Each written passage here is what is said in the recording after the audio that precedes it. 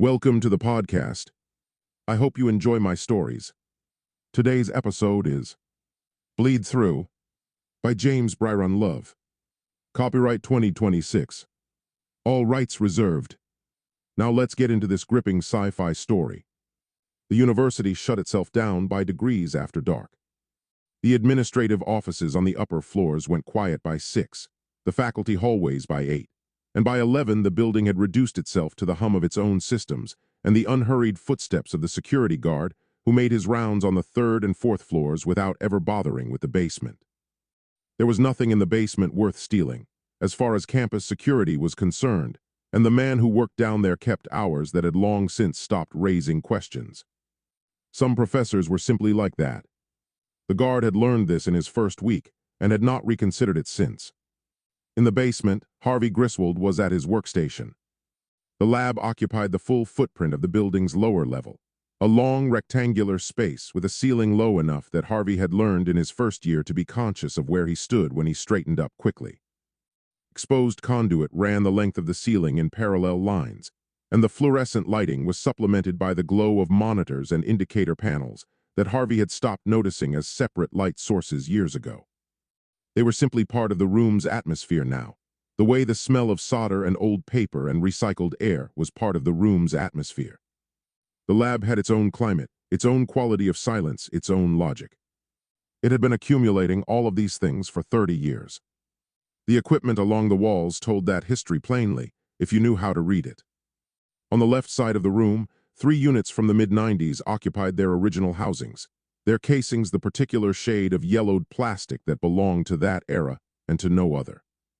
Their indicator lights had been replaced so many times that the replacements had achieved a kind of originality by now, and the wiring that connected them to the newer components beside them was Harvey's own work, run junction by junction over a weekend that he remembered with more clarity than most weekends.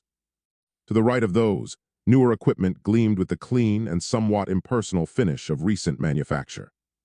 It was better equipment in the ways that mattered technically, and Harvey used it without sentiment, but he had not removed the older units and would not remove them. Each one of them represented a specific period of thinking, a specific set of questions that he had been asking at a specific point in his career, and dismantling them felt too close to dismantling the questions themselves. Between the equipment walls, 2 filing cabinets stood against the back wall with their drawers not quite fully closed, the overflow of printed research compressing against the drawer edges in a way that suggested the cabinets had reached capacity some time ago, and Harvey had simply kept filing. Beside them, a whiteboard on a rolling stand held equations that had been added to and partially erased, and added to again over a period of months, the ghost lines of earlier work still visible beneath the current layer in the way that whiteboards always betrayed their history to anyone who looked carefully. The corkboard covered the entire eastern wall. It ran from the top of a low shelf to within a foot of the ceiling and from corner to corner without interruption, and it was covered so completely that the cork itself was invisible beneath everything pinned to it. Newspaper clippings occupied the upper portion, the oldest ones yellowed to the color of old bone, their headlines the kind that newspapers had always handled with a particular mixture of sensationalism and plausible deniability.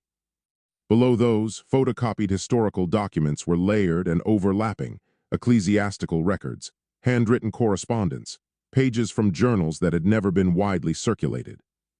Photographs were pinned at intervals, some of them old enough to be genuinely degraded, some of them recent printouts from digital sources. Harvey's own handwritten notes were everywhere among these things, connected to each other and to the documents and clippings by lengths of string in 3 colors, the pins holding the string creating a dense network across the board's surface that covered every significant point. It looked obsessive because it was. Harvey had never pretended otherwise. He was at the main workstation with his back to the corkboard, running the initialization sequence with the unhurried precision of a man who has performed the same set of actions so many times that his hands know the order without consulting him.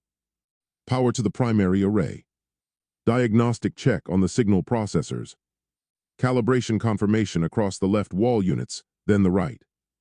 He was in his early 60s, dressed in charcoal slacks and a collared shirt with the sleeves rolled to the elbow. His jacket hung over the back of a chair nearby. It was nearly midnight, and he was dressed the way he would have been dressed at noon, not because he had planned to stay this late, but because the idea of dressing down for the lab had simply never occurred to him. Clothing had never been something Harvey thought about as a cost or a consideration, and his wardrobe reflected a lifetime of that particular freedom without advertising it. He moved through the initialization with quiet authority, pausing at one calibration point to make a small adjustment, checking a reading on the secondary monitor with a brief sideways glance before continuing. There was no performance in any of it. This was a man in a room that belonged to him, doing work that belonged to him at an hour that suited him. The lab had the feeling of a place that had shaped itself around a single occupant over a very long period of time, or perhaps of an occupant who had shaped himself around the lab. After 30 years, the distinction had become academic. Harvey finished the initialization, noted the time in the open log on his secondary monitor, and reached for the coffee that had gone cold on the edge of the workstation. He drank it without registering the temperature, his eyes already moving back to the primary display, already settling into the particular quality of attention that the next part of the night required. Outside, 3 floors up, the security guard completed his round and started back toward the lobby without giving the basement a second thought. Harvey had a theory that had cost him almost everything a theory could cost a person short of his actual life. It had cost him a marriage, Sandra, who had been patient for 11 years before patience ran out, who had said on her way out the door that she didn't mind being second to his work but couldn't live with being second to something that wasn't real.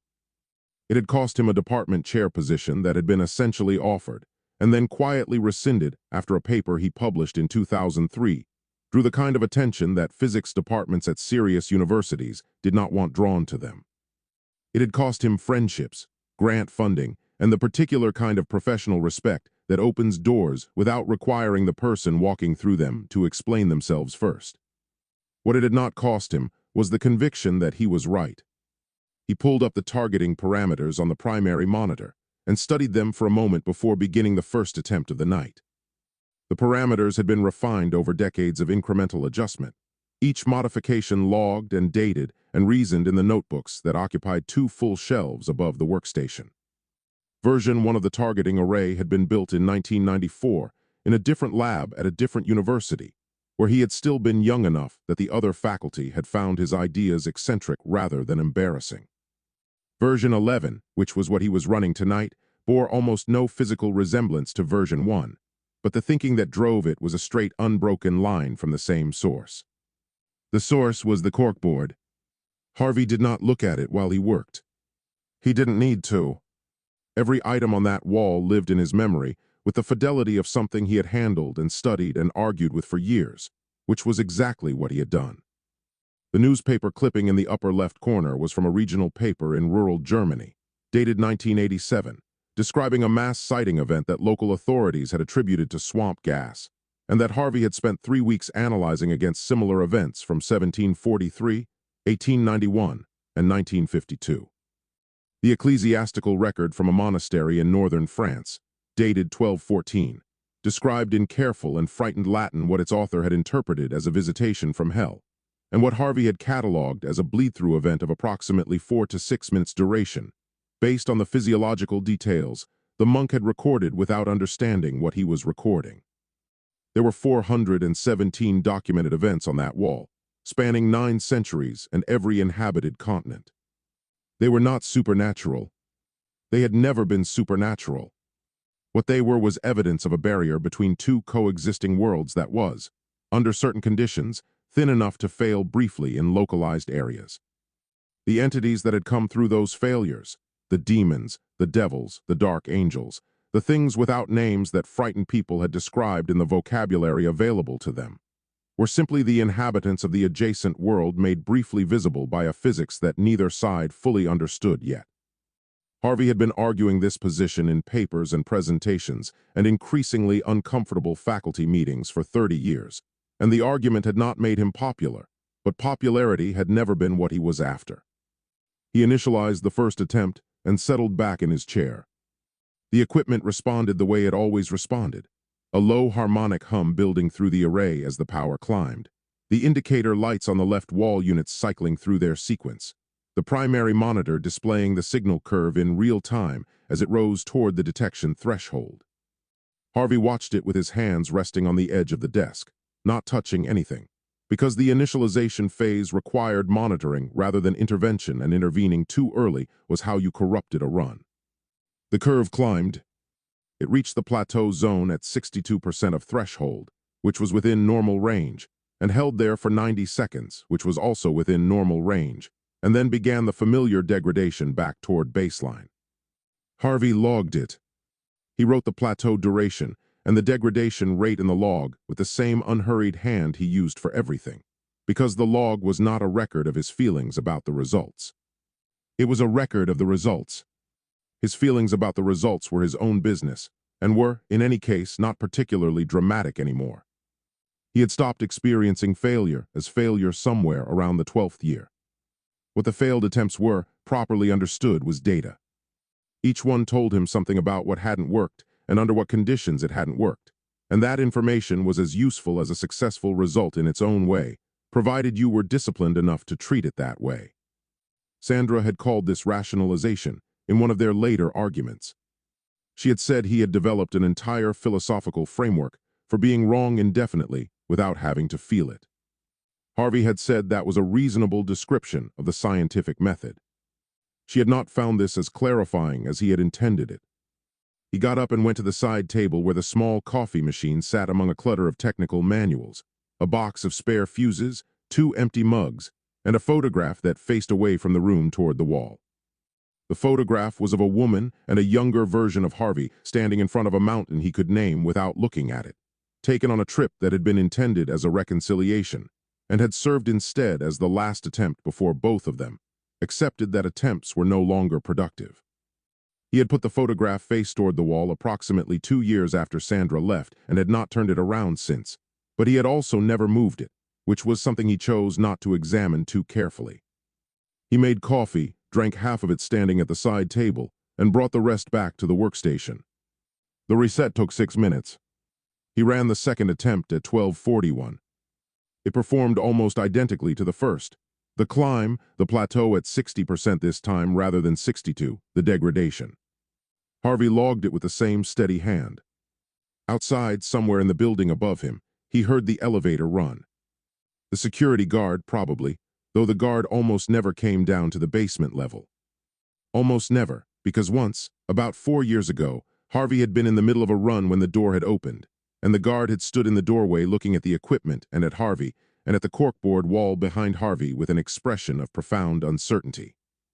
Harvey had told him he was running atmospheric measurements for the geology department. The guard had nodded in the way people nodded when they didn't believe something and didn't want to say so, and he had left, and he had not come back since. Harvey had logged the interruption in his notes for that session with the same neutral hand he used for everything else, but he had also, afterward, sat for a few minutes thinking about how the scene must have looked from the doorway. The wall of clippings and string. The humming equipment. The man in the good clothes, sitting alone in the basement at 1 in the morning. He understood why people found it difficult. He had never found a way to care about that understanding enough to change anything. He reset for the third attempt and reviewed the logged data from the first 2 runs while the system cycled back to initialization parameters. The plateau durations were consistent with the last 3 sessions. The degradation curves within a standard range. Nothing in the numbers that suggested tonight was going to be different from the 400 and some nights that had preceded it. Harvey knew this and ran the third attempt anyway, because the 400 nights that had not produced a result were also the 400 nights that had refined his parameters to within a margin of correctness that he could feel in the methodology, even if he couldn't yet see it in the results. He had once tried to explain this feeling to a colleague, the sense that the work was converging on something real even when the results said otherwise. The colleague had listened carefully and then said, with genuine kindness and genuine condescension in equal measure, that this was precisely the kind of intuition that led good scientists into bad decades of wasted effort. Harvey had thanked him for his time and had not brought it up again. The third attempt began its climb, and Harvey watched it and drank his coffee, and the lab hummed around him with the particular quality of a place that had been devoted to a single purpose for so long that the purpose had soaked into the walls. The third attempt began the same way the first 2 had begun, which was the same way every attempt had begun for 30 years, and Harvey watched the power curve climb with the same patient attention he brought to everything in this room. The hum of the array settled into its familiar register.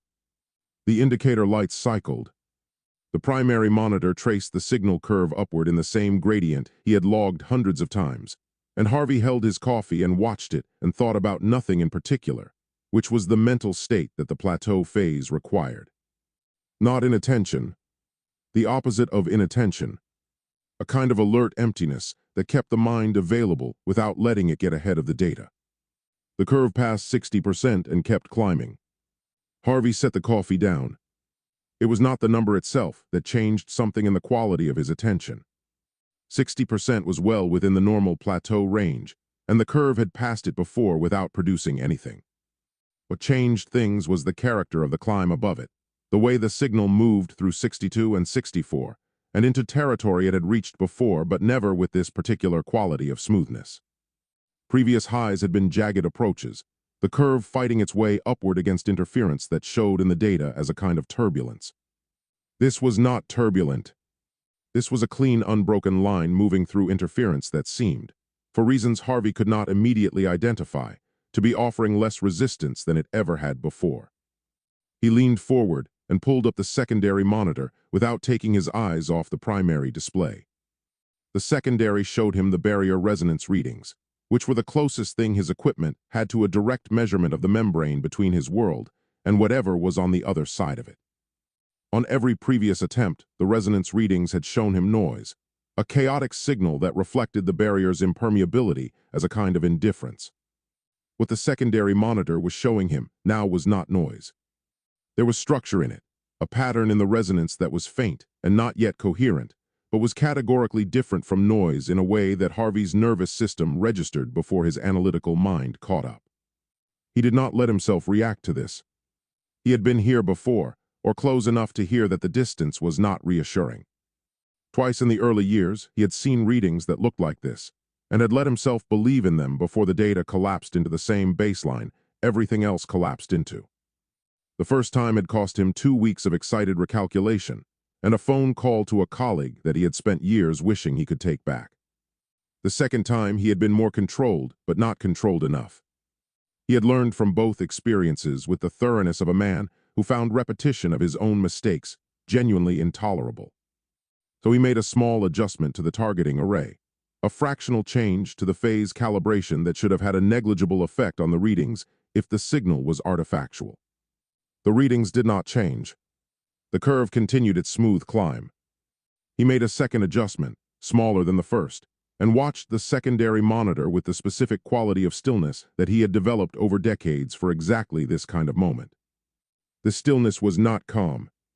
It was the physical management of something that was not calm. The body held deliberately quiet while the mind ran at a speed it rarely reached outside this room. The resonance pattern on the secondary monitor was strengthening. Harvey's hand came to rest on the edge of the keyboard without touching any key, and he became aware of his own breathing in the way you became aware of it when you were trying not to disturb something, and he did not move. The power curve reached 78% of threshold, then 80, then 83, and the targeting array was producing a hum that was a full register above anything Harvey had heard from it in normal operation, a sound he felt in the base of his sternum more than he heard with his ears. The overhead fluorescence flickered once, briefly, as the array drew more power than the room's circuit was accustomed to providing, and then the lights steadied and the equipment steadied, and the readings held at 86% with a solidity that made Harvey close his eyes for exactly 2 seconds before opening them again. The visual monitor was a large flat screen mounted directly above the primary workstation. It was connected to the detection array's output, and its function was to translate the array's readings into a visual format, on the theory that if the barrier between the two worlds ever thinned enough to allow observation, the human eye needed something to observe through. Harvey had installed the first version of this monitor in 2001. He had replaced it 3 times since then as display technology improved, always with the same model specification, always mounted in the same position. In all the years and all the versions it had shown him static and interference artifacts, and twice, the false resolutions that he did not think about if he could avoid it. He looked at it now because the secondary resonance readings told him to look at it now. The static was doing something it did not do. It was not resolving cleanly. It was not producing a clear image, or anything that could be called a clear image. But within the noise, there was a differentiation occurring, a separation of the static into regions that had distinct characteristics, and one of those regions had a depth to it that static categorically did not have. Static was flat. What Harvey was looking at was not flat. There was a light source in the upper portion of the frame that was not his equipment, and was not a reflection of his equipment, a light with a color temperature that belonged to nothing in this room. Below it, forms were present in the noise, structural forms that suggested edges and planes, and the kind of geometry that did not occur without intention behind it. Harvey did not breathe. The readings held for 3 seconds. Maybe 4. He would later be unable to say with certainty, because time had stopped operating normally somewhere around the moment.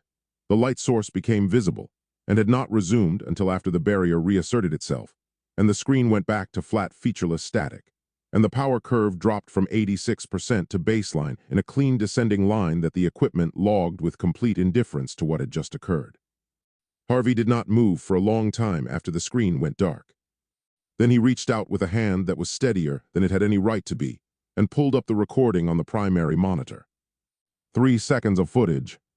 He watched it. He watched it again.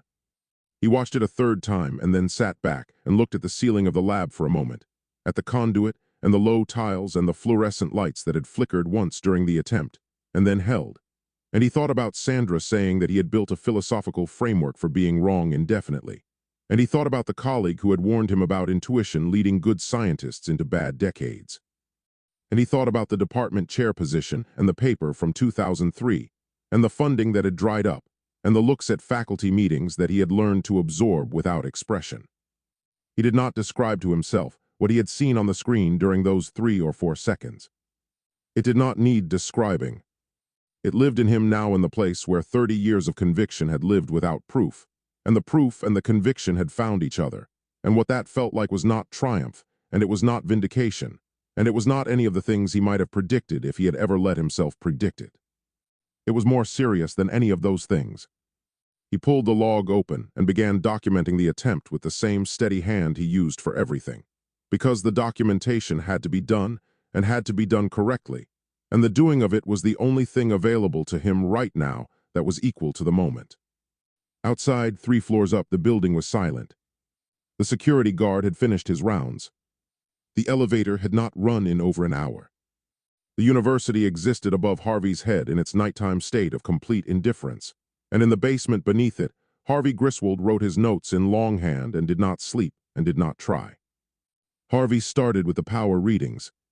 He pulled the full data set from the attempt onto the primary monitor and opened his current notebook to a fresh page, uncapped the pen he kept in the left breast pocket of his shirt, and began transferring the key values into longhand with the methodical patience of someone who had learned the hard way that digital records were only as reliable as the equipment storing them.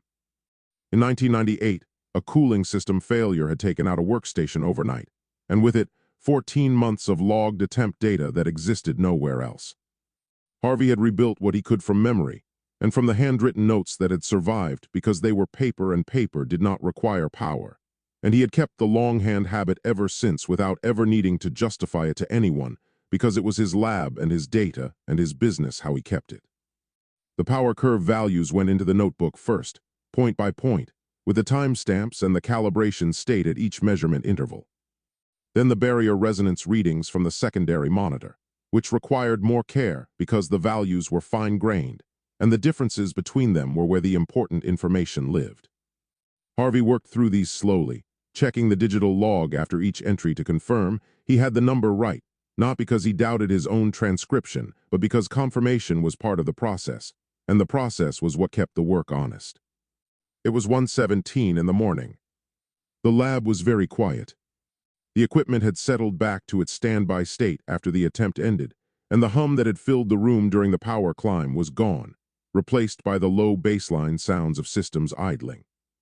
Harvey wrote in the notebook, and the scratch of the pen was the loudest thing in the room for long stretches at a time. He was aware, in the background of his concentration, of the frozen image on the secondary monitor where he had paused the recording after watching it 3 times. He did not look at it while he was writing. The looking could wait until the documentation was complete, because the documentation had to be complete before anything else could happen, and looking at the frozen frame before that point would compromise the discipline of the documentation in ways he could feel but not fully articulate. He had always been this way.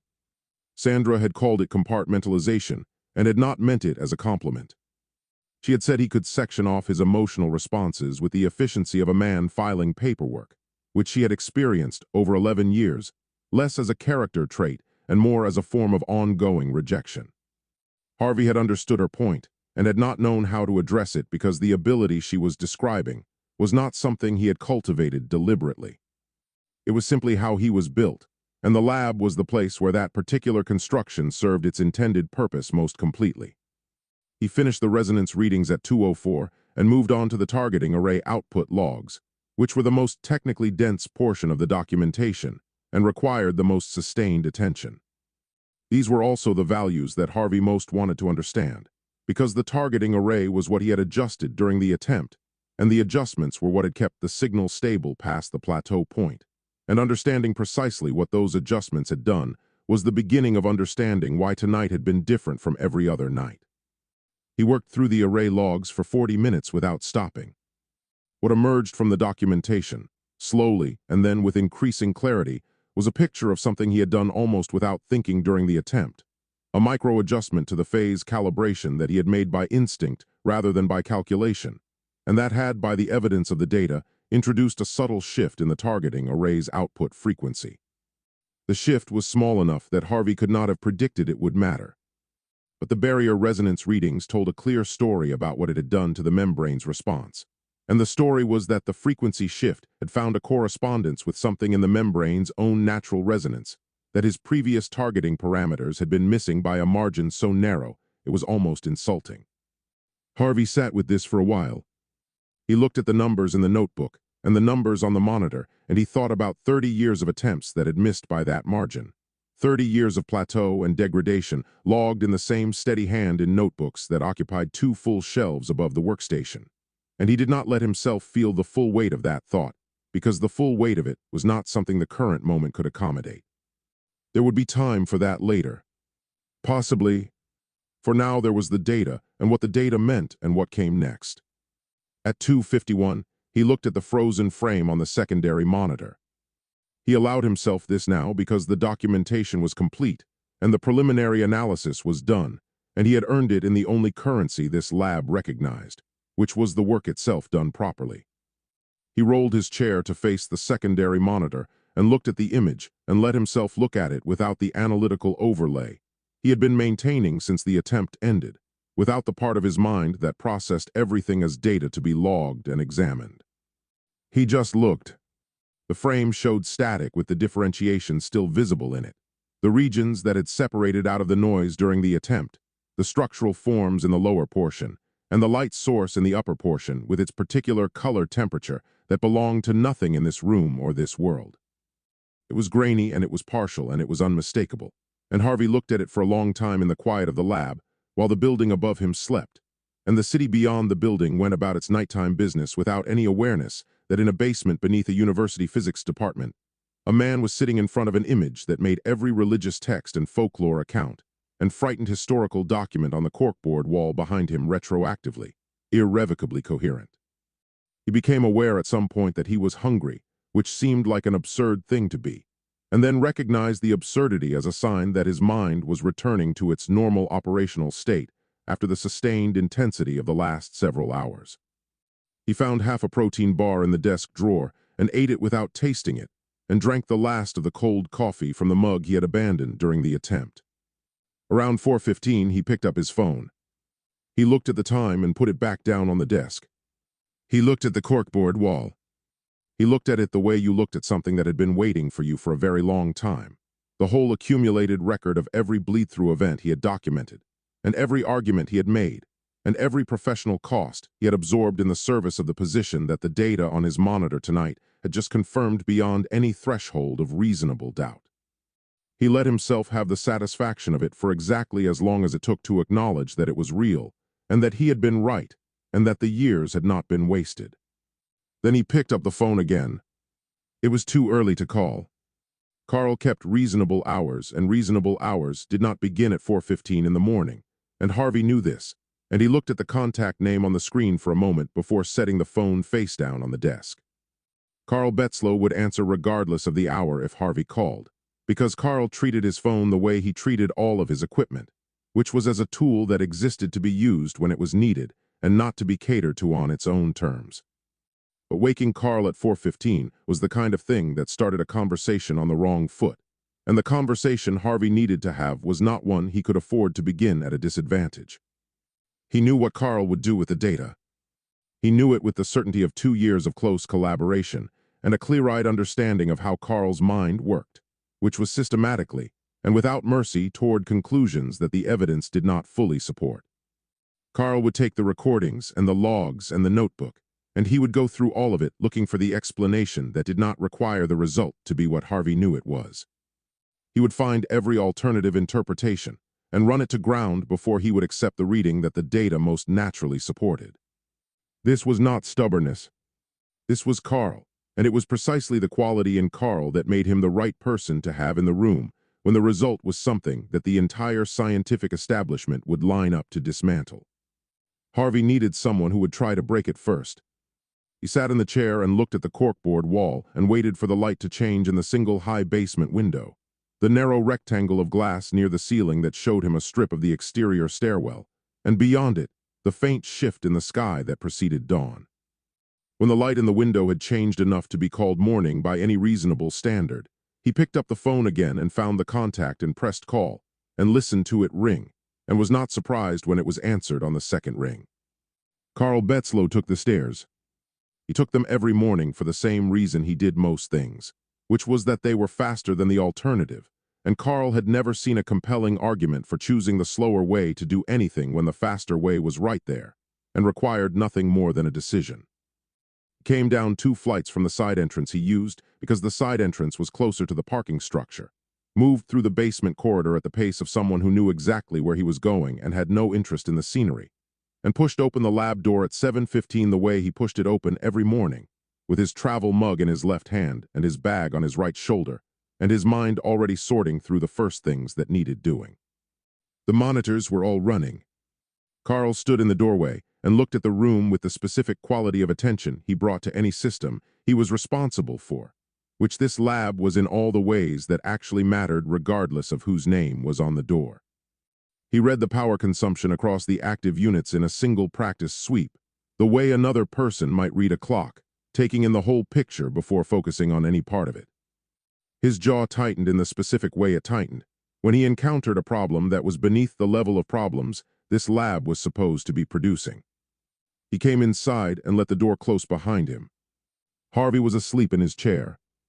His chin was dropped toward his chest, and his pen was still in his hand, and a notebook was open on the desk in front of him, the last line of the final entry trailing off at an angle that marked the exact moment he had gone under.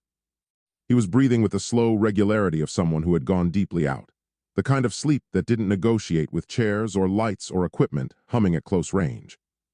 Carl looked at him for exactly as long as it took to confirm he was fine, which was not long, and then looked away and got to work because there was nothing useful he could do about Harvey being asleep, and several useful things he could do about everything else in the room. He moved through the lab quietly, not out of any particular consideration for Harvey's sleep, but because quiet was simply how Carl moved when he was assessing something, and he was always assessing something. He powered down the units that had no business running unattended, doing it in the correct sequence without having to think about the sequence, because he had learned Harvey's entire system in the first 3 months of working here, and had been improving it in small, deliberate ways ever since. The improvements were never announced and never discussed. They appeared in the setup, and Harvey used them without comment, and neither of them had ever felt the need to have a conversation about what that particular arrangement said about either of them, which suited Carl because conversations about arrangements were generally less productive than the arrangements themselves. He was a man who had come up entirely on his own efforts, and he carried that history the way you carried anything that had shaped you before you were old enough to choose your own influences, not as a chip on his shoulder exactly, but as a set of calibrations that the world had installed in him early, and that no subsequent comfort had fully recalibrated. He had grown up in a house where the heat sometimes didn't work in January, and where his mother had kept a handwritten ledger of every dollar that came in, and every dollar that went out, because the margin between those two numbers was small enough that losing track of it even briefly had consequences. He had eaten a lot of sandwiches that were more bread than filling, and had worn shoes longer than shoes were meant to be worn, and had done his homework at a kitchen table under a bulb that was the wrong wattage for the task, because the right wattage cost more per month on the electric bill. None of this had made him bitter exactly. It had made him precise. The $4 coffee at the corner cafe was a reasonable illustration of what that precision looked like in practice. It was better than the university's offering, which was not saying much because the university's coffee had the particular quality of something that had been sitting in a communal pot since before the people drinking it had arrived. But the corner cafe's version was not $4 better, and Carl had made that calculation once and acted on it permanently by making his own coffee at home before he left in the morning. His travel mug was dented along one side from a parking lot incident 3 years ago that he had not thought about since the day it happened, because the mug still worked, and the dent was cosmetic, and replacing functional equipment for cosmetic reasons was a habit that belonged to people who had never had to think carefully about what things cost.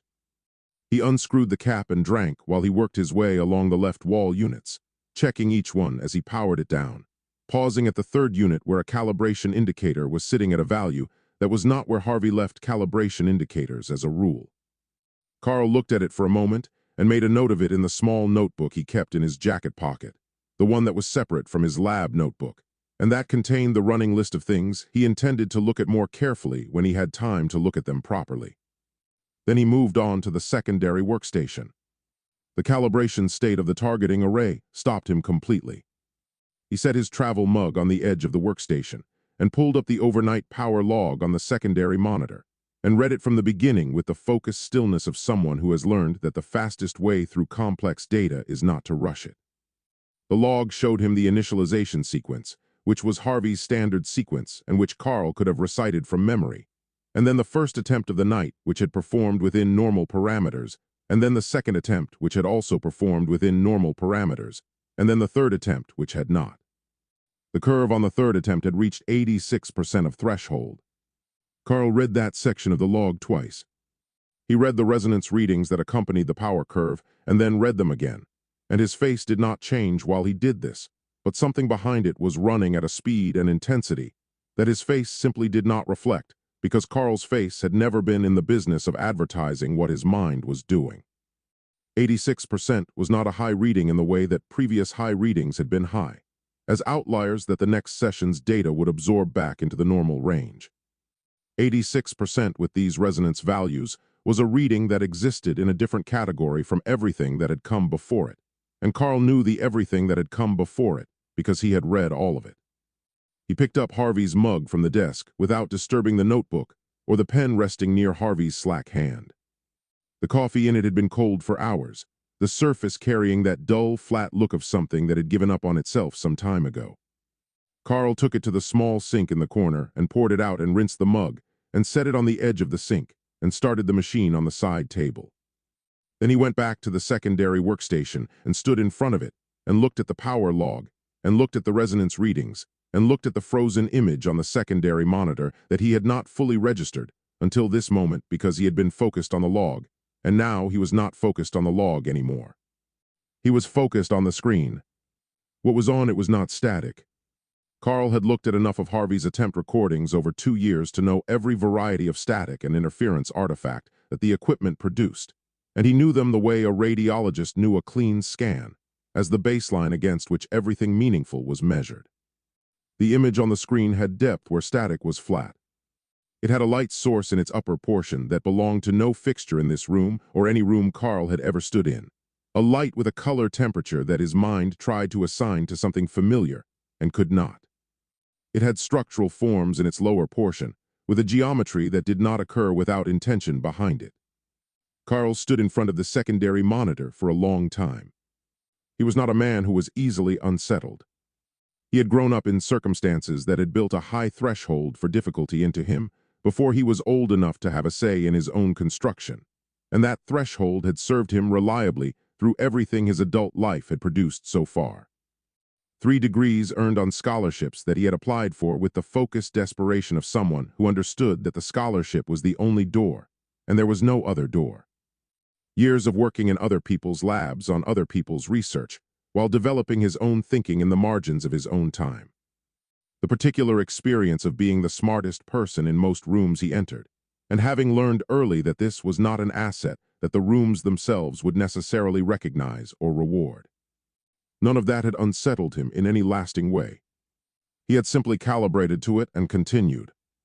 But standing in Harvey Griswold's basement lab at 7:23 in the morning looking at a frozen image on a monitor that showed him something that should not exist and manifestly did, Carl felt something move through him that his usual calibrations did not have a setting for. It was not panic. It was not excitement in any simple sense.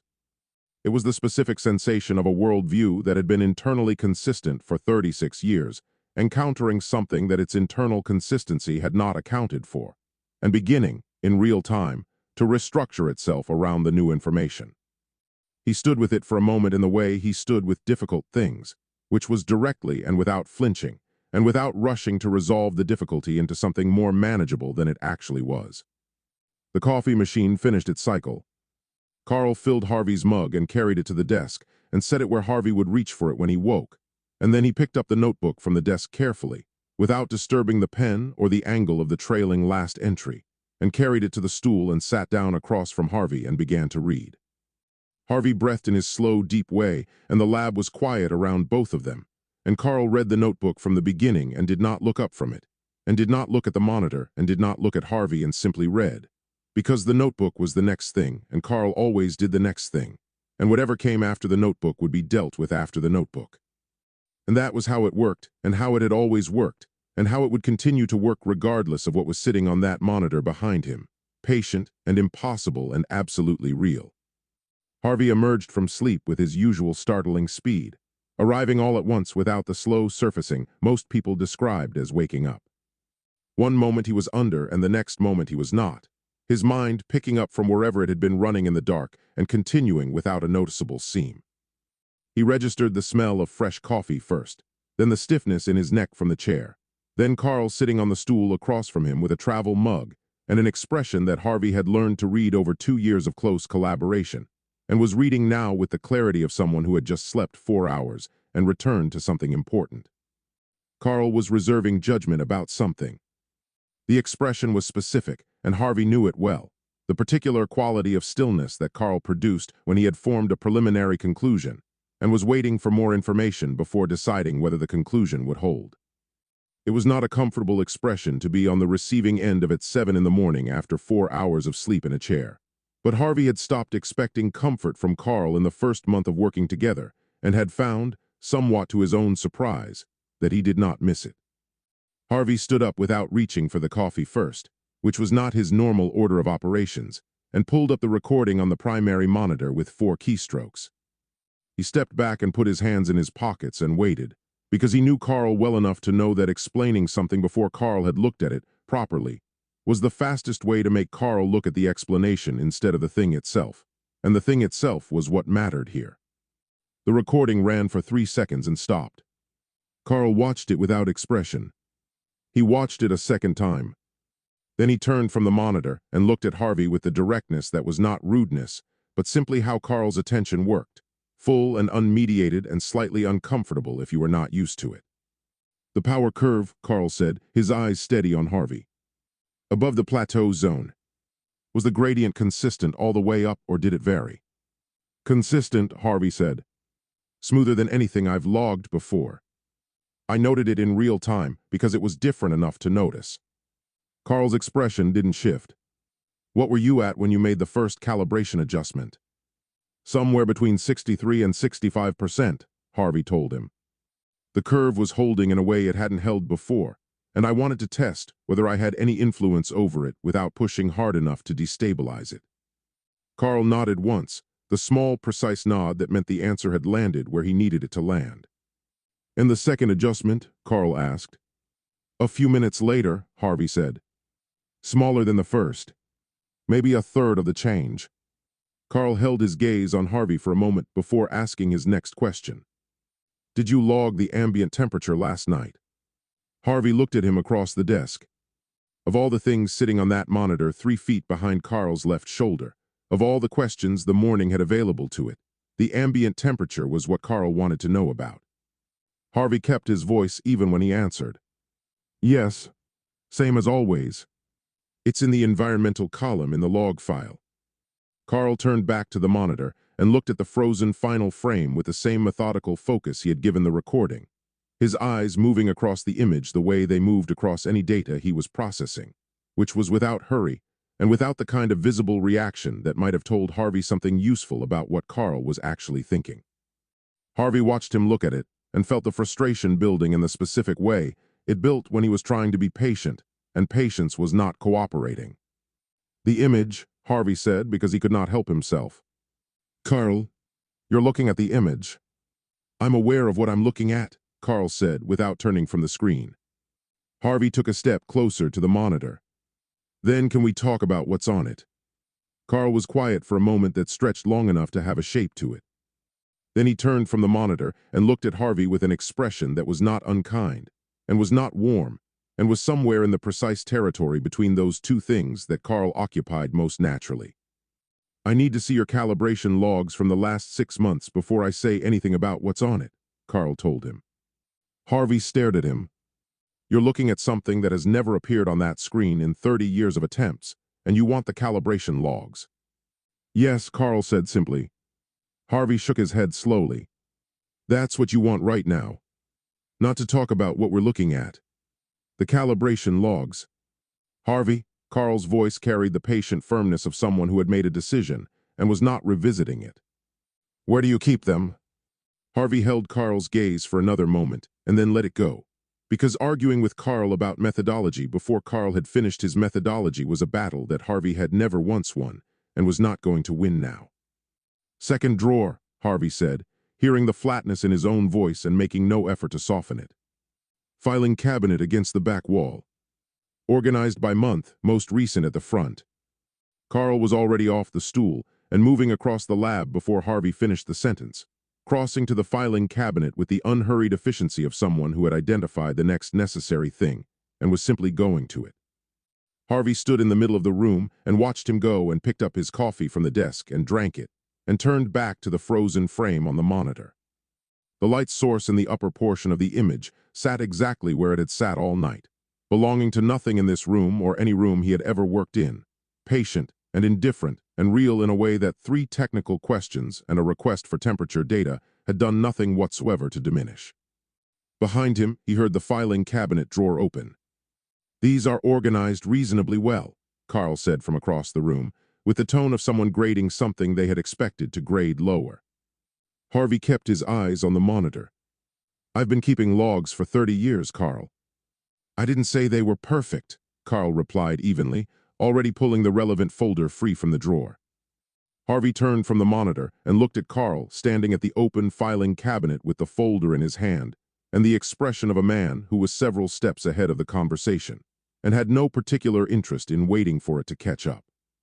This was Carl at the beginning of something, Harvey recognized, the specific quality of focused momentum that appeared when a problem had gotten its hooks into him, and he had decided, consciously or otherwise, that he was going to pull it apart until he understood every piece of it. Harvey had seen it before, and he knew what it meant and what it cost to stand in the vicinity of it, which was patience of a kind that did not come naturally to him and never had. Carl carried the folder to the secondary workstation and opened it without looking up, and Harvey turned back to his own monitor and the frozen frame on it and said nothing further, because nothing further was going to move this forward, and Carl was going to get where he was going in his own time, and on his own terms, and Harvey's job right now was to stay out of the way and let him get there. Harvey looked at the impossible light source on the screen in front of him and understood, with the weary clarity of 2 years of working alongside Carl Betzlow, that the most significant morning of his professional life was going to proceed entirely on Carl's schedule and not his own, and that there was not a single thing he could do about that which would not make everything worse. He drank his coffee and waited and said nothing, which was the hardest thing Carl regularly required of him, and which he was, this morning, doing imperfectly at best.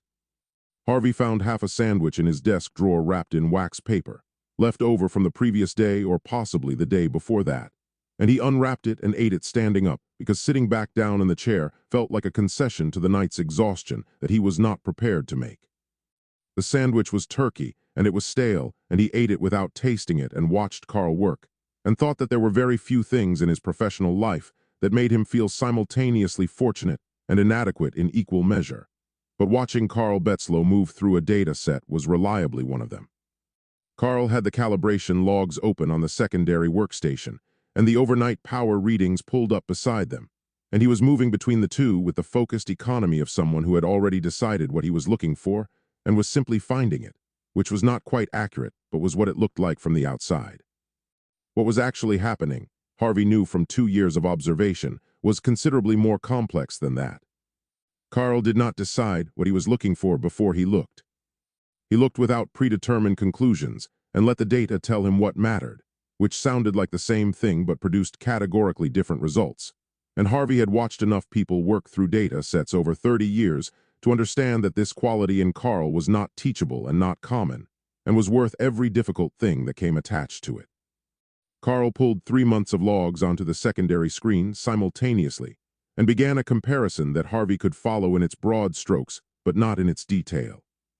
Harvey finished the sandwich and dropped the wax paper in the bin and moved to stand where he could see the whiteboard, which Carl had claimed his half of in the first week of working here and had kept scrupulously clear ever since. Harvey's half was covered in the accumulated notation of months of thinking.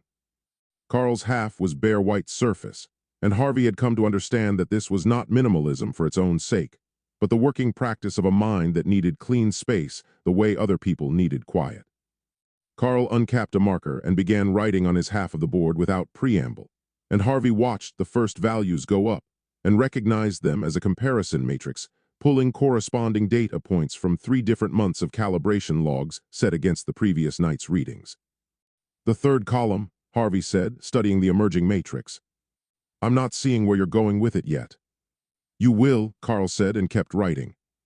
Harvey folded his arms and watched and said nothing further, because Carl had said he would, and Carl did not say things like that to manage people's feelings. He said them because they were accurate. The matrix grew across Carl's half of the board with the clean, purposeful geometry of something being built toward a specific destination, and Harvey tracked it as it developed and felt the shape of what Carl was building begin to resolve itself in his own mind the way a picture resolved out of static, slowly, and then all at once. Carl stepped back from the board and capped the marker. Harvey looked at the completed matrix and took his time with it, reading across the columns and down the rows, and then reading it again because the first pass had shown him something he wanted to confirm before he said anything about it. The matrix was tracking a variable in his setup across 6 months of attempts, a specific interaction between the phase calibration baseline and the targeting array's output frequency that appeared in the power readings as a minor inconsistency, small enough that Harvey had logged it as normal equipment variation every time it surfaced and moved on without examining it further. Across 6 months of logs, it was not variation. It was a pattern. "That inconsistency in the power readings," Harvey said carefully, pointing to the relevant column in the matrix. "You're saying that's not equipment drift?" "It's not equipment drift," Carl confirmed, his eyes on the board rather than on Harvey. "It's a frequency interference. It's sitting just below the threshold of the barrier resonance reading, and it's knocking your signal out of coherence every time the power curve gets into the range where last night's result occurred." Harvey looked at the matrix and looked at the column and looked at the pattern running through 6 months of his own logged data that he had looked at and not seen, and he felt something move through him that was not quite embarrassment and not quite anger, and was closer to the specific discomfort of a man confronting evidence that he has been standing in his own way. "How far back does it go?" Harvey asked. Carl picked up the folder from the secondary workstation and checked something near the back of it before answering. "Based on what's here, at least 18 months. Probably further. I'd need your older logs to give you a precise number." Harvey was quiet for a moment. "The older logs are in the storage room at the end of the corridor. 2 boxes brown labeled by year." Carl nodded and made a note in his own notebook without commenting further on the implications of what he had just told Harvey, because stating the finding was Carl's job, and sitting with the implications of the finding was Harvey's job, and Carl understood the division of labor clearly enough not to blur it unnecessarily. Harvey looked at the whiteboard and did the arithmetic that he did not particularly want to do. If the interference had been present for 18 months at minimum and probably longer, and if the calibration parameter producing it had been present since the original configuration of the targeting array, then the question of how many attempts had failed, not because the method was wrong, but because of a variable he had set himself and never revisited, was not a question with a number he wanted to arrive at. He had been a scientist for 35 years, and he understood the difference between a flawed method and a correct method poorly executed, and the whiteboard in front of him was telling him that a portion of the last several years belonged in the second category. "I want to be clear about something," Harvey said, his eyes still on the board. Carl looked at him and waited. "The phase calibration adjustment I made last night," Harvey said. "The one I told you felt instinctive. That adjustment effectively canceled the interference." "Yes," Carl said. "Which means the method itself was not the problem." Carl considered this for a moment with the careful honesty he brought to any question where the accurate answer and the comfortable answer were not the same thing. "The method was sound," Carl said. "The baseline parameter was introducing a variable you hadn't accounted for. Last night you compensated for it without knowing that's what you were doing." Harvey nodded slowly, still looking at the board. 30 years, he said, and his voice was level, and it cost him something to keep it that way. Carl did not offer anything to that. He was not a man who filled silences with reassurance that the situation had not earned, and the silence that followed Harvey's two words was one that Harvey needed to occupy on his own terms, without someone else's carefully chosen words making it easier or harder than it actually was. Carl understood this about Harvey in the way he understood most things about the people he worked closely with, which was through sustained observation rather than direct conversation, and he acted on the understanding by staying where he was and saying nothing and letting Harvey look at the whiteboard for as long as Harvey needed to look at it. The matrix sat on Carl's half of the board in its clean and merciless columns, and Harvey stood in front of it with his arms folded and his eyes moving across the data, and the clock on the wall above the filing cabinet moved through its quiet business, and the lab held its particular silence around both of them. "All right," Harvey said finally, straightening up and uncrossing his arms. "What do we need to fix it?" Carl opened his notebook to a fresh page and picked up his pen, and the morning moved forward, and neither of them said anything further about the 30 years or what they had or had not contained, because there was work to do, and the work was what mattered now, and they were both, in their different ways, and for their different reasons, grateful for that. By 2 in the afternoon, Carl had filled 4 pages of his own notebook, and Harvey had made fresh coffee twice, and the lab had settled into the particular working atmosphere that belonged to the productive hours, different from the charged quiet of the morning and different again from the exhausted focus of the previous night. It was the atmosphere of two people inside a problem together, which was its own kind of weather, and Harvey had learned to recognize it, and to value it in the specific way you valued something that could not be manufactured or forced, and that disappeared the moment you paid too much attention to it. Carl had his hypothesis, and he had his list, and he set his notebook on the desk between them and oriented it toward Harvey without being asked. 6 items, Carl said, pulling his chair around so they were both facing the notebook rather than across it from each other. "I want to go through them in order because the sequence matters." Harvey pulled his own chair closer and looked at the list. Carl's handwriting was compressed and precise, each item specific enough that there was no ambiguity about what it referred to or what completing it required. "All right," Harvey said. "First item. Physical modification to the primary emitter on the targeting array," Carl said, tapping the first line with his pen. "The current configuration is creating a secondary resonance that's compounding the interference we identified this morning. I need to adjust the emitter's alignment by approximately 4 degrees and reinforce the housing on the left side where the vibration dampening has degraded." Harvey leaned over the notebook. "If you adjust the alignment by 4 degrees, you're going to reduce sensitivity in the lower frequency ranges." "By about 12%, yes," Carl said. "That's not nothing," Harvey said. Carl looked at him with the level patience of someone who had anticipated the objection and had an answer for it that he was not going to dramatize. "The lower frequency ranges haven't produced a result in 30 years of attempts, Harvey. Last night's result came from the upper range. The modification leaves that untouched and eliminates a variable that's been working against you the entire time." 12% sensitivity loss, in a range that has never given you anything, is not a meaningful cost. Harvey was quiet for a moment and then nodded, making a note in his own notebook. Second item, recalibration of the barrier resonance detectors on the left wall units, Carl said.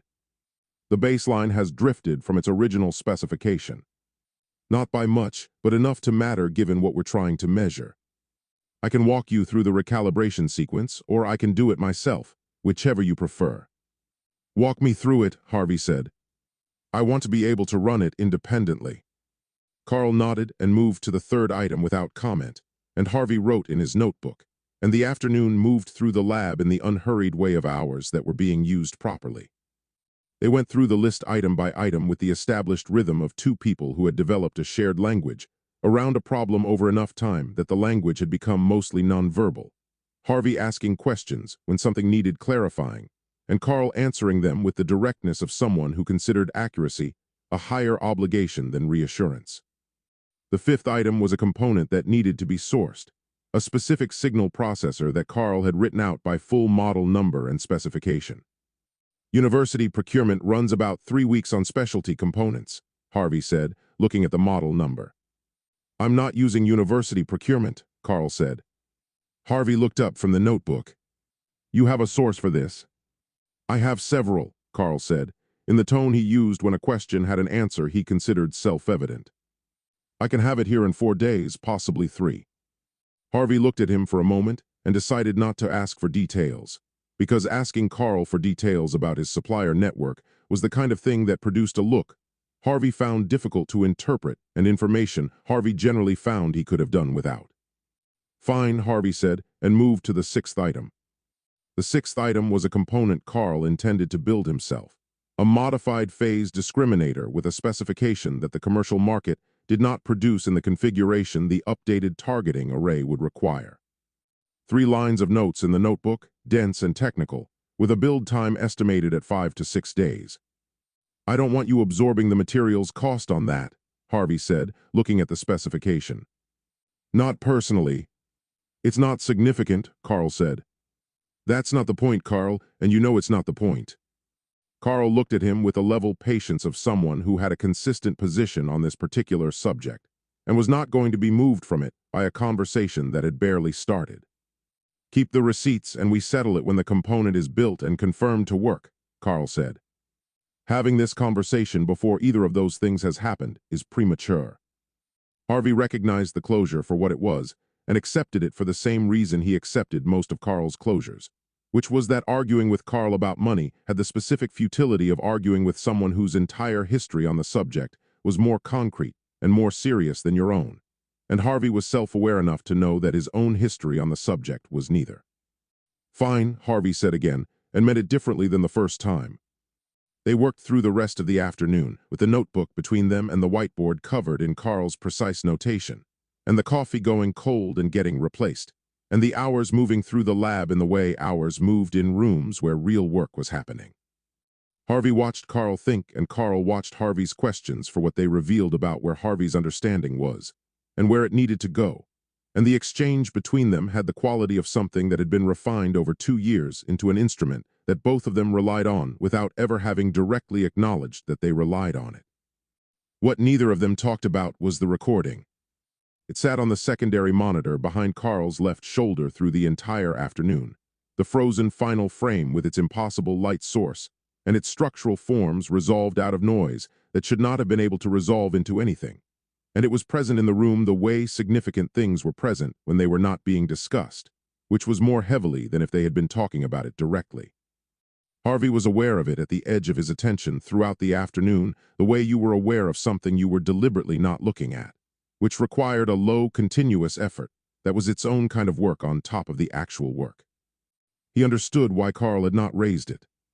Carl operated on a principle that Harvey had observed consistently over 2 years of working together, which was that the meaning of a result was a conversation for after the result could be reproduced reliably. A single data point was not a finding. It was the beginning of a question, and Carl did not have conversations about questions he could not yet answer because having them prematurely introduced the kinds of emotional investment in specific outcomes that made rigorous analysis harder to maintain. Harvey knew this and respected it and found it.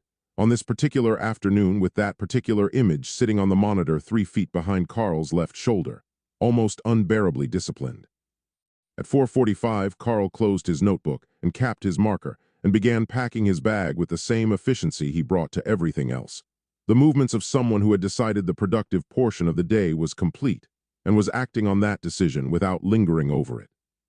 "I'll start on the phase discriminator tonight," Carl said, zipping his bag. "I'll need access to the targeting array for the emitter modification. Tomorrow afternoon work for you?" "I'll be here," Harvey said. Carl picked up his bag and his travel mug and crossed to the door and put his hand on it. Then he stopped. He turned back toward the room slowly, and his eyes went to the secondary monitor and the frozen frame on it, and he looked at it with an expression that Harvey had not seen on his face at any point during the long, productive day behind them.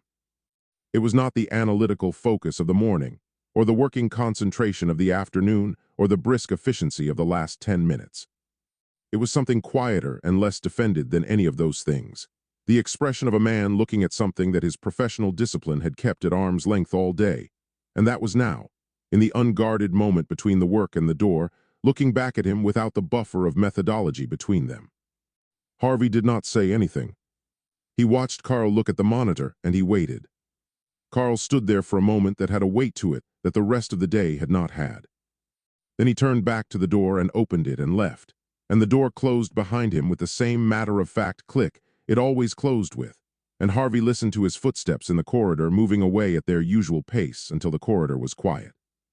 Harvey rolled his chair to face the secondary monitor directly and looked at the frozen frame the way he had not let himself look at it all day, without the discipline and without the patience that Carl's presence had required of him. He looked at the light source that belonged to no fixture in this room or any room he had ever worked in. He looked at the structural forms with their organized geometry and their suggestion of scale. He looked at the depth in the image that no artifact of his equipment could have produced. 30 years. Carl's face at the door.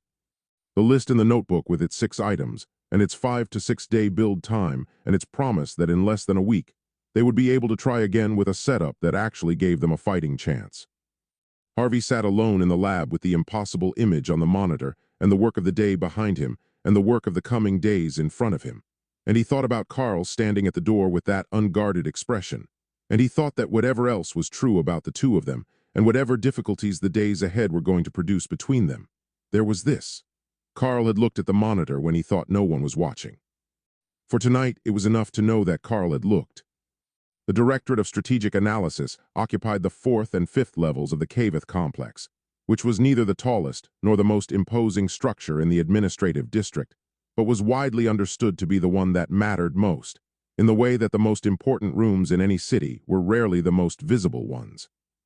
The complex had been built 3 centuries ago from quarried drevstone, a material that ran darker than granite and denser than anything Earth geology produced, its surfaces absorbing light rather than reflecting it, so that the building presented itself to the district around it as a kind of controlled shadow, angular and deliberate and permanent in the way that only things built by people who intended to remain in power indefinitely were permanent.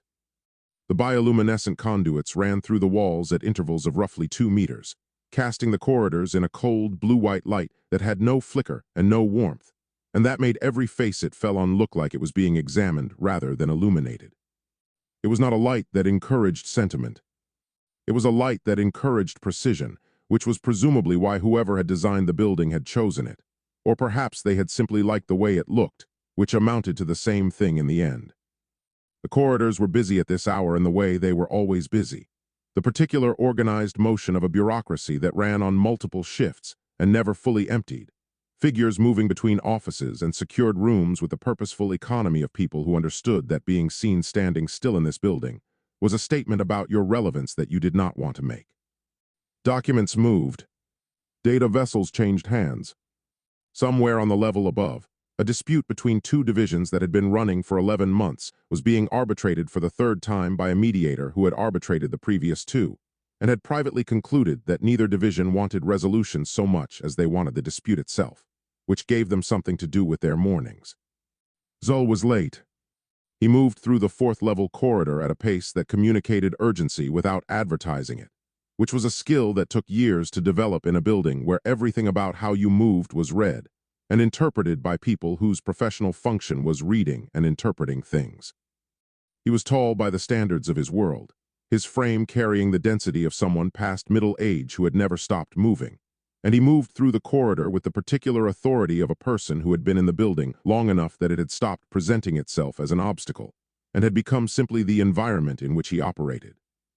Other figures made room for him without appearing to make room for him, the small unconscious adjustments of a hierarchy expressing itself in a hallway. He carried his data vessel under his left arm, a flat rectangular case made from the same pressed composite that most official documents traveled in, its surface worn at the corners in the way of something that had been carried daily for a long time.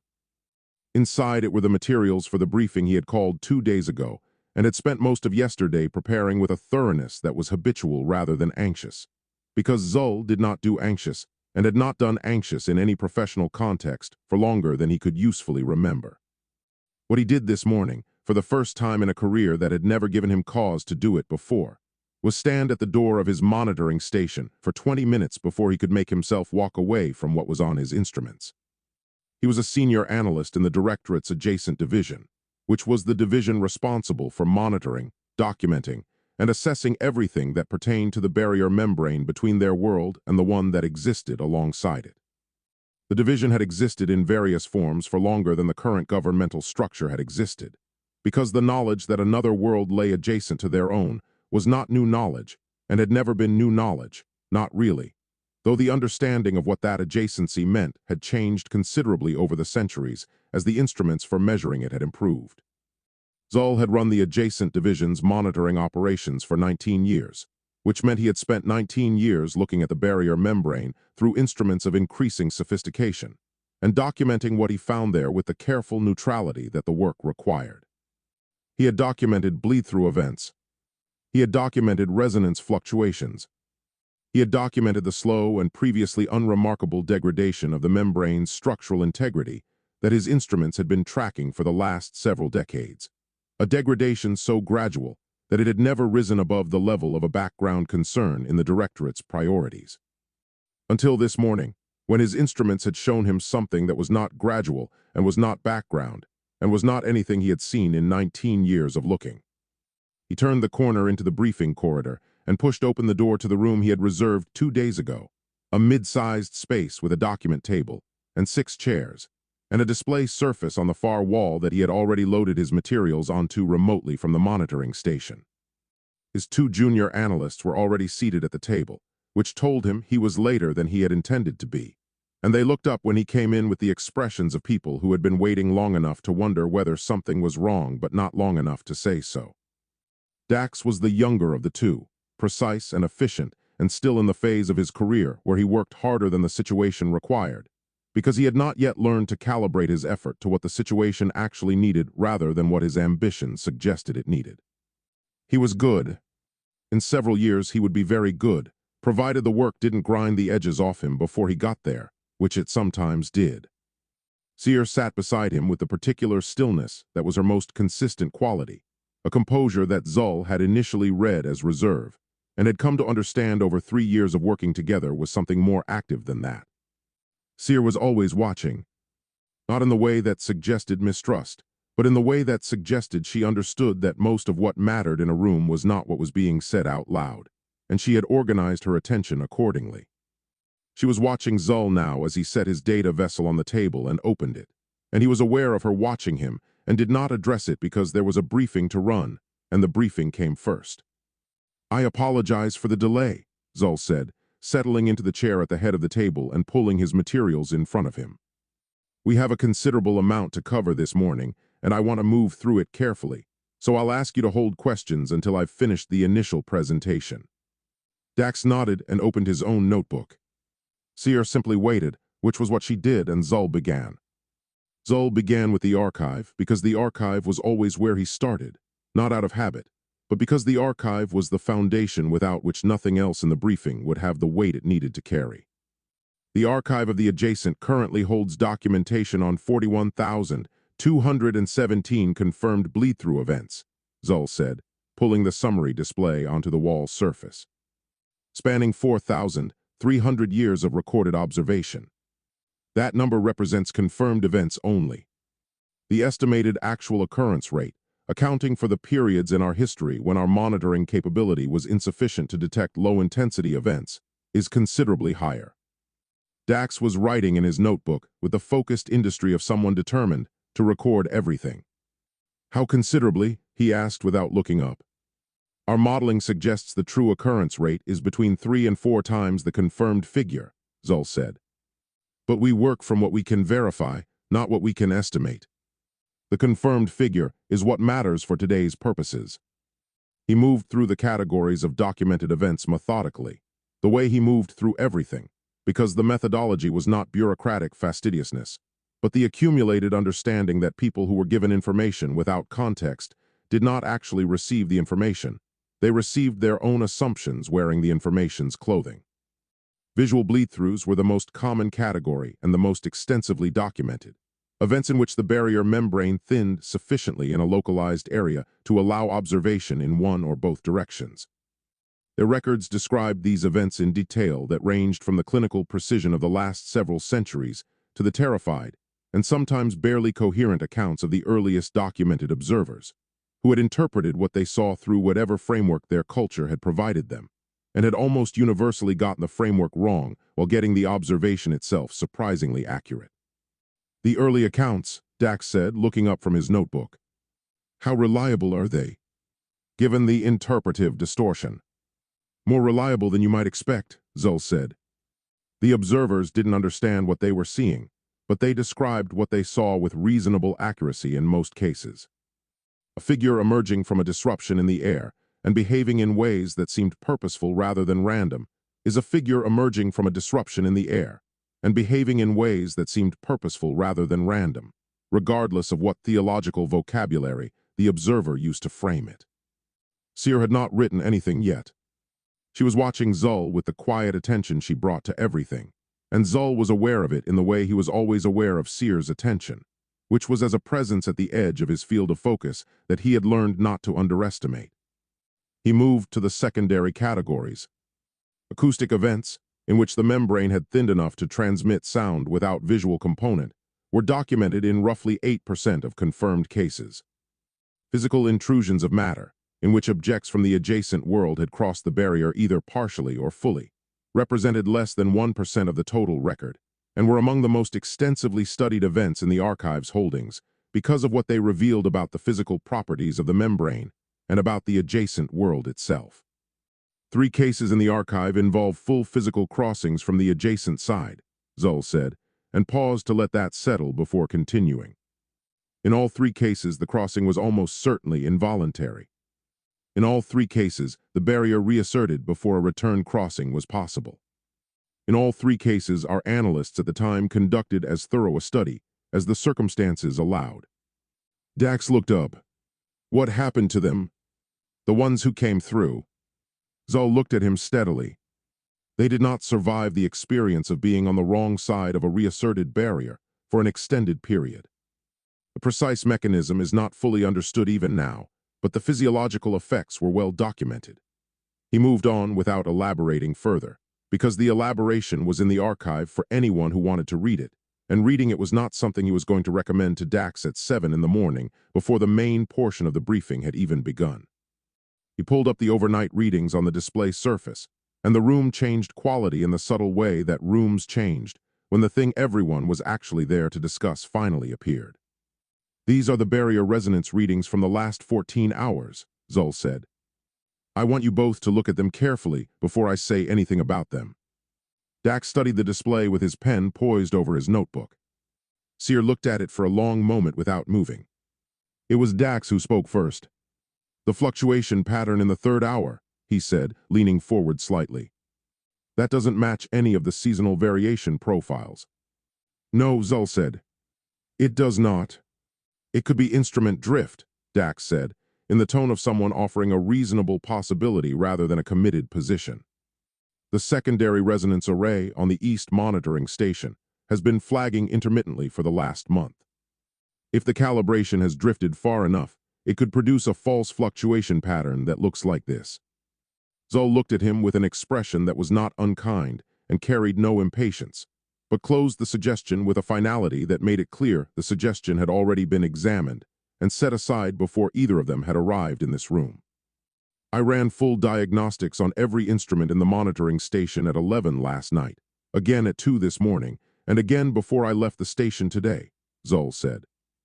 The instruments are functioning within specification. What you are looking at on that display is not an artifact of instrument drift.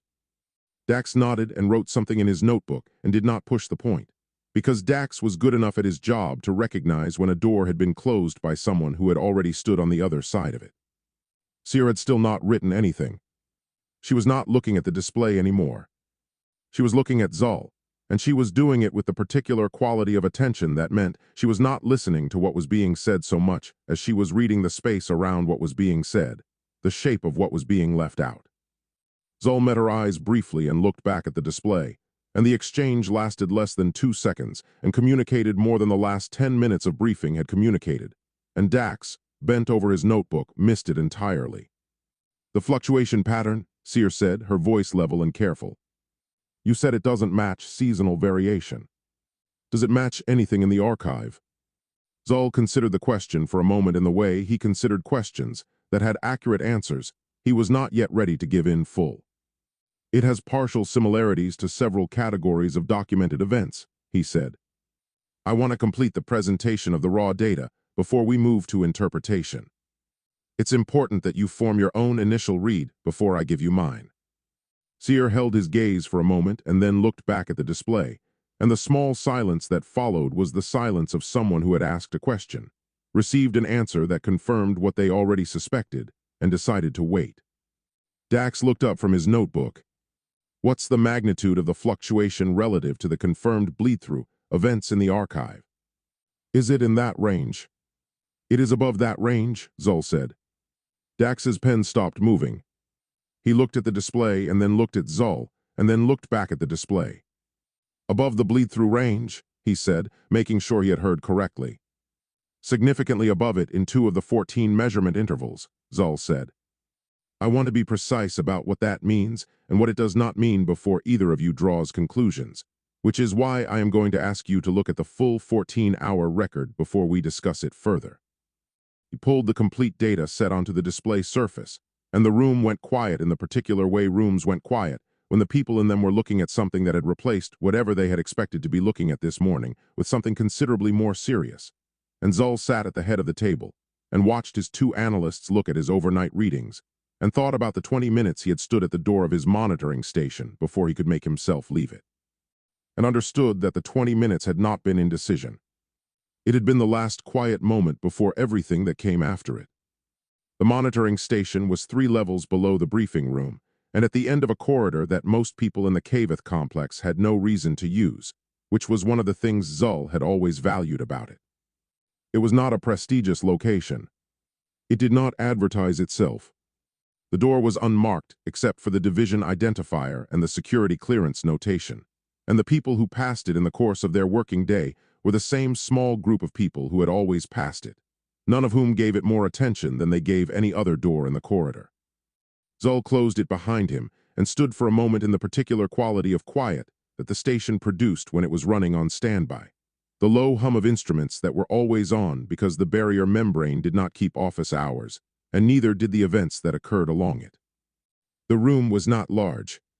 It held 4 monitoring consoles arranged in a shallow arc facing the primary display surface, a secondary analysis station along the left wall, and the archive terminal that connected to the full holdings of the adjacent division's records going back 4,000 years.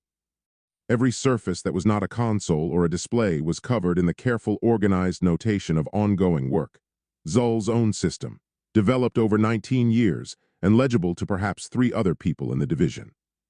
He sat down at the primary console and pulled up the file he had opened at 4:17 that morning and had been unable to close properly since. The event had occurred at 2:41. The instruments had flagged it automatically and logged it in the overnight record the way they logged everything, without judgment or emphasis, a data point in a sequence of data points. What had made Zol sit forward at 4:17 when he reviewed the overnight log was not the flag itself.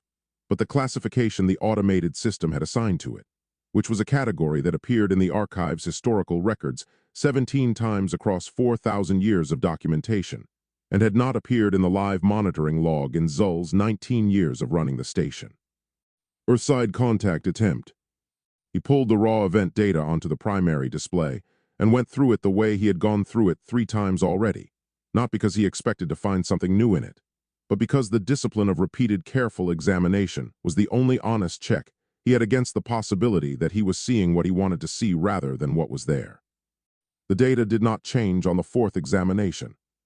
It showed him the same thing it had shown him at 4:17, and at 6, and at 8 before he had forced himself to leave the station for the briefing, which was an event signature that matched the archive's classification criteria for an Earthside contact attempt in every significant parameter, and exceeded those criteria in 2 of them. The 17 historical cases were well documented. Zull knew them the way he knew most things in the archive, which was thoroughly and from primary sources rather than from the summaries that most analysts relied on, because the summaries were faster, and the primary sources were dense and sometimes written in archaic forms of their language that required patience to parse. He had read the primary sources because the primary sources contained the details that the summaries compressed away, and the details were where the important information lived. Every one of the 17 historical cases had followed the same pattern. A sudden concentrated activity in the barrier membrane at a localized point, the signature of something generating focused energy on the Earth side and directing it at the membrane with apparent intent. A period of elevated resonance readings as the membrane responded to the pressure. And then collapse, the Earthside energy source either failing or overloading, the membrane returning to its baseline state, the event ending without any meaningful penetration of the barrier in either direction. The longest of the 17 cases had lasted 9 minutes. Most had lasted less than 3. None of them had produced a visual component on either side, beyond the most fleeting and ambiguous kind. The event from 241 had lasted 4 minutes and 30 seconds. That alone would have made it notable. What made it something else entirely was the degradation signature at the end of it. Zull pulled the degradation curve onto a secondary display and looked at it alongside the degradation curves from the 3 most recent historical cases, which were the best documented and the most useful for comparison. The historical curves all showed the same shape, a sharp and irregular drop from peak activity back to baseline, the signature of a system that had reached its limit and given out. It was the curve of something that had tried and failed. The curve from 241 was not that shape. It was gradual. It was controlled. It descended from peak activity to baseline in a smooth and deliberate gradient that took 40 seconds longer than any of the historical cases, and showed none of the irregularity that characterized a system in failure. Someone on the Earth side had not run their equipment until it gave out. Someone on the Earth side had powered it down on purpose, in a sequence that suggested they knew exactly what they were doing and had chosen to stop rather than been forced to. Zull sat with this for a long moment. The distinction was not technical. It was not a matter of instrument sensitivity or classification criteria or any of the methodological questions that Dax would have raised if Zull had shown him this display in the briefing room this morning, which was precisely why Zull had not shown it to him. The distinction was the difference between an attempt and an iteration. The 17 historical cases were attempts, desperate or crude, or simply limited by the technology available to whoever had made them. What the curve on the secondary display described was something that had tried, observed the result, and stopped in order to try again differently. He pulled up the visual component of the event record. The visual component was brief and partial, a 4-second window in the barrier membrane's monitoring data during which the membrane had thinned sufficiently at the event location to allow observation in their direction. 4 seconds was longer than any of the 17 historical cases had produced. The image quality was poor, the resolution limited by the membrane's instability during the event, but it was not so poor that it failed to show him what it showed him. A room, not a natural space. A constructed interior, angular and purposeful, with the organized clutter of a workspace that had been occupied and added to over a long period of time. Consoles along the walls. Display surfaces. The kind of accumulated equipment that suggested years of work on a single sustained problem, rather than the shifting priorities of a general research facility. And a figure at the central console. The figure was seated with its back partially toward the membrane, its attention on the console in front of it, unaware that 4 seconds of its Tuesday night were being recorded from the other side of the barrier.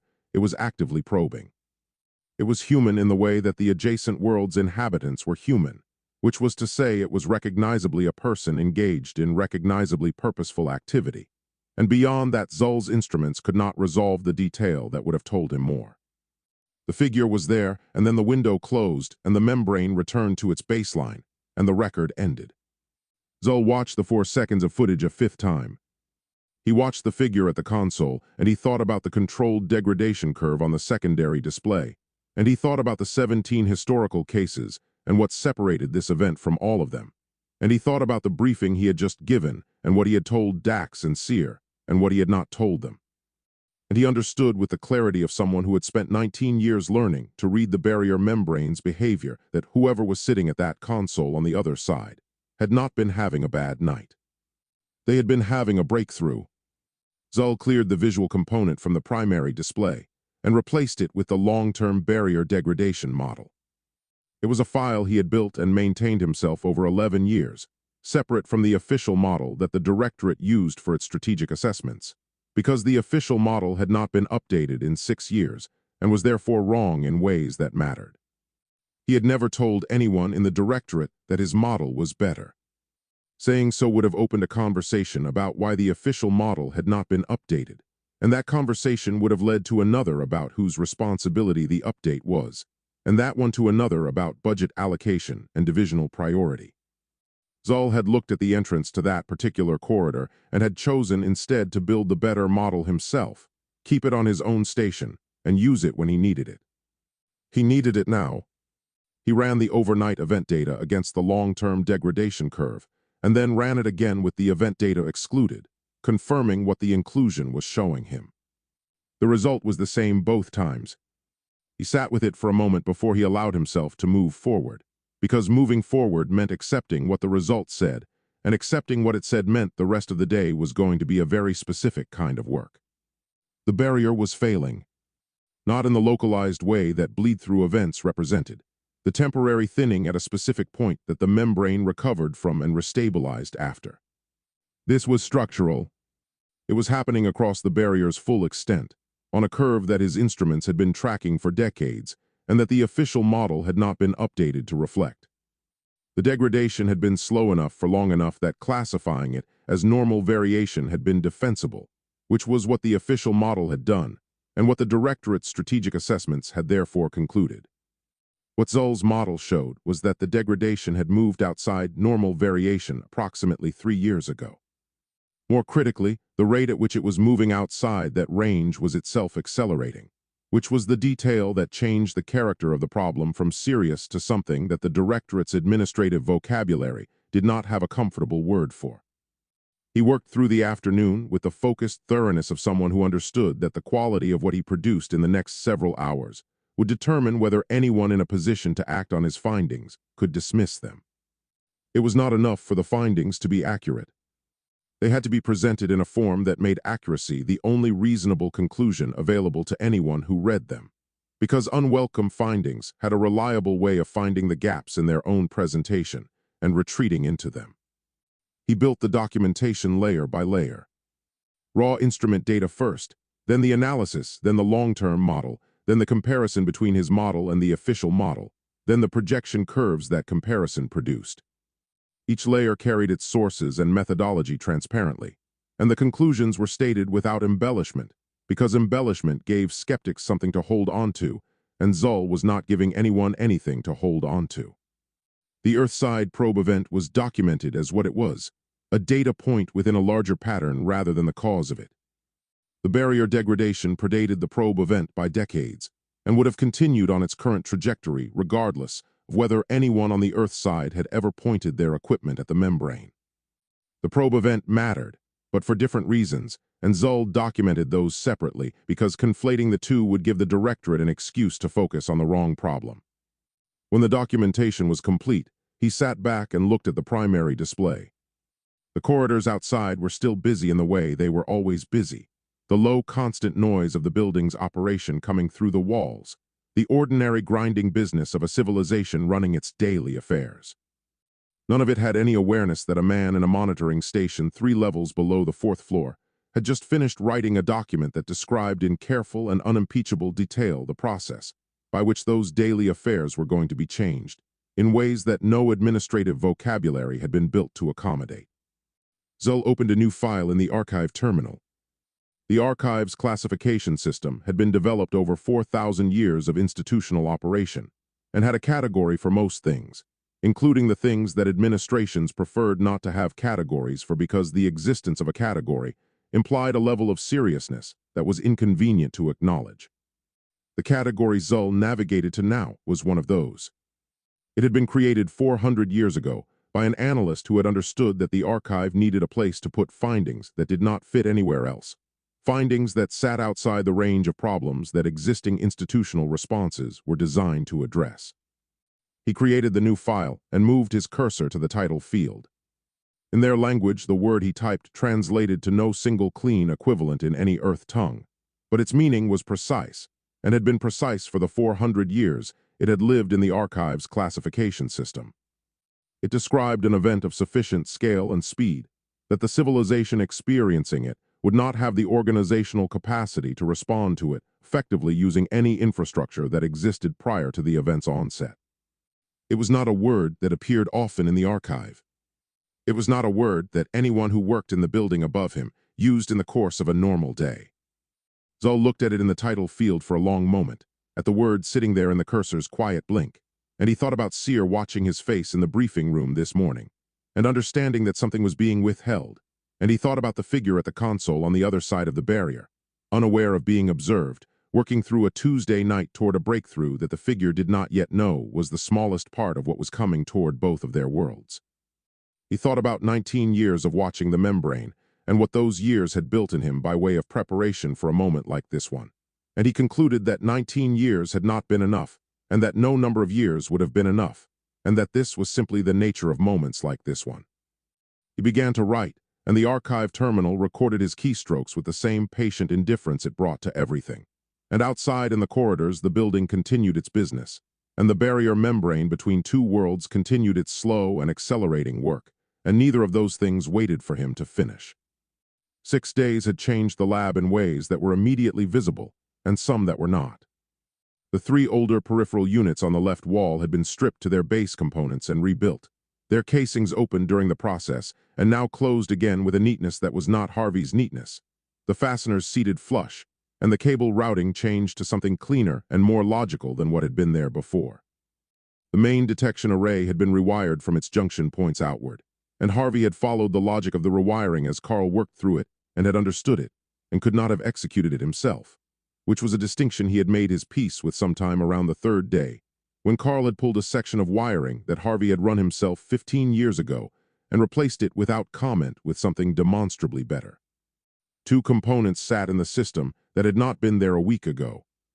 They were housed in plain metal enclosures that Carl had fabricated himself in his own workspace and had brought over in a canvas bag on the 4th day, setting the bag on the work table and lifting the components out with the matter-of-fact care of someone handling things they had built and knew the tolerances of. He had not announced what they were or what they did until Harvey asked, and then he had explained with the precision and economy of someone who considered unnecessary preamble a form of disrespect toward the person being told. Harvey had watched every hour of the installation with the focused attention of a man who understood that watching carefully was the only form of participation available to him, and that available participation was not something he wasted. He had asked questions throughout, not to direct the work or suggest alternatives, but because understanding what Carl had built was not optional. It was a condition of working with it responsibly. On the 3rd day, Harvey had stood watching Carl work through a connection sequence and said, "The junction on the secondary feed. You're bypassing the original filter stage entirely." Carl kept his hands moving through the connection without looking up. The original filter stage was introducing a 4-millisecond delay in the resonance reading. 4 milliseconds is enough to corrupt the timing on the barrier membrane response data. The new component handles filtration more efficiently and without the delay. Harvey watched him seat the connection and move to the next one. And if the new component fails mid-attempt? Carl glanced up briefly at that, the look of someone checking whether the question was what it sounded like. Then the system flags it and shuts down cleanly instead of continuing to run on corrupted data, Carl said. I built the failure protocol into the component housing. It's in the documentation I left on your desk. Harvey had gone and read the documentation that evening, all 14 pages of it, and had come back the next morning with 2 follow-up questions that Carl answered without stopping his hands. And that had been the shape of the 6 days, Harvey watching and asking and filing everything away, and Carl building and answering and moving to the next thing without ceremony or acknowledgement of what the thing he was building was for. On the morning of the 6th day, Carl arrived at 7:15 and began the diagnostic without waiting for Harvey, who arrived 20 minutes later to find the preliminary checks already complete, and Carl at the secondary workstation running the array calibration with the focused quiet of someone well into a task they had been thinking about since before they left the building the previous evening. Harvey set his coffee down and pulled up the diagnostic readout on the primary monitor. How does it look? Ask me when I've finished, Carl said, without looking up from the calibration display. Harvey looked at the readout and read what was there, and decided that what was there looked considerably better than anything the pre-rebuild diagnostic had ever produced. And he kept this observation to himself, because Carl had not finished, and stating conclusions before Carl had finished was the kind of thing that made Carl's jaw do what it did when Harvey said something Carl considered premature. He drank his coffee and waited. Carl worked through the diagnostic with the methodical patience of someone who had designed the system, and was now verifying that it had been built correctly, which was a different kind of checking than checking someone else's work, because it required holding the intention and the execution simultaneously and measuring the gap between them honestly. He checked each modified unit in sequence, noted 2 readings that he looked at for an extended moment before logging without adjustment, and then moved to the 2 fabricated components and ran them through a separate verification protocol that took 40 minutes. Harvey watched him and did not interrupt and finished his coffee and made another and brought one to Carl's station without being asked, setting it within reach without comment. Carl picked it up without looking away from the display and drank it and kept working, and Harvey stood back and watched the clock and the readouts and said nothing. Carl looked up from the secondary display eventually and said, "The secondary resonance detector on the left wall. 3rd unit from the end. Walk me through what you'd check first if it flagged an anomalous reading mid-attempt." Harvey looked at the unit in question and thought it through carefully before answering, because Carl's questions had a way of containing the answer he was looking for in a very specific location, and arriving at the wrong location was not something Harvey did twice. Power feed integrity first, Harvey said. Then the calibration state against the baseline we set this morning. Then the junction connection on the modified filter stage. Carl set his coffee down. In that order specifically. The junction is the most likely failure point, but checking it first means disturbing the connection, and if the power feed is actually the issue, you've introduced a variable unnecessarily. Carl looked at him steadily. Power feed first. Always. Power feed first, Harvey said and wrote it in his notebook. Carl turned back to the diagnostic display without further comment, and Harvey understood as he had come to understand most things about how Carl operated, which was through sustained observation rather than direct conversation, that the exchange had not been a test and had not been instruction in any formal sense, but was simply Carl identifying a gap and closing it, the way Carl closed every gap he found. Efficiently and without making the person on the receiving end feel the gap had been a failing. The diagnostic ran clean across every system.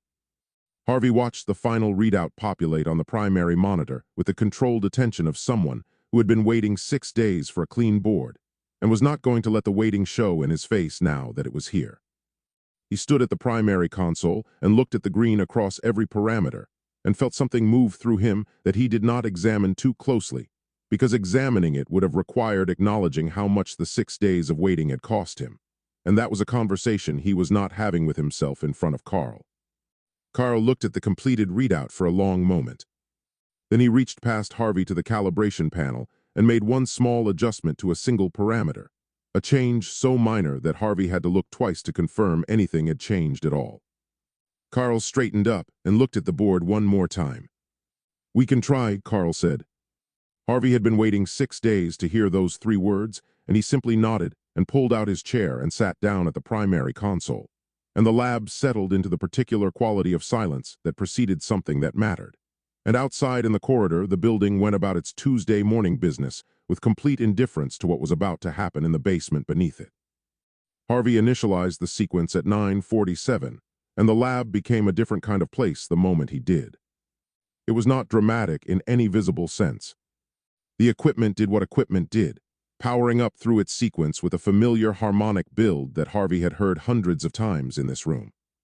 But the quality of attention that both men brought to the next 11 minutes was different from anything that had preceded it in 30 years of Harvey's attempts and 2 years of Carl's involvement in them. And that difference was present in the room the way significant things were present, not announced but felt. Harvey sat at the primary console and watched the power curve begin its climb and felt his hands settle onto the edge of the desk, in the way they always settled when he was trying to hold himself still, which was something he had done since his first attempt in a different lab at a different university when he had been 32 years old and certain he was right about everything and had not yet learned what certainty cost. The curve passed 60% and kept climbing. "Resonance reading," Carl said from the secondary console, his voice carrying the flat, precise quality it carried when he was managing something that required his full attention and could not spare any of it for tone. "Steady at 4.3, Harvey said. "Gradient holding." "I see it." Carl made an adjustment that Harvey registered as a small change in the array's output hum. "Call it if it shifts more than 2/10 in either direction." "Understood," Harvey said. This was how they worked in the attempt, Harvey had discovered on the night it first succeeded, the two of them falling into a call and response that neither of them had designed or discussed beforehand, but that had emerged from the work itself, the way useful things emerged when two capable people were inside a problem together, and the problem was large enough to require both of them fully. Harvey monitored and reported. Carl adjusted and held. Between them, the system did something that no version of the system had ever done before, which was climb past the plateau zone and keep climbing in a gradient so smooth, and controlled that Harvey found himself holding his breath without deciding to. 6.1, Harvey said, reading the resonance. "Still steady." Carl did not respond, which meant the reading was where he expected it to be and no adjustment was needed. And Harvey had learned to read Carl's silences as precisely as his words, because the silences carried as much information if you knew how to listen to them.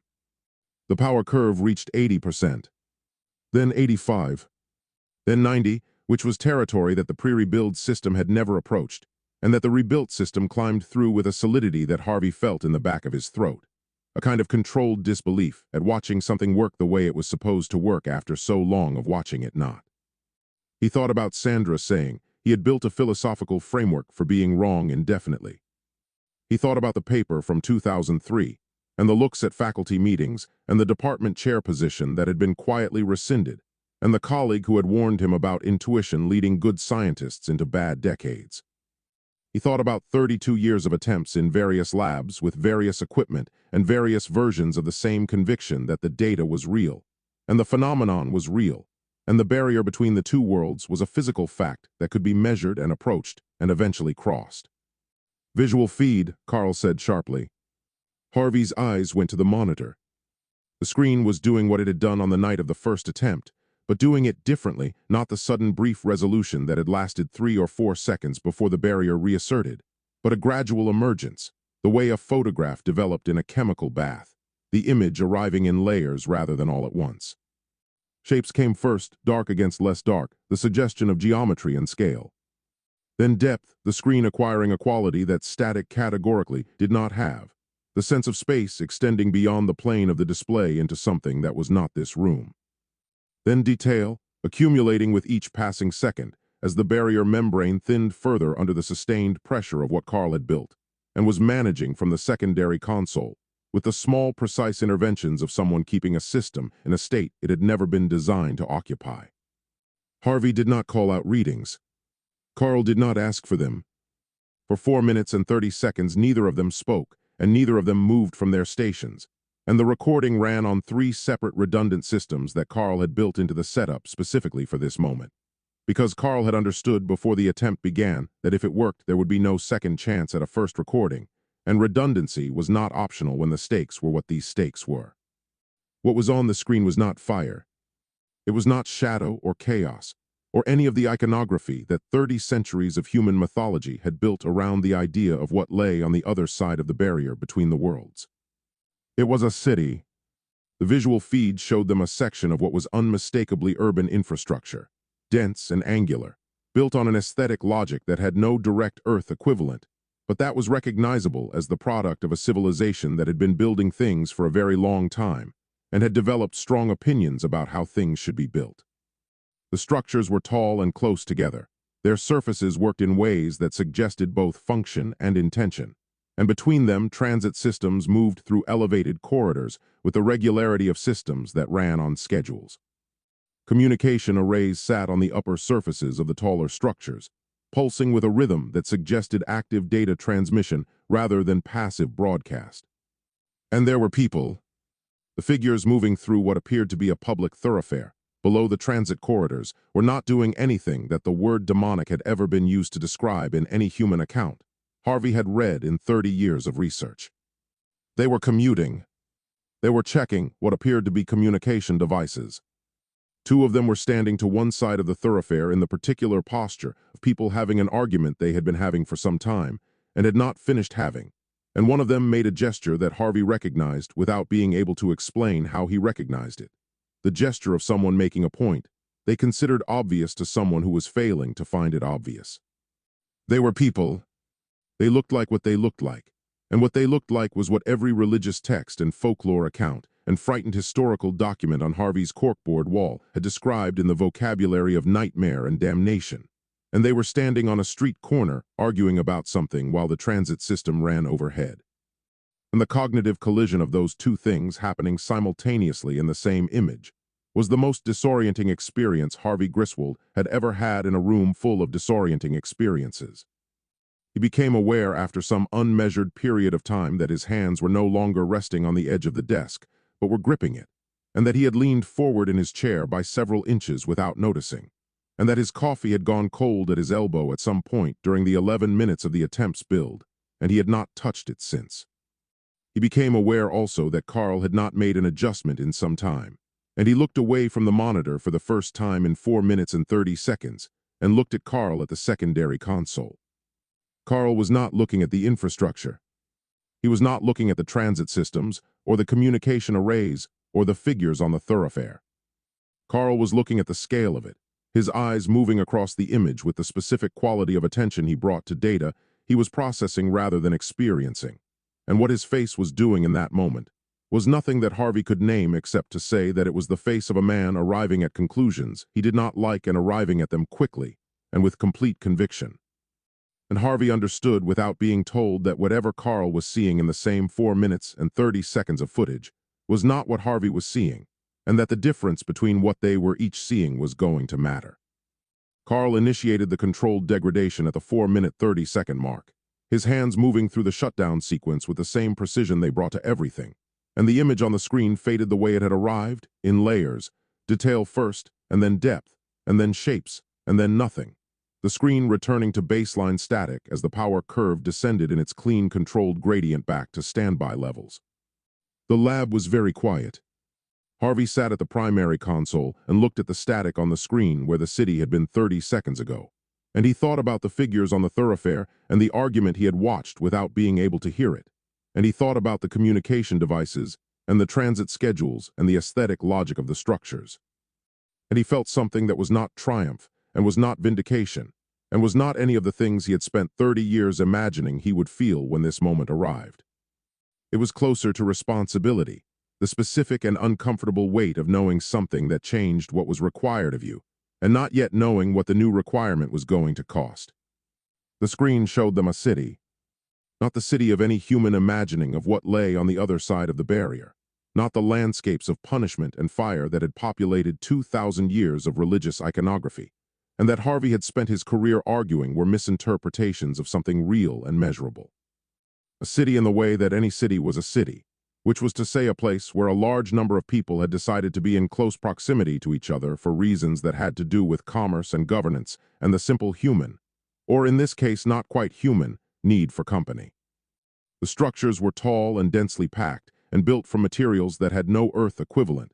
Their surfaces worked in ways that suggested a civilization that had been refining its aesthetic for a very long time, and had arrived at conclusions that were alien in their specifics and recognizable in their intent. There was order in it. There was the visible logic of a place that had been planned and built and maintained by people who understood what cities were for, and had strong opinions about how to build one.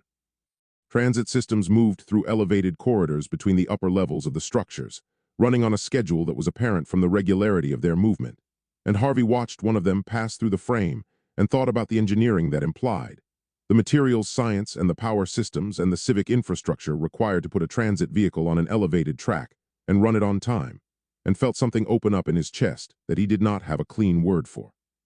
The communication arrays on the upper surfaces of the taller structures pulsed with a rhythm that Carl had identified within the first 30 seconds as active data transmission rather than passive broadcast. And Harvey had heard Carl make a quiet sound at that identification that was not quite anything Harvey could name, a sound that Carl was almost certainly unaware he had made. And then there were the figures. The camera resolved them with a clarity that left no room for ambiguity or comfortable distance, and every cultural reflex that Harvey and Carl carried, installed by 30 and 36 years, respectively, of living inside a civilization that had been telling itself a specific story about what lived on the other side of the dark, fired simultaneously and without mercy. The shape of them, the way they moved, the features that centuries of human mythology had rendered in a vocabulary so loaded and so specific, that encountering the actual thing inside that vocabulary was like hearing a word you had always mispronounced said correctly for the first time. They were demonic in the way that the word had always been used, and they were standing at what appeared to be a transit stop, waiting for a vehicle that was running late. And the collision of those two facts in the same image was the single most disorienting thing Harvey Griswold had looked at in a life that had contained a considerable amount of disorienting material. One of them was checking a communication device with the distracted impatience of someone expecting a message that had not arrived. Two others were having an argument in the particular physical vocabulary of people who had been having the same argument for long enough that the argument had its own established choreography. One of them making a point with a gesture that Harvey recognized without being able to explain how he recognized it. The other receiving the point with the expression of someone who had heard it before and remained unconvinced.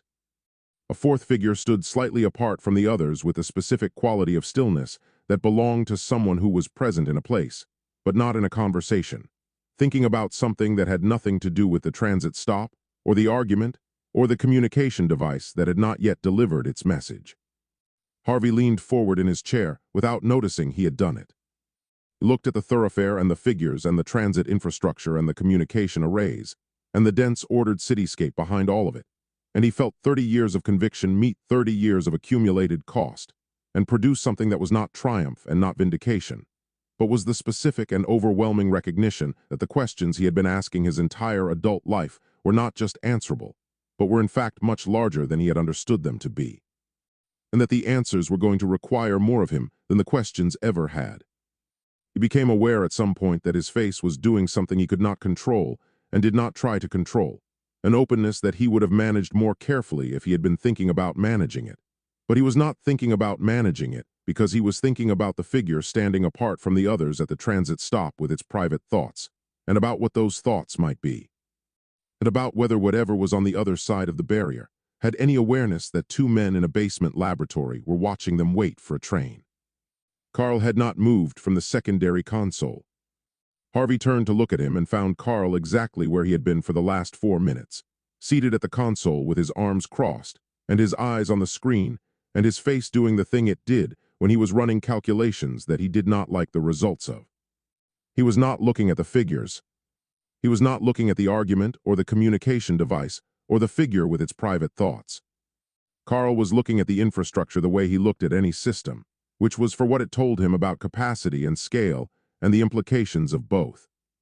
The transit corridors, how many vehicles, how frequently they ran, the communication array density relative to the visible footprint of the city, which implied a population that the thoroughfare alone did not fully suggest, the height and spacing of the structures, and what that said about how many people they contained, and how those people were organized within them. Carl was counting. The recording reached its 4-minute 30-second mark, and Carl initiated the controlled degradation without being asked, his hands moving through the shutdown sequence while his eyes stayed on the screen until the image faded. Detail, and then depth, and then shapes, and then static. And the lab returned to its baseline quiet with the abruptness of a door closing. Harvey sat back in his chair and let out a breath he had been holding for longer than he had realized. "It's extraordinary," Harvey said, and his voice came out differently than he intended it to, rougher and more exposed than the word deserved. Because the word was inadequate, and he knew it was inadequate, and used it anyway because the adequate words were not available to him yet. Carl uncrossed his arms and looked at the static on the screen for a moment before he answered. "It's large," Carl said. Harvey turned to look at him. "That's what you have to say." Carl met his eyes with a directness that never softened regardless of the circumstances it appeared in. "That city is large, Harvey. The transit capacity alone implies a population in the millions. The communication infrastructure implies organization on a scale that doesn't happen without significant centralized governance. Whatever we just looked at is not a primitive civilization, and it is not a small one." Carl paused for a moment and then said the rest of it, the part that his face had been working toward since the first 30 seconds of the feed. "And it has known we exist for a very long time, without making any attempt to tell us so."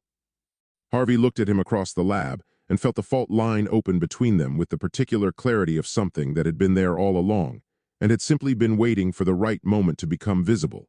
And he understood that what Carl had just said was not wrong, and that this was going to be the problem. The disagreement was still in its early stages. Harvey wanted to talk about what the feed had shown them. Carl wanted to talk about what it meant. The distance between those two things was wider than it appeared from the outside, and Harvey was making his case from the primary console while Carl listened from the secondary with the quality of attention that meant he was tracking the argument without being moved by it. It was the kind of exchange that had the texture of something that was going to go on for a while before either of them said anything the other had not already considered, and neither of them was wrong, and both of them knew neither of them was wrong, and that was precisely what made it the kind of exchange it was. Then Carl's secondary monitor flagged an anomaly. He saw it in his peripheral vision, and his hands were on the keyboard before Harvey had finished his sentence. Harvey stopped talking, not because Carl asked him to, but because the quality of Carl's attention had shifted in a way that Harvey recognized. The particular shift that meant something on the instruments had become the most important thing in the room regardless of what else was happening in it. "Harvey," Carl said, without looking up from the keyboard. "You need to look at this." Harvey crossed to the secondary console and stood beside Carl and looked at the monitor and said nothing, because the monitor was doing the talking and adding words to what it was showing them would not have improved on it. The anomaly was in the visual recording from the final 40 seconds of the feed. Carl pulled it up and ran it at normal speed, and they watched it together in the particular silence of two people looking at something neither of them has a ready category for. During the actual attempt, neither of them had been watching the upper right quadrant of the frame. Harvey had been managing the power routing, and Carl had been on the coordination controls, and the upper right quadrant was not where either of them had been looking. It was where they were looking now, partially obscured by what appeared to be the edge of a structure at the right side of the frame. Something was positioned that had not been there in the earlier portion of the recording. Carl paused the playback and zoomed the frame. The image degraded with the zoom, but held enough resolution to show them what they needed to see. A piece of equipment, angular in its construction and deliberately made, oriented not toward the thoroughfare or the transit stop or anything else visible in the frame, but toward the barrier membrane itself, toward the precise coordinates from which the visual feed had been generated. Behind the equipment, half in the shadow of the structure's edge, was a figure. Not moving through the thoroughfare, not checking a communication device, or having an argument or standing apart in private thought the way the figure at the transit stop had been standing apart. Completely still, oriented toward the membrane with the specific quality of stillness that belonged to someone who had chosen to be in that position deliberately, and had been there long enough that the choosing had settled into simple occupation. Carl ran the recording back to the beginning of the 40-second window and played it through at half speed. The figure was present from the first frame of the window. It had been there before either of them had known to look for it, positioned and still and oriented toward the membrane through the entire window during which both of them had been occupied with the degradation sequence and looking at other things. "It was watching," Harvey said. Carl did not confirm or deny this. He was reading the equipment visible beside the figure with the focused attention he brought to any unfamiliar system, working out its construction and function from its visible components, the way he worked out anything he had not encountered before, which was methodically and without assumptions. "The orientation of that array," Carl said, pointing at the screen with one finger. "It is not a communication array. It is not oriented toward the thoroughfare or toward any other visible feature of the environment. The angle puts it directly at the membrane at the coordinates of our probe." Harvey looked at the figure behind the equipment, at the quality of its stillness, at the deliberate and purposeful nature of its positioning, which was the positioning of someone who had set up an instrument and was monitoring what the instrument showed them, the same positioning Harvey had occupied at his own console for the full duration of the attempt on this side of the barrier. "They were running their own observation," Harvey said. Carl sat back from the monitor and looked at the frozen frame with his arms folded. "They detected the probe and they responded to it," Carl said. "Not by withdrawing. Not by doing anything visible from our side. By positioning monitoring equipment at the barrier coordinates and watching what we were doing from the other direction." Harvey looked at him, "Which means they have the capability to detect a controlled probe attempt from their side." "Yes," Carl said. "And the operational infrastructure to respond to one within the duration of the attempt itself." He paused. "That is not a civilization that has been passively unaware of us." Harvey looked at Carl and Carl looked at Harvey, and the lab was very quiet around both of them in the specific way. It was quiet when something significant had just been said, and both people in the room understood its significance, and neither of them had an immediate answer to it. The redundant recordings ran on all three systems with their indicator lights steady, and their storage counters advancing with the indifferent patience of equipment doing what it had been built to do. The footage sat frozen on the upper right quadrant of the frame, the partially obscured figure behind its deliberately oriented equipment, completely still, oriented toward the membrane with the patience of something that had been waiting in that position for longer than either of them had known to look for it. And the fault line that had opened between Harvey and Carl during the feed was still there running through everything, and what was on the monitor did not close it. And what Carl had just said did not close it either, but sat alongside it as its own entirely separate thing.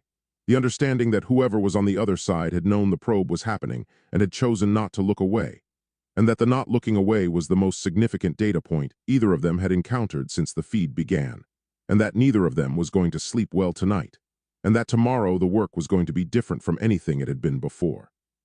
Harvey smelled the coffee before he opened the door, which meant Carl had been there long enough for a full pot to run, which meant Carl had been there since before 7, which meant whatever was on the other side of the door was something Carl had wanted time alone with before Harvey arrived.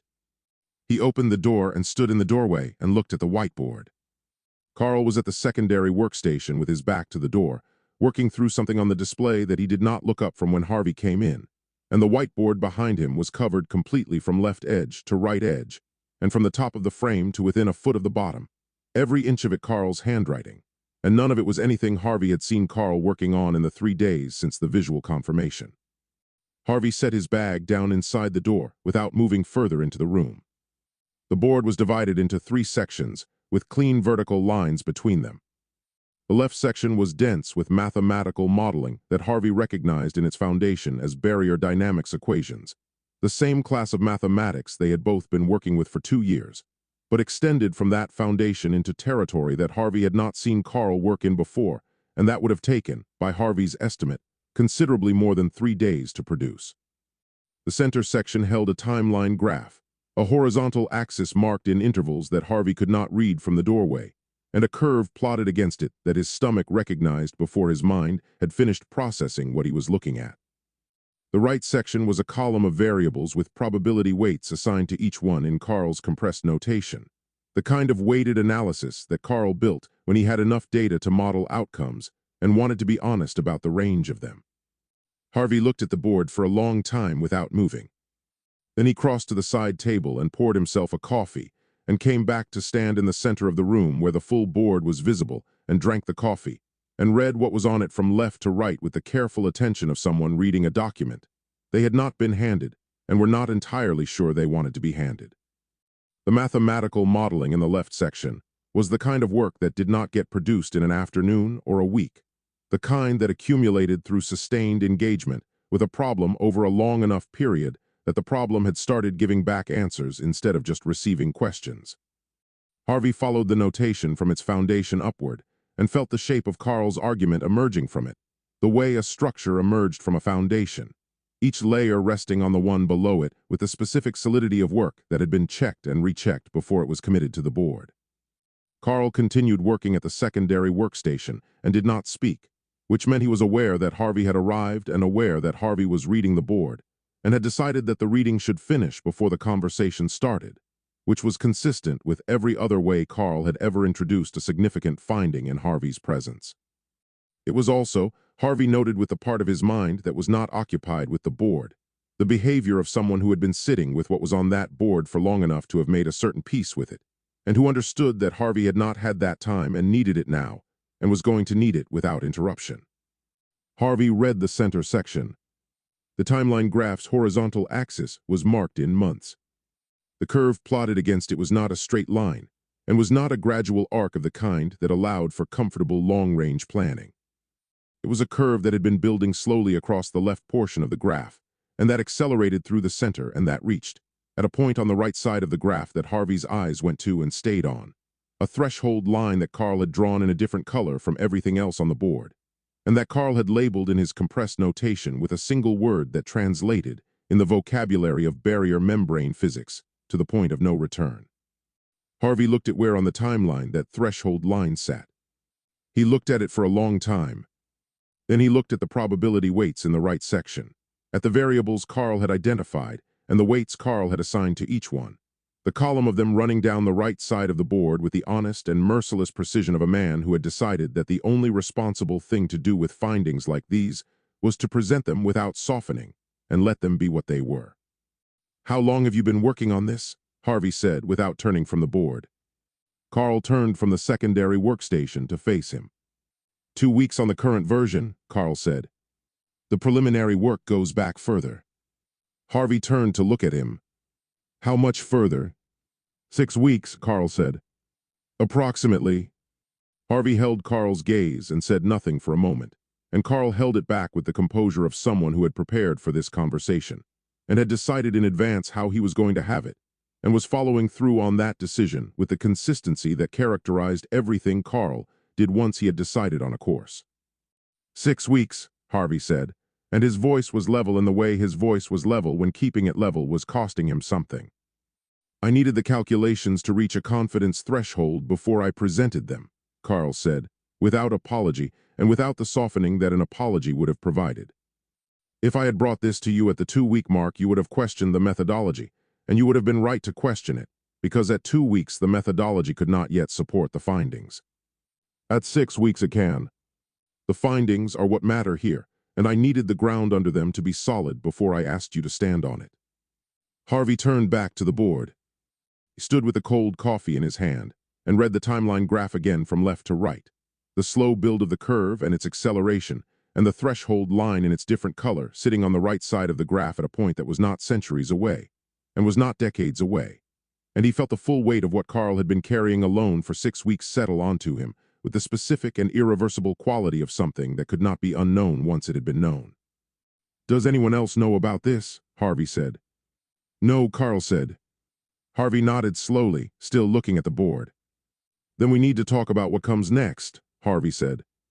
And I need you to understand before we have that conversation that I am not going to agree with everything you have already decided, because I know you well enough to know that you have already decided some of it, and some of what you have decided is going to be wrong. Carl looked at him steadily from the secondary workstation with the expression of someone who had expected this, and had not expected it to feel the way it felt, which was less like opposition and more like the specific relief of having another person in the room who understood the full size of the problem and was not going to look away from it. I know, Carl said. That's why I needed the methodology to be unimpeachable first. Carl pulled his stool to the center of the room where they could both face the board and sat down with his notebook open on his knee, and Harvey pulled his chair from the primary workstation and positioned it beside the stool, And for a moment they both just looked at the board together in the silence of two people about to walk into something that neither of them was going to walk out of the same way they walked in.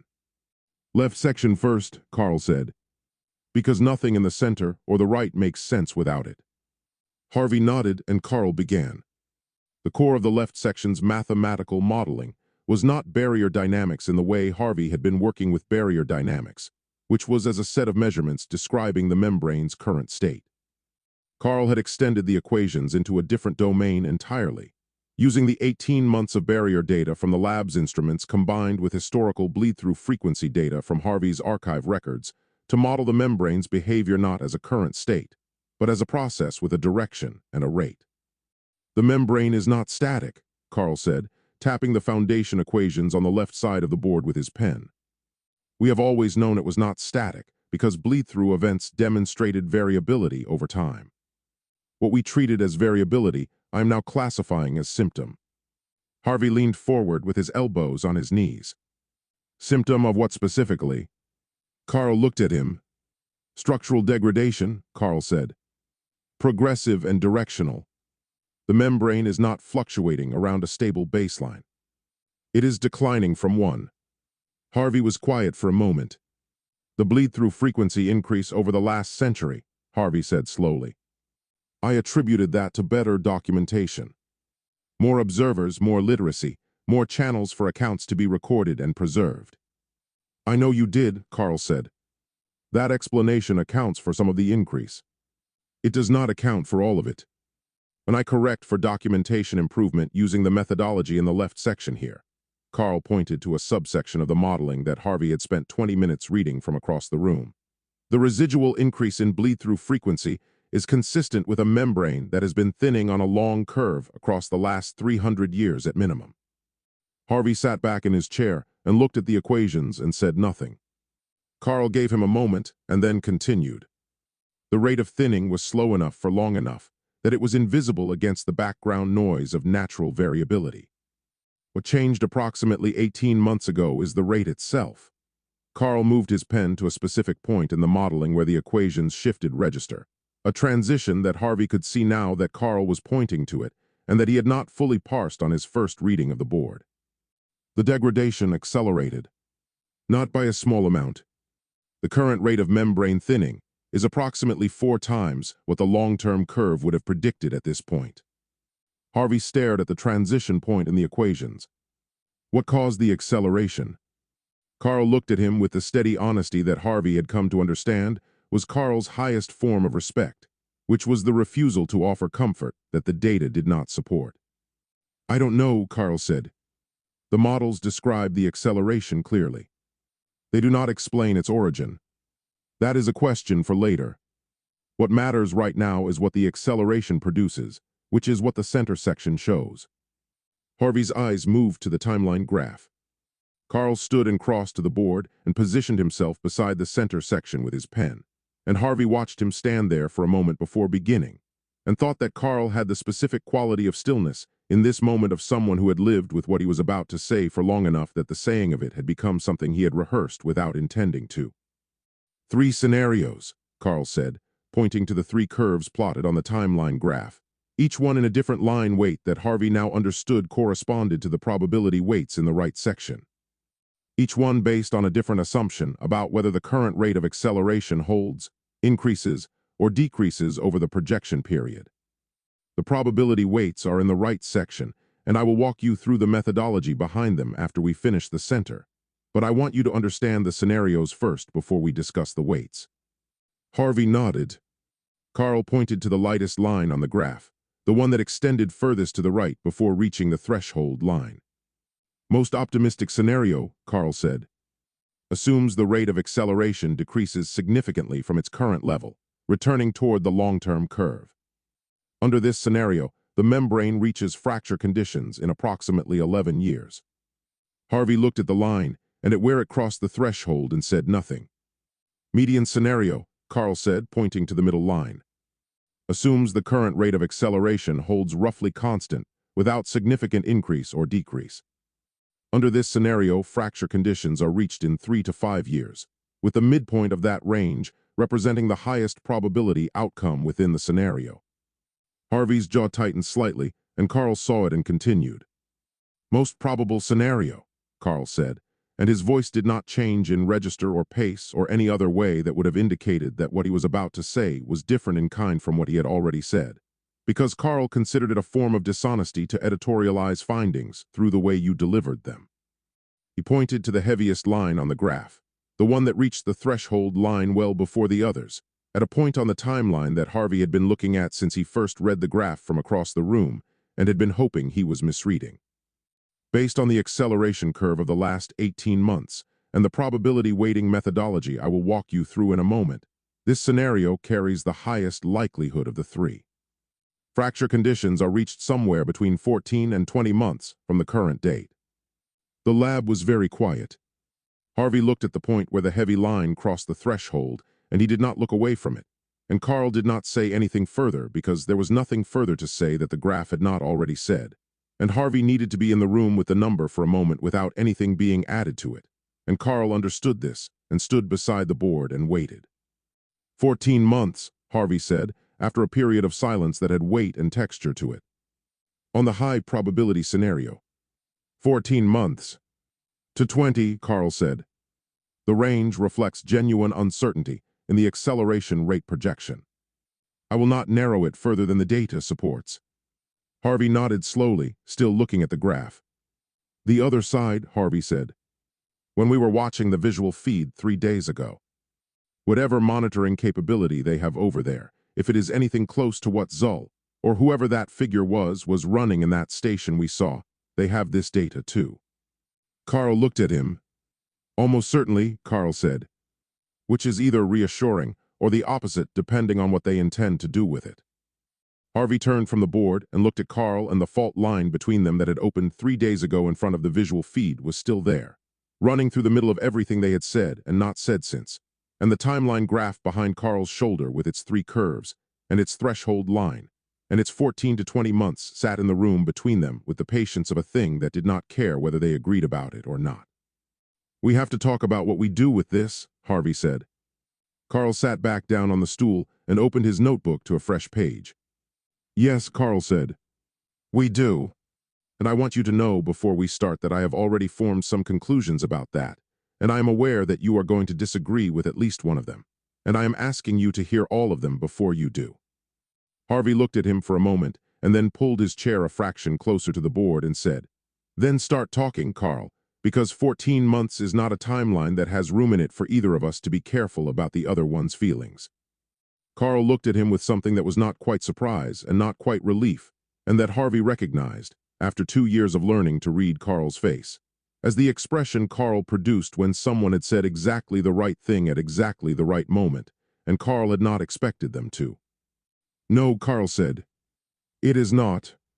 Harvey stood up from his chair and crossed to the board and stood in front of the timeline graph with his arms folded, and Carl watched him from the stool and waited, because Harvey standing up and crossing to the board meant Harvey was organizing something and Carl had learned to give him the room to organize it before responding to it. The figure at the end of the visual feed, Harvey said without turning from the board. The one positioned behind the equipment on the other side of the membrane. That was not a casual observer. No, Carl agreed. It was not. Harvey turned from the board to face him. That was someone running monitoring equipment directed at the barrier. Someone who has been watching it the way we have been watching it, from the other side, probably for a long time. Harvey's voice had the quality it carried when he was building towards something and wanted Carl to follow the construction rather than jump to the conclusion. Which means there are people over there who know what is happening to the membrane, who have the same data we have, possibly more of it, possibly better models than ours, and who are sitting on their side of the barrier with 14 to 20 months on their own timeline graph. Carl said nothing, which was not agreement but was not interruption either. We have to make contact, Harvey said. Not eventually. Not after we have exhausted every other option. Now, while there is still time for a real exchange, while there is still time to share what we know and learn what they know and find out whether together we can produce something that neither of us can produce alone. Harvey looked at Carl steadily. That is not a romantic position. That is the most scientifically rational response to the situation that this board describes. Carl was quiet for a moment, turning his pen over in his hand in the way he turned it when he was deciding how to enter something. You are not wrong about the figure, Carl said. And you are not wrong that the most efficient path to a solution would be a collaborative one. I am not arguing against contact, Carl paused. I am arguing against contact as the only strategy. Harvey frowned. I did not say it should be the only strategy. You did not say it should not be, Carl said, with the level precision of someone drawing a distinction that mattered to them. Harvey, look at what we know about that civilization. Not what we hope about it. What we actually know. Carl stood from the stool and moved to stand beside Harvey in front of the board and pointed to the right section with its probability weights. We know it is large.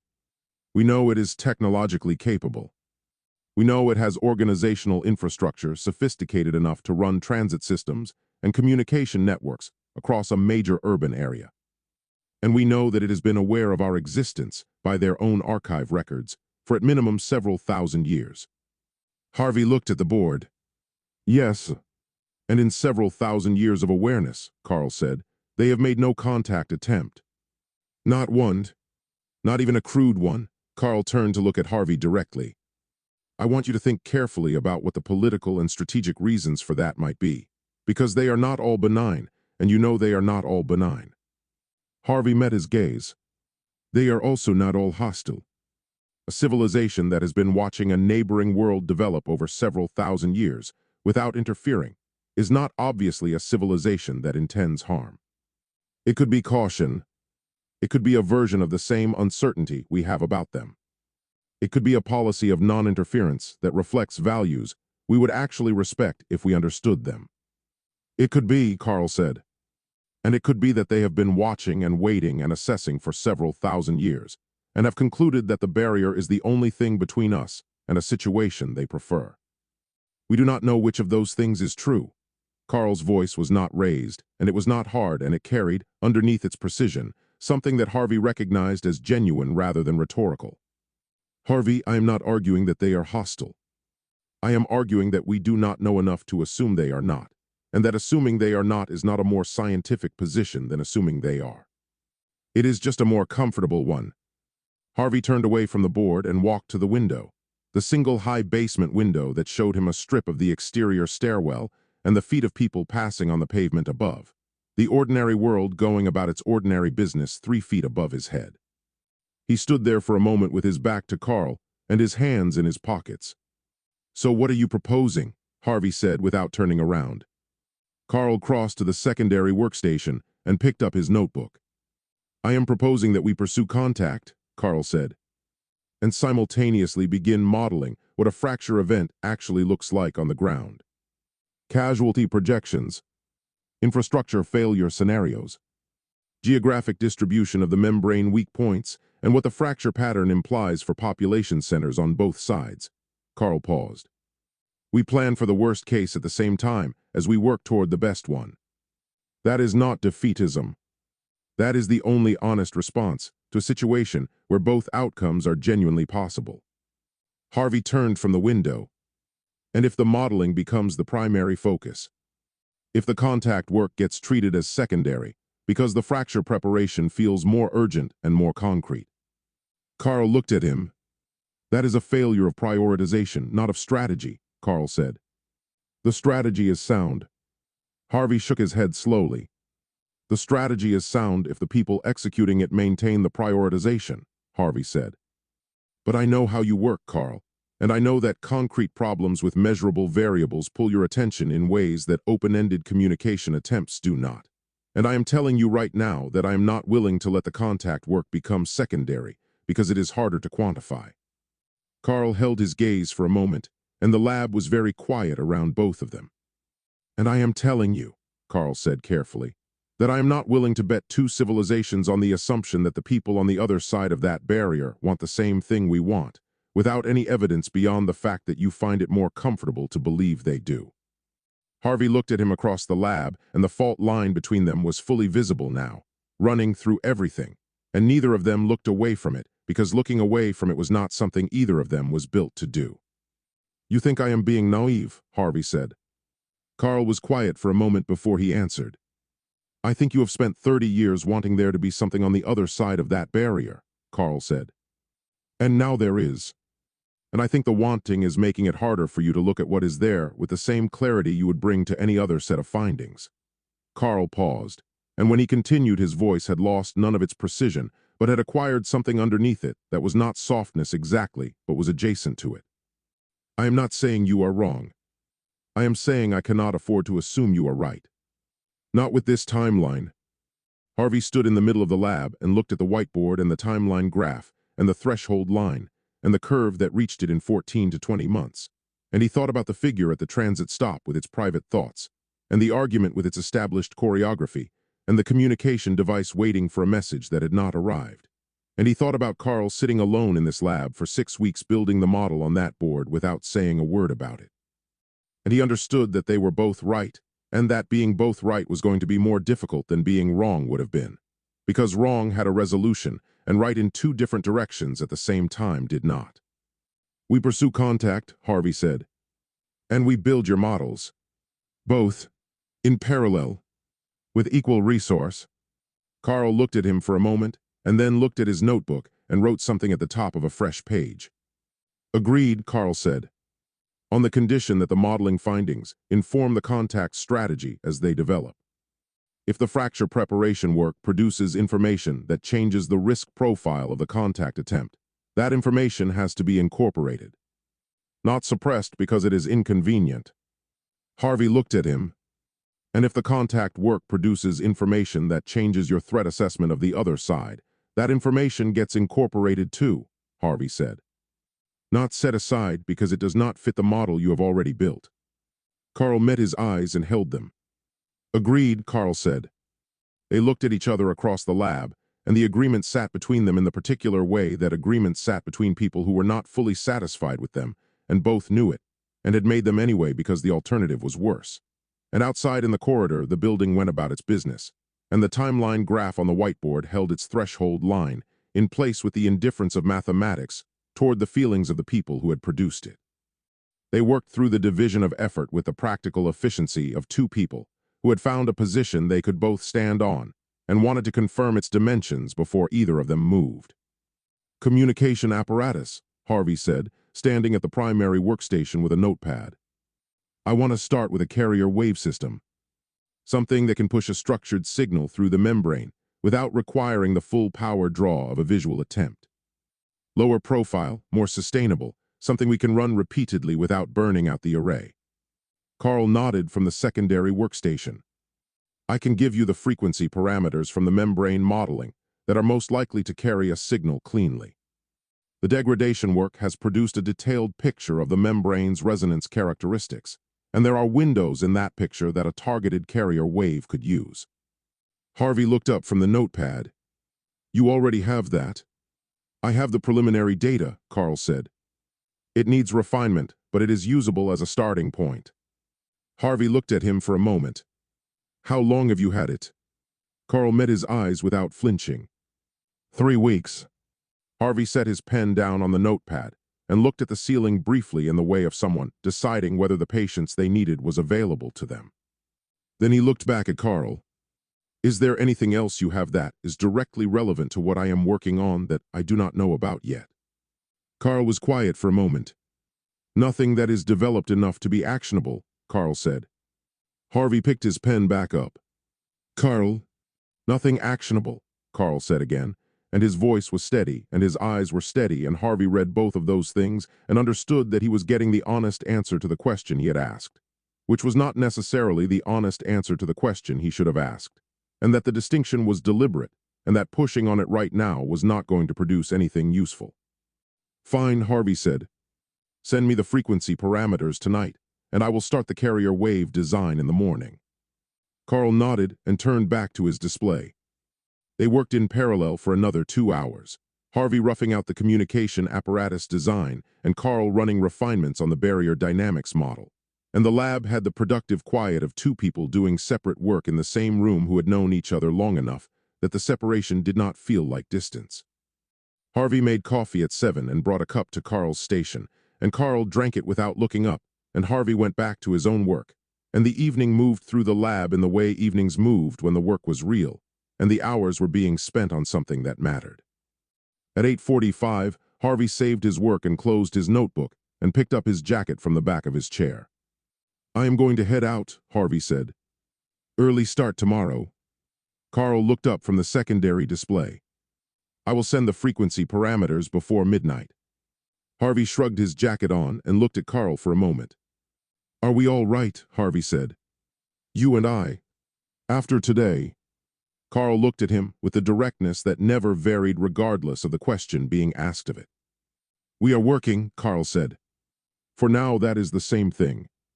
Harvey held his gaze for a moment and then nodded slowly, the nod of a man accepting an answer that was not everything he had asked for and was enough for tonight. "For now," Harvey said. He picked up his bag and crossed to the door and paused with his hand on it and turned back to look at the whiteboard, at the timeline graph in the center section with its 3 curves and its threshold line and its probability weights, and the median scenario number sitting in the middle of it all, 3 to 5 years, which had felt like the cautiously optimistic reading when Carl walked him through it that morning, and which felt now, after everything the day had produced, like a number that the situation had already decided not to honor. "Good night, Carl," Harvey said. "Good night," Carl said, without looking up from the display. Harvey left and the door closed behind him, and the corridor outside carried the sound of his footsteps away until the building absorbed them. And then the lab was quiet in the way it was quiet when it held only one person, which was differently quiet than when it held 2.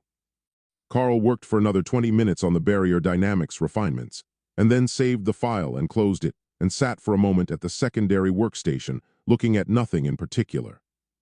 Then he reached into his bag and took out his personal laptop, the one that ran on its own network and its own accounts, and that he used for work he was not ready to put on shared systems, and he set it on the desk beside the secondary workstation and opened it.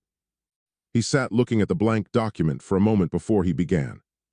What he was beginning to build was not the communication apparatus, and was not the barrier dynamics model, and was not any refinement of either of those things.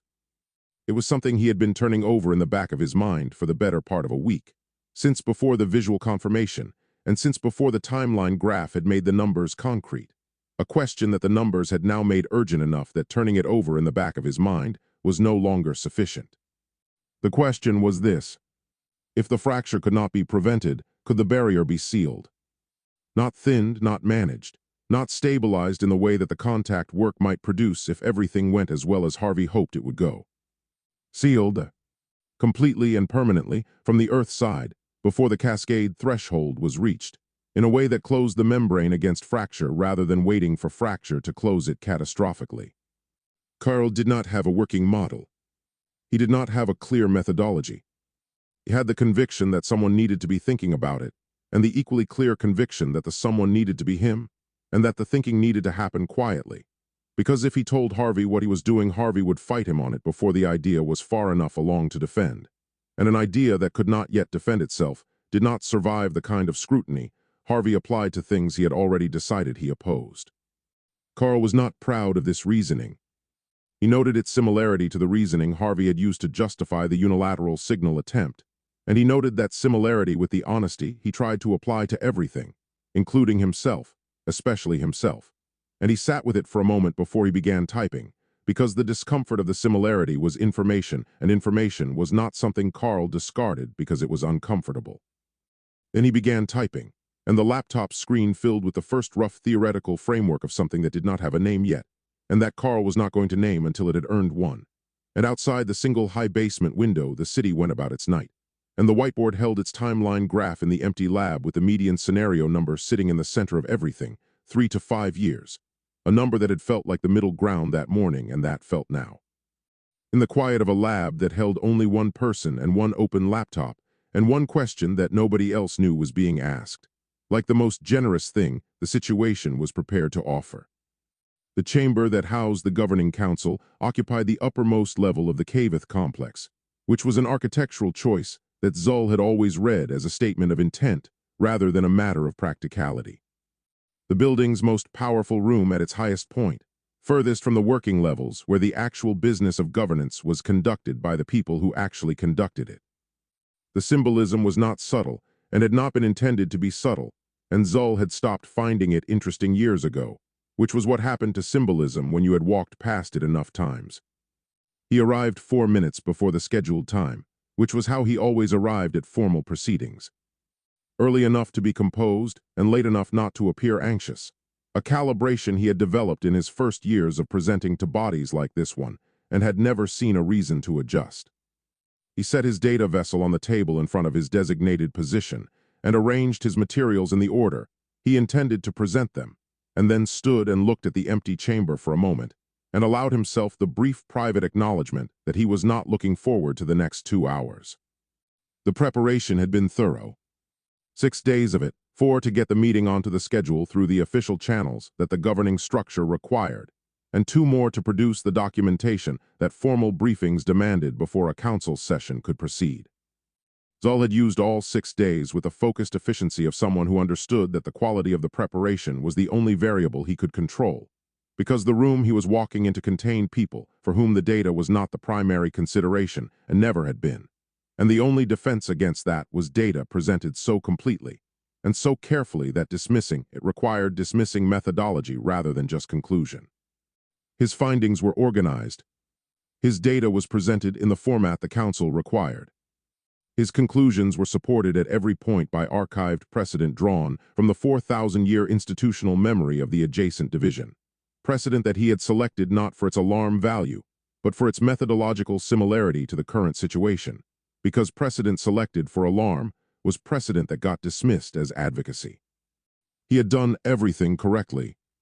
He knew as he looked at the empty chamber that doing everything correctly was not going to be enough, and he knew this not from pessimism, but from 11 years of presenting findings to this council, and understanding with increasing clarity the difference between a room that was trying to reach the right conclusion and a room that was trying to reach a predetermined one with the minimum amount of friction. The chamber filled. Oren came in first, which was consistent with her general approach to formal proceedings, and took her seat at the left end of the council table with the brisk efficiency of someone who considered punctuality a form of respect for the work rather than a social obligation. She was the most senior of the 2 members Zull respected without reservation, a senior analyst from the Archive's Strategic Assessment Division who had spent 40 years developing a relationship with evidence that was as rigorous and as honest as any Zull had encountered in his career. She nodded to him across the table and opened her own materials without conversation, which was also consistent. Sura arrived a minute later, the second member Zull respected, younger than Oren and from a different division, but carrying the same quality of attention that Zull had learned to value above almost any other quality in a council chamber, which was the willingness to change her position when the evidence required it. She sat beside Oren and exchanged a brief word with her, and then looked at Zull with the expression of someone ready to hear what he had to say. Lorne and Jorah came in together, the 2 members Zull considered competent and manageable, and settled into their seats with the careful neutrality of people who had learned that the safest position in any council chamber was the one closest to whatever the majority turned out to be. They were not bad people, and they were not unintelligent people, and they were, in Zull's experience, genuinely responsive to well-presented evidence when well-presented evidence was what the room's dominant figures were also responding to. The problem was the conditional. Vorn's 2 allies, Drax and Morx, arrived without acknowledgement of anyone else in the room and took their seats with the particular quality of settled patience that belonged to people who were present at a proceeding they had already concluded. Vorn came in last. He was not late. He arrived at the precise scheduled time, which Zull had long understood was a choice rather than a coincidence. The choice of a man who wanted the room fully assembled before he entered it, so that his entrance was received rather than simply occurring. Vorn was broad and deliberate in his movements, carrying the specific physical authority of someone who had spent decades in positions where physical authority was a professional asset and had never stopped cultivating it. He was not the oldest member of the council and not the most senior by formal designation, but he was the one the room organized itself around when he was in it, and he had been that for as long as Zull had been presenting findings to this council. Vorn took his seat and looked at Zull across the table with the expression of a man who had already read the summary document and spent the 2 days since it was circulated deciding what he was going to do with it. The expression was not hostile. It was engaged in the specific way that Vorn was always engaged with information, not as something to be evaluated, but as something to be used. And the distinction was the thing about Vorn that Zull had never been able to dismiss the way he would have preferred to. Vorn was not stupid. That was the difficulty. A stupid Vorn would have been an obstacle to be waited out, a problem with a natural resolution in the form of his own eventual irrelevance. The Vorn who sat across the table from Zull in the uppermost chamber of the Cavith complex was intelligent and experienced, and had a coherent worldview that led him to conclusions Zull found genuinely dangerous, which was a problem of an entirely different order, the kind that did not resolve itself and did not respond to patience, and required instead a quality of opposition that Zull was not certain he had the institutional position to mount. "Analyst Zull," Vorn said, with the ease of a man entirely comfortable in a room that other people found difficult. "The Council is prepared to receive your findings." Zull looked at him across the table and at the 6 other faces arranged along it, 2 of them ready to hear what the evidence said, 2 of them ready to follow wherever the room went, 2 of them already elsewhere, and 1 of them watching him with the attentive patience of a predator that has identified its moment and is waiting for it with complete confidence that the moment is coming. "Thank you, Administrator," Zull said. He opened his data vessel and began. Zull began with the archive data because it was 4,000 years old, and 4 millennia of institutional record was the one thing in the chamber that carried more authority than Vorn. He walked them through the historical bleed-through frequency first, the long pattern of documented events across the full span of the archive's holdings, and he presented it without comment beyond what the data required, because the data required very little comment. The pattern was visible to anyone who looked at it honestly, and Zull's job in this portion of the presentation was simply to ensure that everyone in the room looked at it. "The frequency increase in the last 3 centuries, Orin said, leaning forward over her copy of the summary document. "You have corrected for documentation improvement." "Yes," Zull said. "The methodology for that correction is in the appendix. The residual frequency increase after correction is consistent with a membrane that has been thinning on a long curve. The documentation improvement accounts for approximately 40% of the observed increase. The remaining 60% requires a physical explanation." Orin nodded and made a note, and Zull continued. He moved through the current instrument data next. The 18 months of barrier readings from the adjacent division's monitoring station, presented in the format the Council's technical staff could verify independently, because data that could be independently verified was data that was significantly harder to dismiss.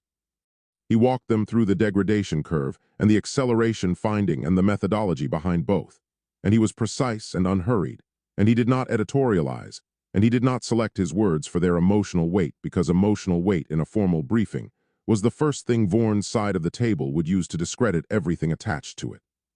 Sura spoke when he reached the acceleration finding. "The rate of acceleration," Sura said carefully, 4 times the projected long-term curve. "Is that figure stable, or is it itself changing?" "It is itself increasing," Zull said. "Modestly over the 18-month observation period, but consistently. The acceleration is accelerating." Sura looked at the data in front of her, and then looked at Orin briefly, and then looked back at Zull. "Continue," she said. Lorne raised his hand with the slightly tentative quality of a man who wanted to demonstrate engagement without committing to a position. "Analyst Zull, for the Council's understanding, when you say the membrane is failing, what does that mean in practical terms for the general population? Is this something that would be experienced directly?" "That depends on the timeline and the manner of failure," Zull said, "which is what the projection scenarios address. If I may continue to those." Lorne nodded and sat back, and Zull moved to the timeline projections. He presented 3 scenarios as he had planned, each one weighted honestly, and he was careful to introduce the most probable scenario without the vocal emphasis that would have signaled to the room that he was directing them toward a conclusion rather than presenting a range. He stated the 14 to 20-month figure in the same register he had used for the 11-year figure and the 3 to 5-year figure, and he watched the room receive all 3 and watched the difference in how they were received, which was informative in the way that most differences were informative if you were paying attention to the right things. Orin's expression did not change, but her pen stopped moving when he stated the 14 to 20-month figure, and she looked at the data in front of her. and then at the display surface where Zul had the timeline graph projected, and then back at the data. And Zul understood from the sequence of those looks that she was checking his figure against her own reading of the underlying data and finding that it held. Jorah said, 14 months is not very long, in the tone of someone who had not expected to be surprised by anything in this briefing and had been surprised. No, Zul said. It is not. Drax and Mork sat in their seats with the expressions of people waiting for a bus, present and patient and entirely elsewhere. And Zul noted this and continued to the conclusions section of the presentation, which was the section he had drafted and redrafted 4 times across the 6 days of preparation, because the conclusions were where the room would engage, and the engagement was going to require the conclusions to be stated in a way that was both complete and not inflammatory, which was a narrow target. He stated them cleanly. The membrane was failing. The failure was progressive and directional. The timeline was measured in months under the most probable scenario. The adjacent division recommended immediate escalation of monitoring resources, immediate cross-divisional coordination on contingency planning, and immediate authorization to explore whether any intervention in the membrane's degradation was technically feasible. He stopped speaking. The chamber was quiet for a moment in the way that chambers were quiet when a presentation had just ended, and the room was deciding what kind of conversation it was going to have about what it had heard. Oren spoke first, which was what Zul had hoped for because Oren speaking first established a tone of serious engagement that the manageable members would follow. The intervention question, Oren said. Has the adjacent division identified any theoretical basis for intervention at this stage, or is that a recommendation to begin the research? To begin the research, Zul said. We do not currently have a theoretical framework for intervention. We have a recommendation that one be developed urgently given the timeline. That seems reasonable, Sura said, addressing not Zul but the table generally, which was Sura's way of beginning to build a position rather than simply asking a question. The monitoring resources and the contingency planning are straightforward escalations. The intervention research is a larger commitment, but given what we have just heard, I do not see how it is optional. Lorne nodded with the careful enthusiasm of someone who had found a position he could occupy without risk. I would agree that the timeline makes inaction difficult to justify. Jorah said nothing, but looked at the timeline graph on the display surface with the expression of someone doing arithmetic they did not like the result of. Vorn had not spoken. He had not asked a question, and had not offered a response, and had not shifted in his seat, or changed his expression, or done anything during the entire presentation that suggested he was processing what Zul had presented rather than waiting for it to finish. He had simply watched, with the quality of attention that Zul had learned across 11 years to read not as engagement, but as assessment, the attention of a man who was not deciding what to think about the information but what to do with it. The silence after Sura's comment extended for a moment, and then Vorn spoke, and he spoke before Oren could respond to Sura, and before the table could establish the tone that Oren and Sura's exchange had been building toward, which Zul recognized as deliberate because everything Vorn did in a council chamber was deliberate. The barrier is failing, Vorn said, in the measured and conversational tone he used for everything, as though he were observing the weather. He looked at Zul across the table with the full attention he had been withholding throughout the presentation, and when it arrived, it had the quality of something that had been aimed. I find myself wondering why we are discussing how to stop it rather than how to use it. The chamber went very quiet. Zul looked across the table, holding Vorn's gaze in silence. The 11 words just spoken had reframed the entire hour with surgical efficiency, as if Vorn had been waiting for that exact moment to strike. Zul took a breath before responding, but not because he felt surprised. He wasn't blindsided, but because the response he was going to give mattered and he was not going to give it badly. Vorn let the silence sit for a moment after his 11 words had landed, the way a person let a stone sit after dropping it into water, giving the ripples time to reach the edges before saying anything further.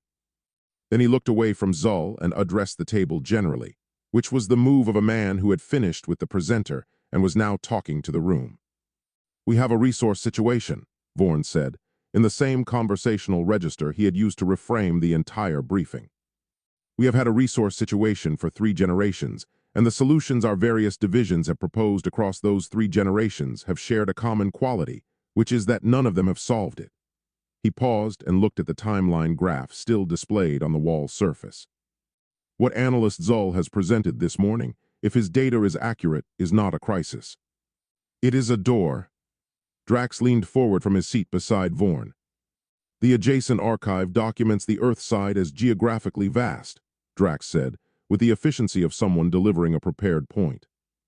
Resource-rich across every category our current models identify as critical. Population density significantly lower than our own in most documented regions. Infrastructure developed, but not at a level that would present organized resistance to a prepared entry. Zull said, the adjacent archive documents the Earth side as it was observed across historical bleed-through events, most of which were brief and localized. He kept his voice level. It does not constitute a current strategic assessment and should not be used as one. Vorn looked at him. That is a fair methodological point, Vorn said, with the graciousness of someone who could afford to concede small things. Which is why I would propose that a current strategic assessment be conducted, using the access that the membrane's current condition appears to be making increasingly available to us. Orin said, Administrator Vorn, what you are describing is an invasion. Vorn looked at her with the expression of someone correcting a minor misunderstanding. I am describing a prepared transition, Vorn said. The membrane is failing by analyst Zull's own finding. The question of what occurs when it fails is not one we can prevent by wishing it otherwise. The question before this council is whether we are positioned to shape that outcome or whether we allow it to shape us. The membrane failing does not produce a controlled opening, Zull said, and he heard the edge in his own voice and did not remove it because removing it would have required a level of composure he was not prepared to perform. The membrane failing produces a cascade fracture across both worlds simultaneously at multiple unpredictable locations. There is no controlled transition. There is no prepared entry. There is a structural catastrophe that affects our side of the barrier as severely as theirs. Mork said from his position beside Drax, unless the fracture is managed. The chamber was quiet for a moment. Zull looked at Morks and then looked at Vorn and understood that the word managed had not been chosen carelessly. Managed how? Zull said. Vorn said, that is a technical question for technical people, analyst. The question before this council is strategic. The strategic question and the technical question are not separable in this situation, Orin said, with a sharpness that Zull had rarely heard from her, and that told him she had understood Mork's implication at the same speed he had. If you are suggesting that the fracture can be deliberately shaped or timed, you are describing an intervention in the membrane's behavior that the adjacent division has just told us it has no theoretical framework for. The adjacent division has told us it has no framework for stopping the fracture, Vorn said, with the precision of a man who had listened carefully to every word of the presentation and had been filing the distinctions as they arrived. Analyst Zull's recommendation was to develop intervention research. I am suggesting that the intervention research have a broader scope than the one he proposed. Zull said, what you are suggesting is that we explore accelerating the fracture rather than preventing it. Vorn looked at him across the table with the steady patience of a man who had no objection to having his position stated plainly.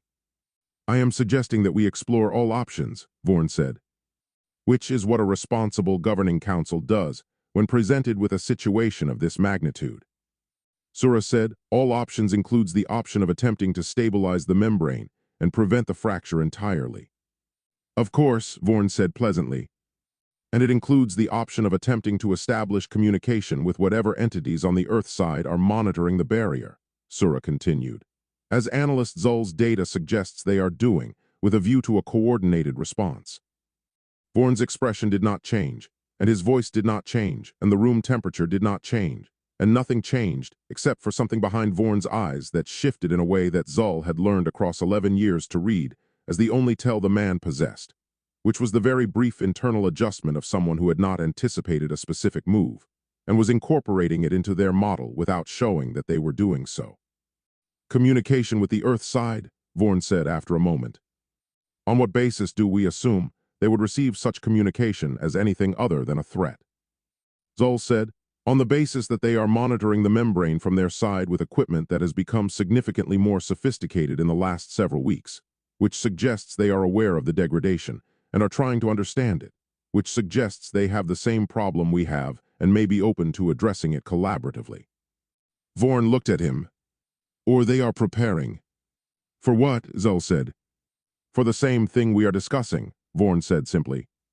The exchange had the quality of something that had stopped being a formal council proceeding and had become a direct conversation between two people who understood each other's positions completely and had no expectation of changing them, conducted in front of 5 other people whose votes would determine which position prevailed.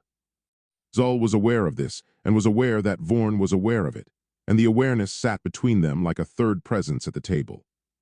Lorne said, with the careful timing of someone who had identified the direction the room was moving and wanted to be seen moving with it, "It seems to me that both lines of investigation have merit. The stabilization research and the strategic preparation work are not mutually exclusive." Jorah nodded beside him with the expression of someone grateful that someone else had found the middle ground so they did not have to. Oren said, "They are mutually exclusive if the strategic preparation work involves intervention in the membrane's behavior in ways that would accelerate the fracture, because an accelerated fracture forecloses the stabilization research by eliminating the timeline it requires." Vorn said, "I have not proposed accelerating anything, Counselor Oren. I have proposed expanding the scope of the intervention research." Oren looked at him. "You have proposed it in terms carefully chosen to be deniable," Oren said. "I am noting for the record that I am not deceived by the terms." The room was very quiet after that. Vorn looked at Oren with the expression of a man receiving a direct strike and finding it insufficient to alter his position, which was the expression of a man who did not need this particular room to agree with him today, because he had already identified the rooms that mattered and had already begun working in them. Zull saw this and knew what it meant, and felt the specific and familiar weight of a fight that was being lost not in the chamber where it was being conducted, but in the corridors outside it, where the real decisions had already been made by people who did not require a council vote to begin acting on them. The vote was not taken formally. It did not need to be. Zull looked at the shape of the room, at Oren and Sura and their precise and principled arguments, at Lorne and Jorah and their careful movement toward the position of least resistance, at Drax and Morx and their settled patience, and at Vorn, who was looking back at him with the expression of a man who had gotten what he came for and was ready to leave. The authorization Zull received was worded carefully, in the precise bureaucratic language that the governing structure used when it wanted to appear to act without acting, and he accepted it in the same language it was offered in because accepting it any other way would have cost him the authorization itself, which was the only thing the meeting had produced that was worth keeping. Continued monitoring of the barrier membrane. Regular reports to the council at intervals to be determined by the administrative secretariat. No additional resources. No cross-divisional coordination.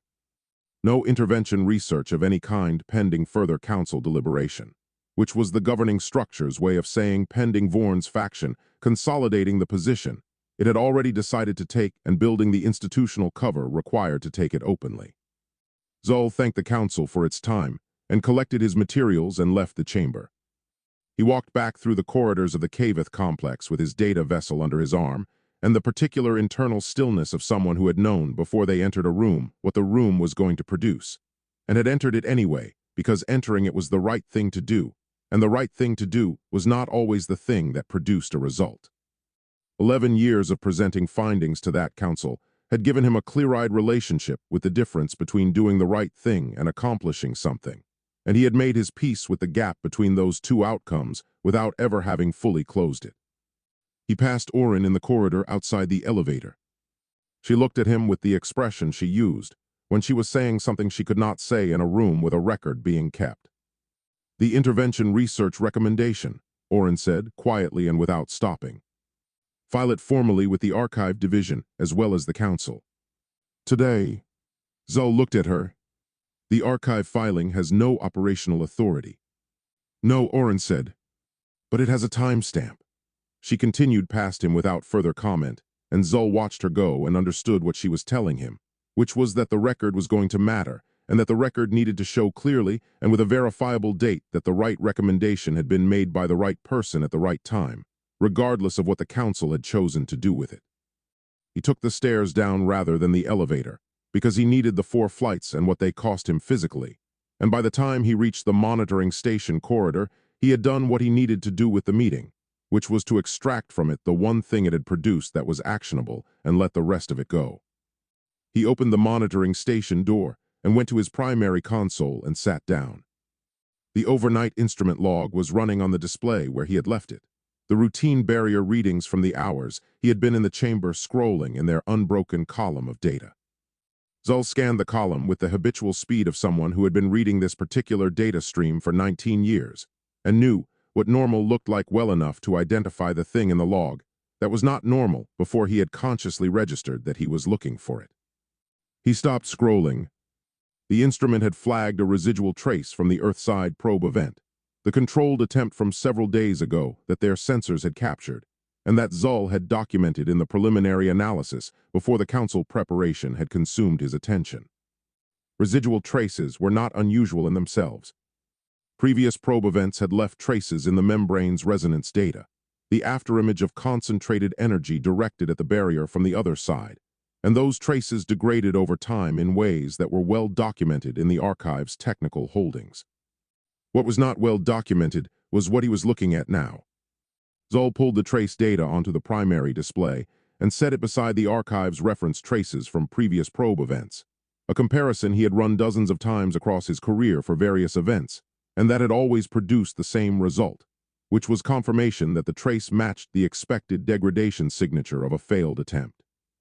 The signature had a specific shape, a sharp initial reading that decayed irregularly as the energy dissipated through the membrane in the uncontrolled way of something that had overloaded or given out. The trace on his display did not have that shape. It had a different shape entirely, a gradual and controlled descent from its initial reading that took significantly longer than any reference trace in the archive comparison set, and that showed none of the irregularity that characterized uncontrolled dissipation. The energy had not dissipated through the membrane because the attempt had failed. The energy had been withdrawn from the membrane because whoever was generating it on the other side had chosen to stop, in a sequence that was deliberate and managed, and that required, by the evidence of the trace's shape, a level of control over the attempt that no previous Earthside probe event in the archive's 4,000-year record had demonstrated. Zul sat at his console and looked at the comparison for a long time. He thought about the figure he had seen through the brief visual window during the probe event, seated at a console in a room full of accumulated equipment, unaware of being observed. He thought about the probe event's power curve and its controlled degradation, and the analysis he had done in the days before the council preparation had taken over, the profile he had begun building of whoever was on the other side, the picture of a scientist rather than a strategist that the signal's architecture had suggested to him. He opened a new analysis file and titled it with the date and the trace event identifier and began working. And as he worked, he felt something happening that the last 2 hours in the council chamber had made him doubt was still available to him, which was the specific quality of engagement that came from a problem that was real and immediate, and that had not yet been contaminated by the politics of the room he had just left. The trace told him something that the probe event data alone had not been able to tell him, which was that the Earthside attempts were not a series of experiments conducted by someone who was trying to find an approach that worked. They were a series of iterations conducted by someone who had already found an approach that worked and was refining it. The distinction was significant in the way that all distinctions between trying and learning were significant, which was the difference between someone standing outside a locked building throwing themselves at the door and someone who had already found the door's mechanism and was working out how to operate it reliably. Whoever was on the other side of the barrier was getting better at this. Zul pulled the trace data into his modeling framework and began the formal analysis, and the monitoring station settled around him into its familiar working quiet, and Vorn's voice in the council chamber saying the barrier is failing and asking why they were discussing how to stop it rather than how to use it became the kind of thing that was still present but had moved to the back of the room where it belonged, behind the data and the analysis and the work that was in front of him now, and that was. Against everything the last several hours had given him reason to feel otherwise, the most encouraging thing he had encountered in a very long time, because it meant that whatever happened next he was not going to be the only person working on the problem from a position of genuine scientific intent. And in a situation that was shaping up the way this situation was shaping up, that was not a small thing. That was, in fact, everything. Harvey had been lying to Carl for 2 weeks. not in any way that Carl could have identified as lying, not in any way that involved a false statement or a concealed location, or any of the straightforward forms of deception that straightforward people used. Harvey had been lying in the way that intelligent people lied to colleagues they respected, which was by talking about everything except the one thing that mattered, filling the available conversational space with genuine and substantive discussion of the communication apparatus design and the barrier dynamics refinements, and the carrier wave frequency parameters that Carl had sent him on the night of the whiteboard conversation. And never once mentioning the specific application he had been quietly developing for those parameters in the 2 weeks since. He was not proud of this. He was also not going to stop. The signal design was on his laptop, in a folder he had named with a string of numbers that meant nothing to anyone who was not him, and he had been working on it in the mornings before Carl arrived, and on the evenings after Carl left, and occasionally in the middle of the night when the design problem had surfaced in whatever he was doing and demanded attention. It was elegant. He knew it was elegant in the specific way he knew when his work was good, which was not vanity, but the honest assessment of someone who had been doing this long enough to know the difference between a solution that worked and a solution that worked cleanly, and this one worked cleanly. The foundation was prime numbers because prime numbers were the foundation, and had always been the foundation, and every alternative Harvey had considered across 2 weeks of designing had led him back to the same place, which was that the oldest ideas in the contact methodology literature were old because they were correct, and there was no useful argument against correct. Prime numbers were not culturally specific. They were not linguistically specific. They were the same in any universe that ran on the same mathematics, and the universe on the other side of the barrier ran on the same mathematics, because Carl's analysis of the response signal had confirmed a base 12 numerical logic that was different in expression and identical in foundation. He had built the prime sequence out from its foundation into a structured expansion that demonstrated the relationship between the primes in a way that could not occur naturally, that required intention and understanding to produce, and he had encoded the whole thing into a modulated carrier wave that the detection equipment could generate without the full power draw of a sustained visual attempt. Lower risk than the visual feed. Considerably lower risk than the visual feed, which was the argument Harvey had been making to himself with increasing conviction across the 2 weeks he had not been making it to Carl. Carl had a faculty meeting on Tuesday morning. It was a standing obligation that ran, in Harvey's experience of the last 2 years, between 90 minutes and 2.5 hours, depending on whether the department chair had prepared an agenda or was operating on the system the chair apparently preferred, which was to begin talking and see what emerged. Harvey had sat through 3 of these meetings himself in his first year at the university and had not sat through any since, which was a privilege of seniority that he had exercised without guilt. He arrived at the lab at 7 on Tuesday, which was earlier than his normal time and later than Carl's, and he stood in the empty lab for a moment after he came in and looked at the equipment and the whiteboard and the corkboard wall and the notebook on his desk. And he thought about what he was about to do and thought about Carl, and thought about the 14 to 20-month timeline graph, and thought about the figure at the transit stop with its private thoughts. And he opened his laptop and pulled up the signal design and read through it one more time. It was good. It was the right thing to do.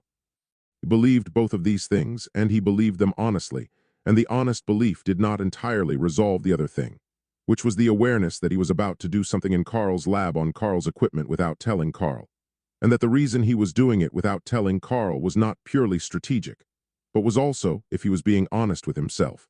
And he was being honest with himself because dishonesty with himself was a habit he had never been able to maintain for long. Because he did not want to have the argument.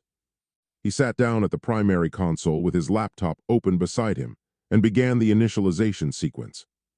The equipment responded with its familiar harmonic build, and Harvey worked through the setup with the practiced ease of someone who had initialized this sequence more times than he could count, adapting it for the carrier wave transmission rather than the visual attempt with the modifications Carl had walked him through and that Harvey had understood and could now execute independently. His hands were steady on the controls. His mind was clear in the way it was clear when he had made a decision and was past the point of reconsidering it. He encoded the signal into the carrier wave with the careful precision the design required, checking each parameter against his laptop screen. And when the encoding was complete, he ran a verification pass and then sat for a moment with his hands in his lap and looked at the primary monitor. The faculty meeting had started at 9. It was 9:23. Harvey initiated the transmission. The carrier wave went out through the detection array with a power draw that was, as he had calculated, significantly lower than the visual attempt, and the equipment handled it without strain, and the transmission ran its sequence and completed. And Harvey logged the attempt with the same steady hand he used for everything, and noted the time and the parameters and the result. Which was that the signal had gone, and whether anything came back was now a question for the barrier membrane, and whoever was on the other side of it, and not a question for Harvey, who had done what he could do and now had to wait. He closed his laptop and put it in his bag and sat at the primary console and set up the receiver monitoring that Carl had configured for exactly this kind of event. Because Carl had configured receiver monitoring for this kind of event in the same quiet and thorough way Carl did everything. And Harvey sat in front of it and thought about what Carl was going to say when he found out, and thought about the argument he had not wanted to have in advance, and understood with the clarity that tended to arrive after the fact rather than before it that the argument he had avoided was still coming, and was going to be worse for the avoidance. Made coffee and sat back down at the primary console and looked at the receiver monitoring that Carl had built to catch exactly the kind of signal he had just sent. And he thought that there was a particular quality of silence that came after an irrevocable decision, different from the silence before it in the way that jumping differed from standing at the edge, and that the silence he was sitting in now was going to last until either something came back through the barrier or Carl walked through the door. And he was not certain which of those two events he was more afraid of. Harvey heard Carl's key in the door at 9:58 and felt his stomach do something that he was not going to describe as guilt, because it was not guilt. It was the specific physical response of a person who had made a defensible decision and was about to have to defend it to the one person whose opinion of the decision mattered. Carl came through the door and his eyes went to the primary monitor the way Carl's eyes always went to the primary monitor when he entered the lab, the habitual check of someone responsible for a system who verified its state as a matter of course. He stopped moving when he saw what was on it. He stood in the doorway for a moment without speaking, and Harvey watched him read the transmission log on the monitor, and watched him read the power draw data in the secondary column, and watched his eyes find the timestamp and stay there for a moment. And Harvey did not say anything because there was nothing to say yet that the monitor had not already said. Carl came into the lab and closed the door behind him and set his bag down on the secondary workstation and looked at Harvey. The faculty meeting ended early, Harvey said.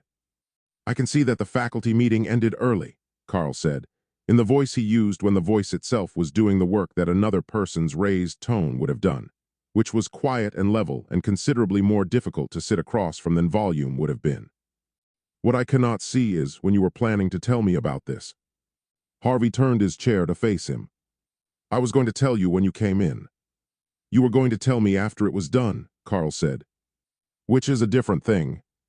Harvey looked at him steadily. Yes, Harvey said. It is. Carl looked at the monitor for a moment, and then looked back at Harvey with the expression of someone who had decided how they were going to have this conversation, and was following through on that decision with the consistency that characterized everything Carl did once he had decided something. I want to be precise about what I am addressing, Carl said, because I know that if I am not precise you will hear a criticism of the idea and respond to that instead of what I am actually saying. Harvey said, I know the difference between the idea and the action, Carl. Then let me speak to the action, Carl said. You used this equipment. Equipment that I rebuilt. On a shared system that we both maintain, in a situation where the risk profile of what we are doing is genuinely unknown, and the consequences of an uncontrolled response from the other side are not predictable or preparable for, and you did it without consultation and without notification, and without giving me any opportunity to assess the risk alongside you. Carl paused. That is reckless, Harvey. Harvey felt the word land and did not deflect it, because deflecting it would have required arguing that Carl was wrong, and Carl was not wrong. The power draw was significantly lower than the visual attempt, Harvey said. I calculated the risk profile against every parameter we have established, and the signal design is conservative in every respect. Prime number sequence, carrier wave only, no visual component, controlled transmission duration. I know what a prime number sequence is, Carl said. That is not the point. Then what is the point, Carl? Harvey said, and heard the edge in his own voice and did not remove it entirely because removing it entirely would have been a performance, and this was not a moment for performances. Carl looked at him. The point is that you made a unilateral decision about an action with unknown consequences on a system we share without telling me, Carl said. The point is that the risk calculation you ran was yours alone, based on your assessment of the parameters, and I had no opportunity to check that assessment or add to it or identify something you might have missed. And in a situation like this one, a risk calculation that has not been checked is a risk calculation that should not be trusted. Carl stopped and the lab was quiet for a moment, and when he continued his voice had the same level quality, but underneath, it was something that Harvey recognized as genuine rather than rhetorical. You know this, Harvey. You know this is how we work and why we work this way. Harvey was quiet for a moment. I knew what your response was going to be before I told you, Harvey said.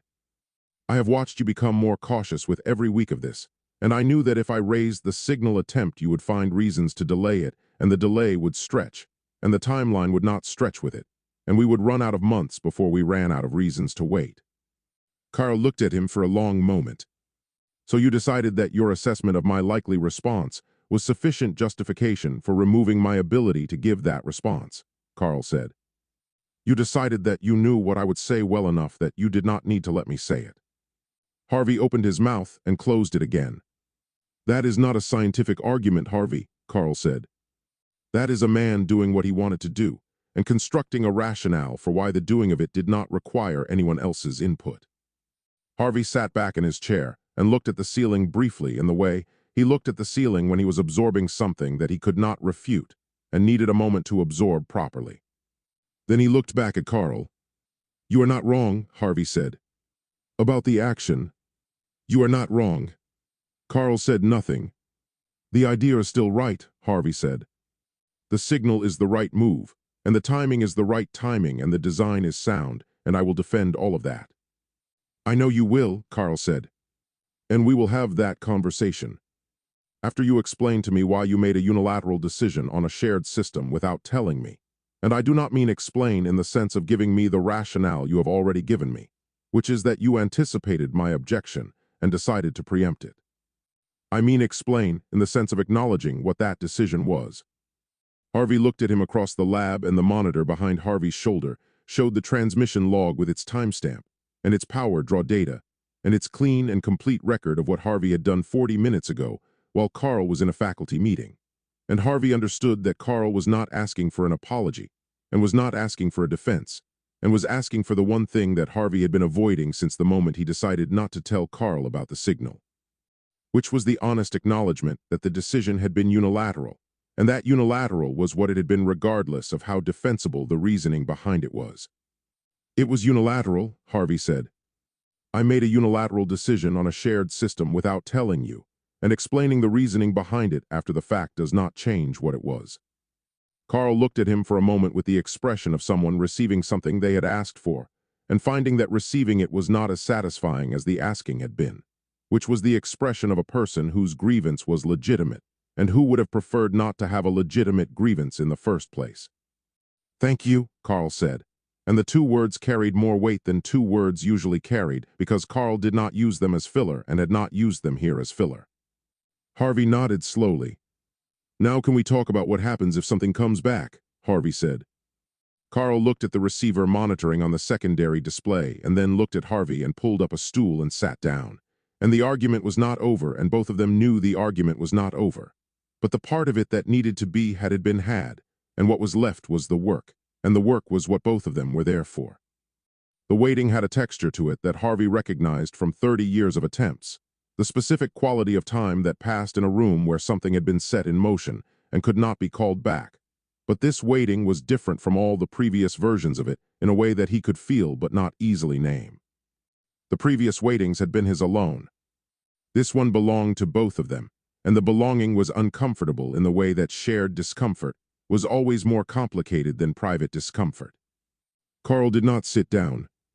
He moved to the secondary workstation and began pulling up sensor arrays with the focused efficiency of someone who had identified the most useful thing available to him and was doing it. And Harvey watched him work and said nothing because saying something would have required finding words that were adequate to the moment, and the moment did not have adequate words available to it yet.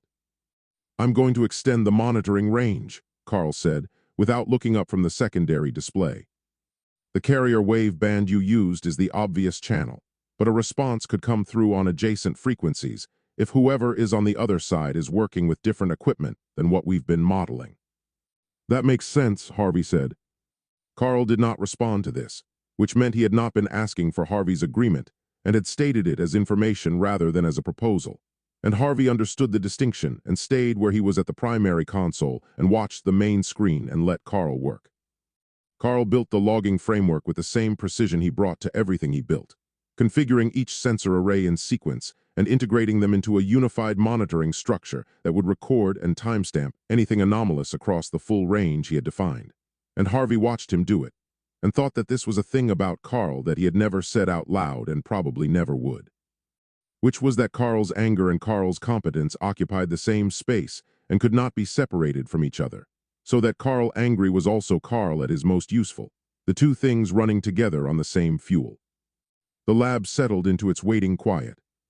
Harvey made coffee at 11 and brought a cup to Carl's station and set it down, and Carl picked it up without looking away from the display and drank it and set it back down and kept working.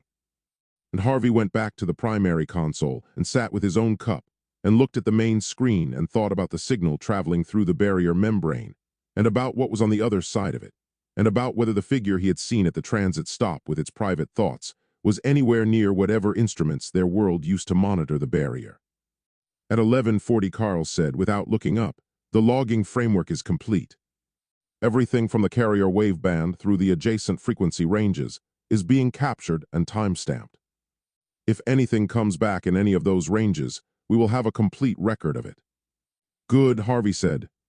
Carl looked at him then, briefly, with the expression of someone checking something they were not going to ask about directly. Then he looked back at the display. They did not mention the argument. They did not talk about the signal, or the timeline, or the figure at the transit stop, or any of the things that were present in the room without being spoken. They sat in the particular silence of two people who had said the things that needed saying and had arrived at the functional truce that followed, not comfortable and not resolved, but workable in the way that most things between them were workable, which was on the foundation of the work itself, and the shared understanding that the work was larger than whatever was wrong between them at any given moment. Harvey looked at the clock at 12:04 and thought about the 14 to 20-month timeline, and thought about the signal in the barrier membrane, and thought about what Carl had said, that explaining a unilateral decision after the fact was not the same as it not having been unilateral, and thought that Carl was right, and that being right did not make the waiting any easier for either of them, and that this was simply the condition they were in, and that the condition was going to have to be enough until something changed it. At 12:17, Carl's primary monitor flagged an anomaly. The flag appeared in the carrier waveband, the same frequency range Harvey had used for the transmission, and Carl was at the display before the flag had finished its alert cycle, his hands moving through the verification sequence with the speed of someone who had been ready for this possibility, and was acting on that readiness without having to think about the sequence. Harvey looked up from the primary console at the sound of Carl's hands on the keyboard, moving faster than they normally moved. "Carl," Harvey said. "Give me 30 seconds, Carl said, and his voice was the voice he used when he was processing something and needed the processing to finish before he could speak to it. And Harvey stood up from the primary console and stayed where he was because moving toward Carl's station before Carl had finished would have been the wrong move, and Harvey knew it. Carl ran the anomaly against the baseline readings. He ran it against the known interference signatures that the monitoring framework had on record. He ran it a second time against both of those things because the first run had produced a result that his discipline required him to verify before he acted on it, and the second run produced the same result, and Carl straightened up from the display and looked at Harvey across the lab. "You need to come and look at this," Carl said. Harvey was already moving. He crossed to the secondary workstation and stood beside Carl and looked at the display and saw what Carl had seen, and the lab was very quiet around both of them, and outside in the corridor, the building went about its afternoon business with complete indifference. And on Carl's primary monitor, the anomaly sat in the carrier waveband with the patience of something that had traveled a very long way to arrive, and was not in any hurry now that it had. The signal on Carl's primary monitor was not an echo. Harvey understood this in the first 10 seconds of looking at it.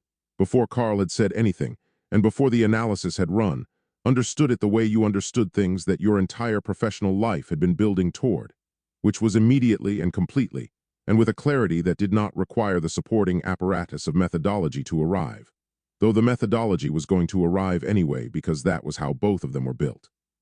"It's not a reflection artifact," Harvey said. "No," Carl said. "It is not."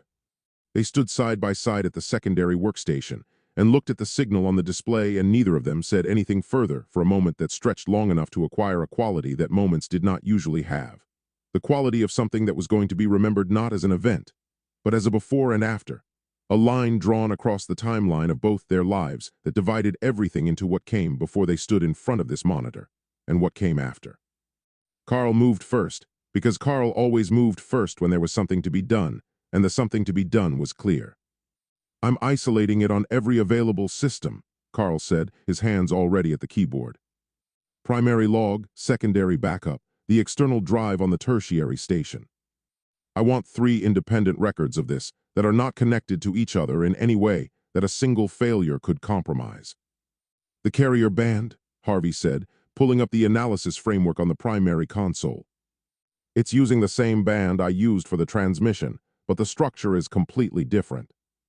"I can see that," Carl said, without looking up from the isolation sequence. "Talk me through the structure while I work." Harvey leaned over the primary console and pulled the signal's raw data into the analysis framework and began reading it with the focused intensity of someone doing the most important work of their life and knowing it while they were doing it, which was a rare condition and one that Harvey recognized and did not waste. "The foundation is not base 10, Harvey said. "It's not base 10, and it's not base 2, and it's not any of the standard mathematical foundations we use. It's base 12. Carl's hands paused on the keyboard for a fraction of a second, and then resumed. "Base 12 is internally consistent," Carl said. "Any civilization that developed mathematics independently could arrive at base 12. It is not an arbitrary choice." "It is not arbitrary at all," Harvey said, and his voice had the quality it had when he was discovering something as he spoke rather than reporting something he already knew. "Carl, look at the expansion structure. It's not copying my prime sequence. It's not repeating it back. It's building on the same underlying mathematical truth from a completely different numerical vocabulary." Harvey stopped and straightened up and looked at the display. "It knows what I was doing. It understood what the prime sequence was demonstrating, and it responded with its own demonstration of the same understanding in its own mathematical language." Carl finished the isolation sequence and came to stand beside Harvey at the primary console and looked at the analysis framework display with the level attention he brought to data that mattered, reading the signal's structure from its foundation upward the way he read everything, without rushing toward the conclusion, and without letting the conclusion arrive before the foundation had been established. "The intent is identical to yours," Carl said after a moment. "Yes," Harvey said. "Here is a pattern," Carl said, reading the signal's logic in the compressed notation of someone translating as they went. "Here is its internal consistency. Here is proof that what generated it understands the difference between organized information and random noise." "Yes," Harvey said again. Carl looked at the display for another moment and then turned to Harvey, and the expression on his face was not the expression Harvey had expected, which was the careful analytical neutrality Carl used when he was processing findings he had not yet evaluated. It was something else, something that Harvey had seen on Carl's face very rarely across 2 years of working together, and that he recognized now with the specific recognition of something you had been told existed, and had not been sure you believed in until you saw it, which was the expression of a man who had just encountered something that had reached past the methodology and the discipline and the carefully maintained professional distance, and had taken hold of him before he could decide whether to allow it. It lasted approximately 3 seconds. Then Carl said, "I need to run the full spectral analysis on the signal structure before we draw any conclusions about the mathematical foundation," and turned back to the display, and the expression was gone and the methodology was back, and Harvey looked at the place where the expression had been and said nothing about it because saying something about it would have been the wrong thing to do, and Harvey knew when the wrong thing to do was the wrong thing to do. They worked through the afternoon with the signal on every display and the analysis building in layers across the primary console, and the recording running on 3 independent systems, and the carrier waveband monitored continuously for any further transmission. Harvey led the mathematical analysis, and Carl built the verification framework around it, checking each finding as Harvey produced it, and pushing back on 2 of them with the precision of someone who had identified methodological gaps, and was not going to let them stand regardless of how much he wanted the findings to be what they appeared to be. Because wanting findings to be what they appeared to be was the fastest way to produce findings that were not. The 2 pushbacks produced stronger versions of the same conclusions, and Carl accepted the stronger versions without comment, which was Carl's way of acknowledging that the pushback had served its purpose. At 3:47, Harvey said, "Someone over there received a mathematical message from another world." Carl looked up from the verification framework. "Received it," Harvey continued, "analyzed it, understood what it was demonstrating, composed a response that demonstrated the same understanding in their own mathematical vocabulary, and transmitted that response back through a barrier membrane that we have both spent significant portions of our professional lives trying to penetrate." Harvey looked at Carl across the console. "That is what happened today. That is what is on that display."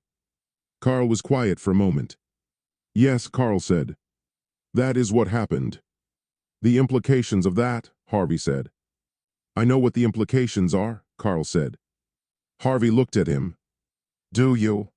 "Because I want to make sure we are both sitting inside the same set of implications before we decide what to do next. And the implications run in 2 directions, and I want to talk about both of them." Carl pulled his stool up to the console and sat down and opened his notebook and looked at Harvey with the expression of someone who was ready to have the conversation and was not going to enjoy all of it. "Then talk," Carl said. "Both directions." Harvey leaned against the console and folded his arms and looked at the signal data on the display behind Carl's shoulder. "In the direction of contact and cooperation," Harvey said. "What this signal means is that there is someone on the other side who is working the same problem we are working, who has sufficient scientific capability and institutional support to monitor the barrier and analyze incoming signals and compose responses, and who has just demonstrated a willingness to communicate that is the clearest possible evidence we have that the other side is not uniformly hostile to the idea of an exchange." Harvey paused. "That changes the contact work entirely.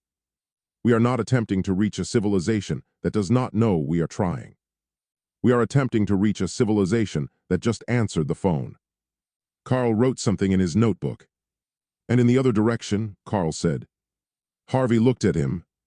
"In the other direction," Harvey said. "What this signal means is that whoever is over there is significantly more capable than the historical bleed-through records suggested, that they have been monitoring our side of the barrier with sufficient sophistication to detect and analyze a carrier wave transmission, and that we have now confirmed to them that we are capable of intentional communication, which changes their information about us in ways we cannot fully predict or control." Harvey stopped. "Your direction?" Carl looked up from the notebook. "My direction," Carl confirmed. "We have just told them we are here and we are capable, and we are trying to reach them. Whatever they do with that information is outside our control from this point forward." Harvey nodded. "Yes, which is why the signal should have been a joint decision," Carl said, and his voice was not accusatory and was not heated, and was simply the voice of someone stating a fact that the situation had just illustrated more clearly than any argument could have illustrated it. Harvey looked at him across the console. "Yes," Harvey said. "It should have been." The lab was quiet for a moment, and the signal data sat on the displays with its base 12 logic and its elegant response structure, and its confirmation that the most important thing that had ever happened in this room had happened today. And Harvey unfolded his arms and went to the printer and sent the signal analysis to it, and stood waiting while it printed with the patience of someone who had been waiting for 30 years and could wait another 30 seconds. He took the printed analysis to the corkboard wall and found a space for it, which required moving 2 things that had been in the same position for 11 years, and he pinned it in the cleared space and stepped back and looked at it against the 30 years of accumulated evidence around it. All the newspaper clippings and the ecclesiastical records and the frightened historical documents and the photographs and his own handwritten notes with their connecting strings. And the signal analysis sat among all of it with the particular authority of a thing that had arrived at exactly the place it had always been heading. Carl watched him from the secondary workstation and then turned back to his display and reached into his bag and took out his personal laptop and opened it. And Harvey heard the sound of the laptop opening and did not turn around. And Carl pulled up the ceiling mechanism file and added a new variable to the calculations, a variable that the base 12 signal structure had suggested to him, and that he was not going to mention to Harvey until he understood what it meant. And the afternoon settled around both of them into the quiet of two people doing different work in the same room. And outside the building the city went about its evening, and the barrier membrane between two worlds held its thinning integrity for another day. You're right. I keep letting the interior analysis swallow the dialogue, and it is lazy writing.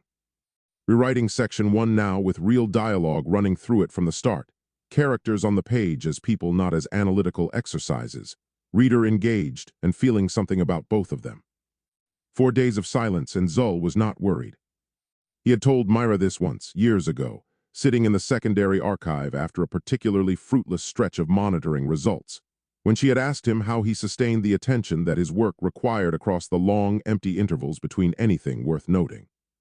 He had told her that patience was not something he possessed naturally, and that anyone who believed they possessed patience naturally had simply not yet encountered the thing that would take it from them. Myra had looked at him for a moment with the expression she used when she was deciding whether to say what she was actually thinking. Then she had said it anyway, because Myra always said what she was actually thinking when she had decided to, which was one of the things Zul valued most about her, and one of the things that had cost her professionally in ways that he felt responsible for in ways he had never said out loud. You are probably the loneliest person I know, she had said. He had not had a response to that. The conversation had moved on. He had thought about it intermittently for 11 years. He sat at his primary console in the monitoring station and worked through Harvey's signal for the 4th time in 4 days, the deep architectural analysis that required the signal to be held in working memory as a complete structure, while individual elements were examined against the whole. It was slow work, and it was not work that appeared in any formal methodology document in the adjacent division's operational guidelines, because Zul had developed it himself and had never written it up. And the reason he had never written it up was that writing it up would have required explaining it to people who would have questioned its validity. And defending the validity of something that worked to people who had not spent 19 years learning why it worked was a conversation Zul had stopped being willing to have some time ago.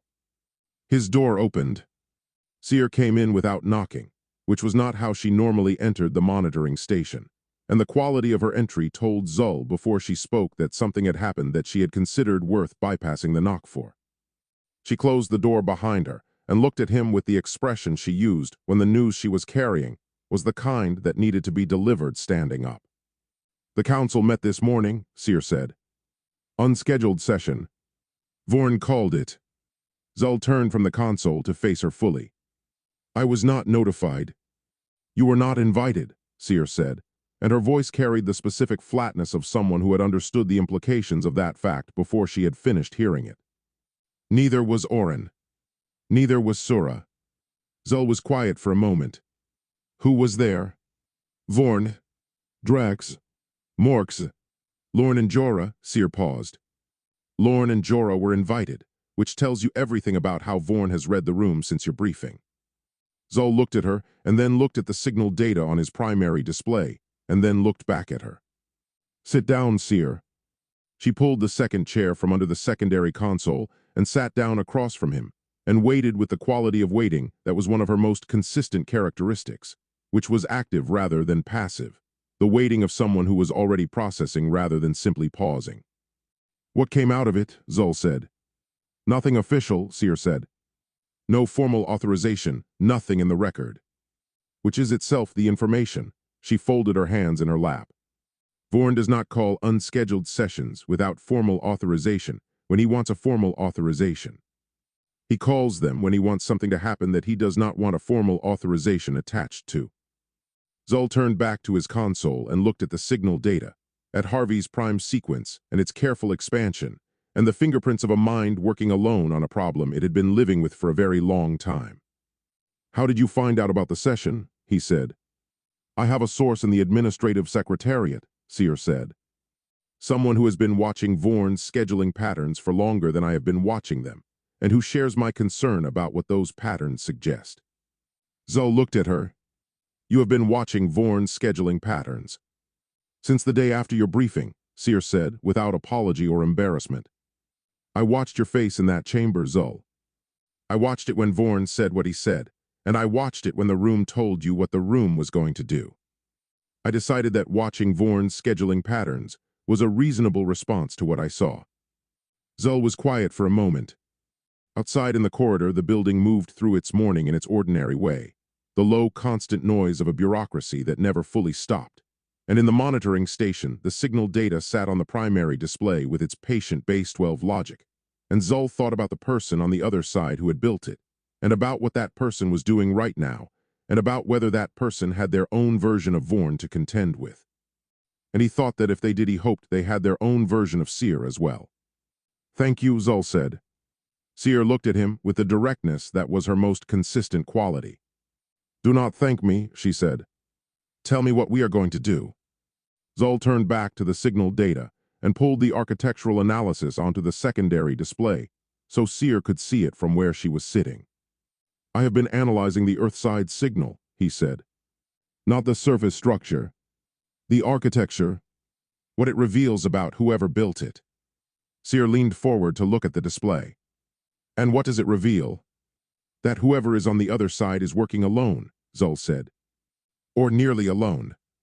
The signal has the marks of a single sustained intelligence working a problem over a very long time without institutional support proportional to the scale of what they are attempting. He paused. It also has the marks of someone who is very good at what they do, and who has been right about something for long enough that being right has stopped feeling like enough. Seer looked at the display for a moment and then looked at Zul. You recognize it, she said. It was not a question. Zul said nothing for a moment. I recognize some of it, he said carefully. Seer held his gaze with the expression of someone who had just received a more honest answer than they had expected, and was treating it with the respect it deserved. Then you understand what it means that this person sent a signal, she said. Not a probe. Not a test. A signal designed to be answered. Yes, Zul said. And you understand that Vorn's unscheduled session this morning, and whatever was decided in it, is operating on a timeline that does not account for the possibility of what that signal represents, Seer said. Yes, Zul said again. Then we need to move faster than Vorn, Seer said, with the practical clarity of someone who had identified the problem and was ready to address it, and was waiting for the person across from her to be ready as well. What do you need from me? Zul looked at her across the console and thought about 11 years of working alongside this person and the specific quality of trust that 11 years of honest work produced between two people who had both chosen the harder right thing over the easier wrong one enough times that the choice had become a kind of character. And he thought about Myra's observation that he was probably the loneliest person she knew. And he thought that Myra had not been entirely wrong and had not been entirely right either. And that the difference between those two things was sitting across from him, right now waiting for an answer. I need you to keep watching Vorn's scheduling, Zul said. And I need you to tell me the moment anything suggests he has moved from planning to acting. Seer nodded and stood and picked up her jacket from the back of the chair. And what will you be doing? She said. Zul turned back to the primary display and the signal data and the architectural analysis of a mind working alone on a problem it had been living with for a very long time. I will be trying to reach the person who built this, he said, before Vorn's version of events becomes the only version anyone on either side gets to hear. Seer looked at him for a moment with an expression that was not quite a smile, and was not quite something else, but was somewhere between those two things in the specific territory that Seer occupied, when she had decided she was in on something and was not going to be talked out of it. Then she left, and the door closed behind her, and Zul turned back to his work, and the signal data sat on his display with its patient and elegant structure. And 4 days of silence sat in the room around him with a particular quality of silence that preceded something that was not silence. Zul worked through the morning with the signal data and his notebook, and the particular quality of focus that came from a problem that was genuinely interesting, which was a quality he had learned to value in direct proportion to how rarely it arrived in the course of his working life. The profile was building slowly, which was how good profiles built, the picture accumulating from details rather than arriving whole, each element adding to the ones before it in ways that changed the shape of what had already been established. He worked through the mathematical foundation first because the foundation was where the most reliable information lived. The choices made at the beginning of a construction before the constructor had started thinking about how the construction would be received. The foundation was old. Not primitive, not unsophisticated, but old in the specific sense of a choice that had been made by someone who had been living with the problem of interworld communication for long enough that the oldest approaches had been revisited and reconsidered, and ultimately returned to on the basis of honest evaluation rather than habit. A younger mind approaching the problem for the first time tended toward novelty, toward demonstrating that it had considered and rejected the obvious approaches in favor of something more sophisticated. The signal on Zol's display had not done this. It had used the obvious approach because the obvious approach was correct, and the confidence required to make that choice in the face of everything the literature on the subject had said about it over the centuries told Zol something specific and reliable about the person who had made it. He wrote in his notebook, long familiarity with the problem. Not recent engagement. Decades. Myra appeared in his doorway at mid-morning with 2 cups of something hot, and the expression of someone who had decided that knocking was a formality the situation did not require. "You have been in here since before I arrived," Myra said, coming in and setting one of the cups on the edge of his console without asking whether he wanted it. "Which means you have been in here since before 7, which means whatever is on that display has been keeping you here since before 7, which means I should probably know what it is." Zol looked at the cup and then at her. "You brought coffee." "I brought the thing we call coffee that is approximately adjacent to coffee," Myra said, pulling the second chair around and sitting down beside him rather than across from him, which was how she sat when she intended to look at whatever he was looking at rather than at him. "Show me." Zol turned the notebook toward her without comment and watched her read it the way he always watched Myra read things he had written, which was with complete attention, and without the running commentary that most people provided while they read as a way of demonstrating engagement. Myra read in silence, and her face changed in small ways as she moved through the notebook, and Zol read the small changes the way he read most things, which was carefully and without rushing toward interpretation. She looked up when she reached the end of his current notes. "You are building a profile of the sender," she said. "Yes," Zol said.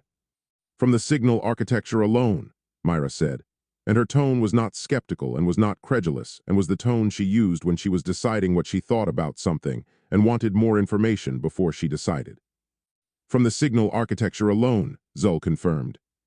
"The technique is not in any formal methodology document." "I know it is not," Myra said. "I have read all the formal methodology documents." She looked back at the notebook. "Decades of engagement with the problem," she read aloud. "Conservative encoding chosen for clarity over efficiency. Low power relative to previous probe events," she looked at him. "The low power is interesting." "It is the most interesting element," Zol said. "Every previous Earthside probe event in the archive's record pushed against the barrier membrane as hard as whatever was generating it could push. The power draw was always at or near maximum for the equipment involved.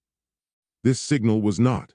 Zol pulled the power comparison onto the secondary display and turned it toward Myra.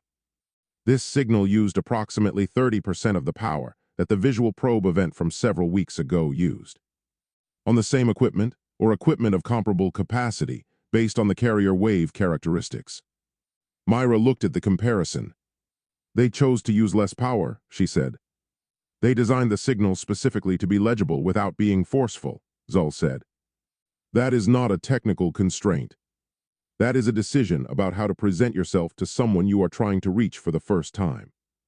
Myra was quiet for a moment, looking at the power comparison with the focused attention she brought to things that interested her, which was the same attention she brought to everything, but with a quality underneath it that was different, a kind of aliveness that her face produced when a problem had gotten hold of her. "That is a decision made by someone who was thinking about how the signal would be received," she said. "Not just whether it would be received." "Yes," Zol said. "Which means they were thinking about us," Myra said. "About whoever was on the other side. About how a high-power signal might be interpreted versus a measured one." She looked at him. "That is empathy, Zol. Whatever word they use for it on their side of the barrier, that is what that decision reflects." Zol picked up his cup and drank from it, and thought about the word empathy, and what it meant to apply it to a signal from another world, and whether the application was inferential overreach or honest observation. He thought about it for long enough that Myra recognized the silence as a working one and did not interrupt it. The motivations, Zull said finally, tapping the relevant section of his notebook. This is where I am least confident and most interested. Myra read the section. You are reading the signal as coming from genuine curiosity rather than strategic calculation, she said. Yes, Zull said. A signal designed by a strategist looks different from a signal designed by a scientist. A strategist designing a first contact signal is thinking about what the signal establishes, what position it creates, what information it reveals and withholds. The architecture of such a signal tends to be controlled in specific ways, certain elements emphasized and others minimized according to a calculation about advantage. Zull looked at the signal data on his primary display. This signal is not controlled in those ways. It reveals more than a strategist would reveal, and withholds nothing that a strategist would withhold. It is the signal of someone who wanted to be understood and designed accordingly, without significant concern for what the understanding might cost them. Myra looked at him with an expression that he recognized after 11 years as the expression she used when she was about to say something that she had considered carefully and had decided to say anyway. You like this person, she said. Zull looked at her. I do not know this person. You like what the signal says about them, Myra said, with the precision of someone correcting a deflection rather than accepting it. Which in the absence of the person themselves is the same thing. Zull was quiet for a moment. A scientist on the other side is exactly what I would choose if I were choosing, he said.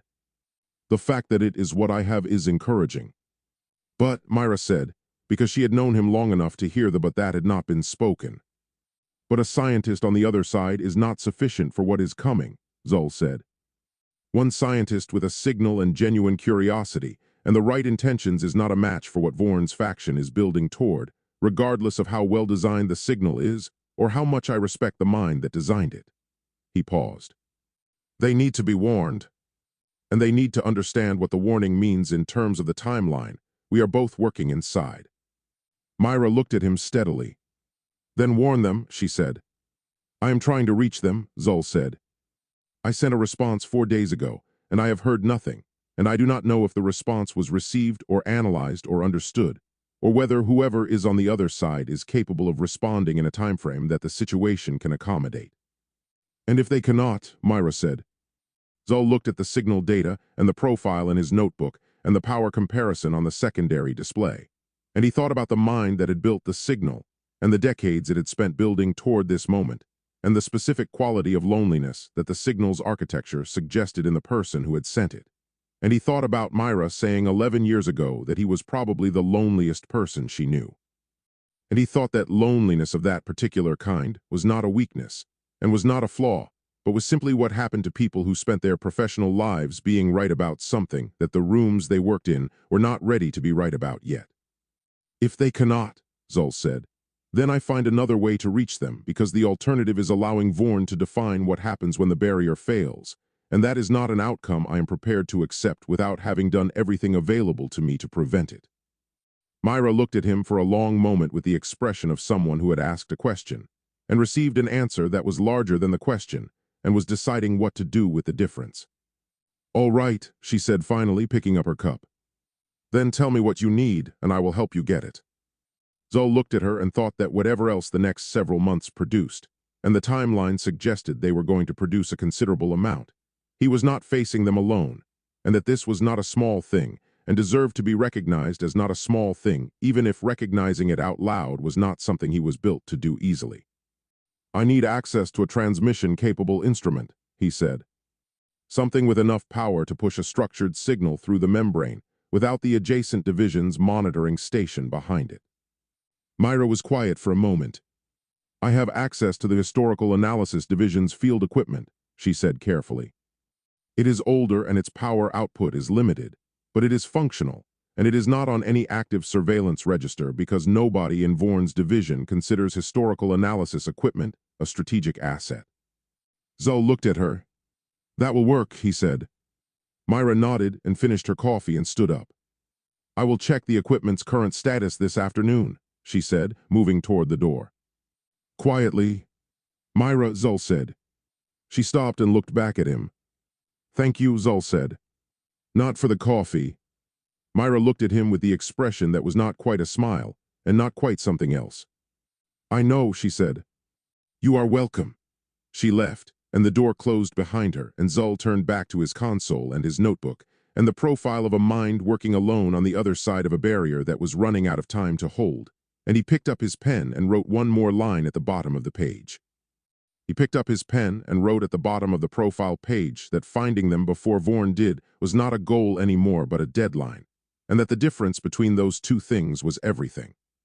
They met at a food vendor's establishment 3 blocks from the Kaveth complex, which was close enough to the building that being seen there required no explanation, and far enough from the monitoring station that the conversation could not be attributed to anything official.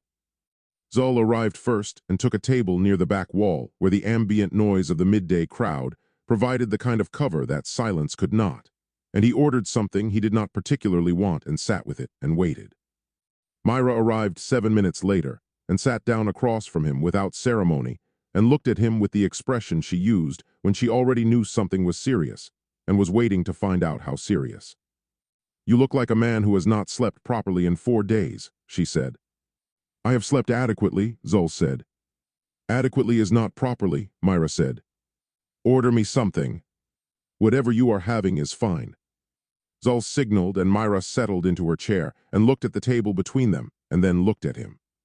You did not ask me here to eat, she said. No, Zul said. Then tell me what you asked me here for, Myra said, because I have 3 hours of archive indexing waiting for me and I would like to understand what I am trading it for. Zul told her. He told her about the barrier data and the acceleration finding and the timeline projections and the model he had been running independently of the official model for 11 years and what the comparison between the two produced when the current data was applied to both. He told her about the Earthside probe events and the controlled degradation signature that had distinguished the most recent one from every historical precedent in the archive. He told her about the visual window during the probe event and the figure at the console and the profile he had been building from the signal's architecture. He told her about the response he had sent. Myra listened without interrupting. This was how she always listened, completely and without the running commentary that most people provided during the receipt of complex information as a way of demonstrating that they were following it. She listened the way she read, in silence and with her full attention, and Zul told her everything in the order that made the most logical sense rather than the order that would have been most dramatic, because Myra did not need drama to understand the weight of something, and drama would have wasted time they did not have. When he finished, she was quiet for a moment, looking at the table. The response signal, she said finally without looking up. The one you sent 4 days ago, she paused. Was it sanctioned by the council authorization you received after the briefing? Zul looked at her across the table. The authorization covers monitoring and reporting, he said. Myra looked up at him. That is not what I asked. No, Zul said. It was not sanctioned. Myra nodded slowly, the nod of someone who had already known the answer, and had needed to hear it said out loud for reasons that had nothing to do with information and everything to do with the specific honesty that the situation required between 2 people who were about to trust each other with something significant. She picked up her cup and drank from it, and set it back down, and looked at him with the direct and unsentimental gaze that was her most consistent quality. I am not going to tell you that you were wrong to do it, she said. I know, Zul said. I'm going to tell you that what comes next has to be handled with a level of care that the response signal did not require, Myra said, because the response signal was a single action with a contained risk profile, and what comes next is not that. She leaned forward slightly over the table. Zul, the council meeting. Vorn's position. The unscheduled session that Seer told you about this morning. She paused. You understand that you are not operating in a situation where the physics is the primary risk. I understand that, Zul said. I am not certain you understand it fully, Myra said, with the directness of someone who had earned the right to say difficult things to the person across from her and was exercising that right carefully. You are very good at the physics. You have spent 19 years becoming very good at the physics, and the physics is where your attention goes when the situation is serious, Because the physics is where you are most competent and competence is where people go when they are frightened. She looked at him steadily. The politics of the building you walk into every morning is where this is going to be decided, Zul. Not the monitoring station. Not the signal. The building. Zul was quiet for a moment. Around them, the food vendor's establishment moved through its midday business, figures coming and going with the ordinary purposeful movement of people who had somewhere to be after this, and were thinking about that rather than about what was being discussed at the table near the back wall. Vorn has already begun moving, Zul said. Yes, Myra said. And he has a 15-year head start on building the institutional relationships that moving requires, and he has the military division's resources behind him, and he has the political instinct to have identified which council members are movable, and to have been moving them quietly for longer than either of us has been paying attention to. She paused. What do you have? Zul looked at her across the table. I have the data, he said. The data did not stop him in the council chamber, Myra said, not unkindly. No, Zul said. It did not. Myra sat back in her chair and looked at him with the expression she used when she was about to say something that she had thought through carefully and had decided could not be left unsaid. You have me, she said. And you have Seer from what you have told me. And you have, on the other side of a barrier membrane that is failing on a timeline measured in months, a scientist who sent a signal designed to be understood rather than to establish advantage, which is either the most encouraging thing about this situation or the most naive depending on how you read it. She paused. I read it as encouraging. I want you to know that. Zul looked at her and thought about 15 years of working alongside this person and the specific quality of what that time had produced between them, which was not friendship in any simple sense, but was something more useful than friendship in a situation like this one, which was the trust of two people who had seen each other make difficult decisions under pressure, and had seen each other make them honestly. I need your help, Zul said. Not your advice. Your help. Myra looked at him for a moment and then picked up her cup again. I know, she said. That is why I came. She drank and set the cup down and looked at him with the brisk practical attention of someone who had made a decision and was ready to act on it. Tell me what you need and tell me what the constraints are, and we will work out what is possible from there. I need transmission capability outside the adjacent division's official equipment, Zul said. Something that is not on any active monitoring register, and that has sufficient power output to push a structured signal through the membrane. Myra was quiet for a moment. The Historical Analysis Division's field survey equipment, she said, thinking aloud rather than proposing. It is older and the power output is limited, but it is calibrated for membrane-adjacent work because of the bleed-through event survey protocols, and it is not on any register that Vorn's division would have reason to monitor. She looked at him. It would require modification to function as a transmission instrument rather than a detection one. I can make that modification, Zul said. I know you can, Myra said. I am not questioning the technical side. She looked at him with a level honesty that characterized everything she did. I am asking you to be clear with me about what we are doing, because I want to help you and I want to do it with my eyes open. We are conducting unauthorized contact attempts with an entity on the other side of a barrier membrane using equipment borrowed from a division that has not sanctioned its use for this purpose, in a political environment where the consequences of being discovered are not limited to professional censure. She held his gaze. That is what we are doing. Yes, Zul said. That is what we are doing. Myra looked at him for a long moment, and the food vendor's establishment moved through its business around them, and the 3 blocks between their table and the Kaveth complex contained everything that was waiting for both of them when they went back to it. All right, Myra said. When do we start?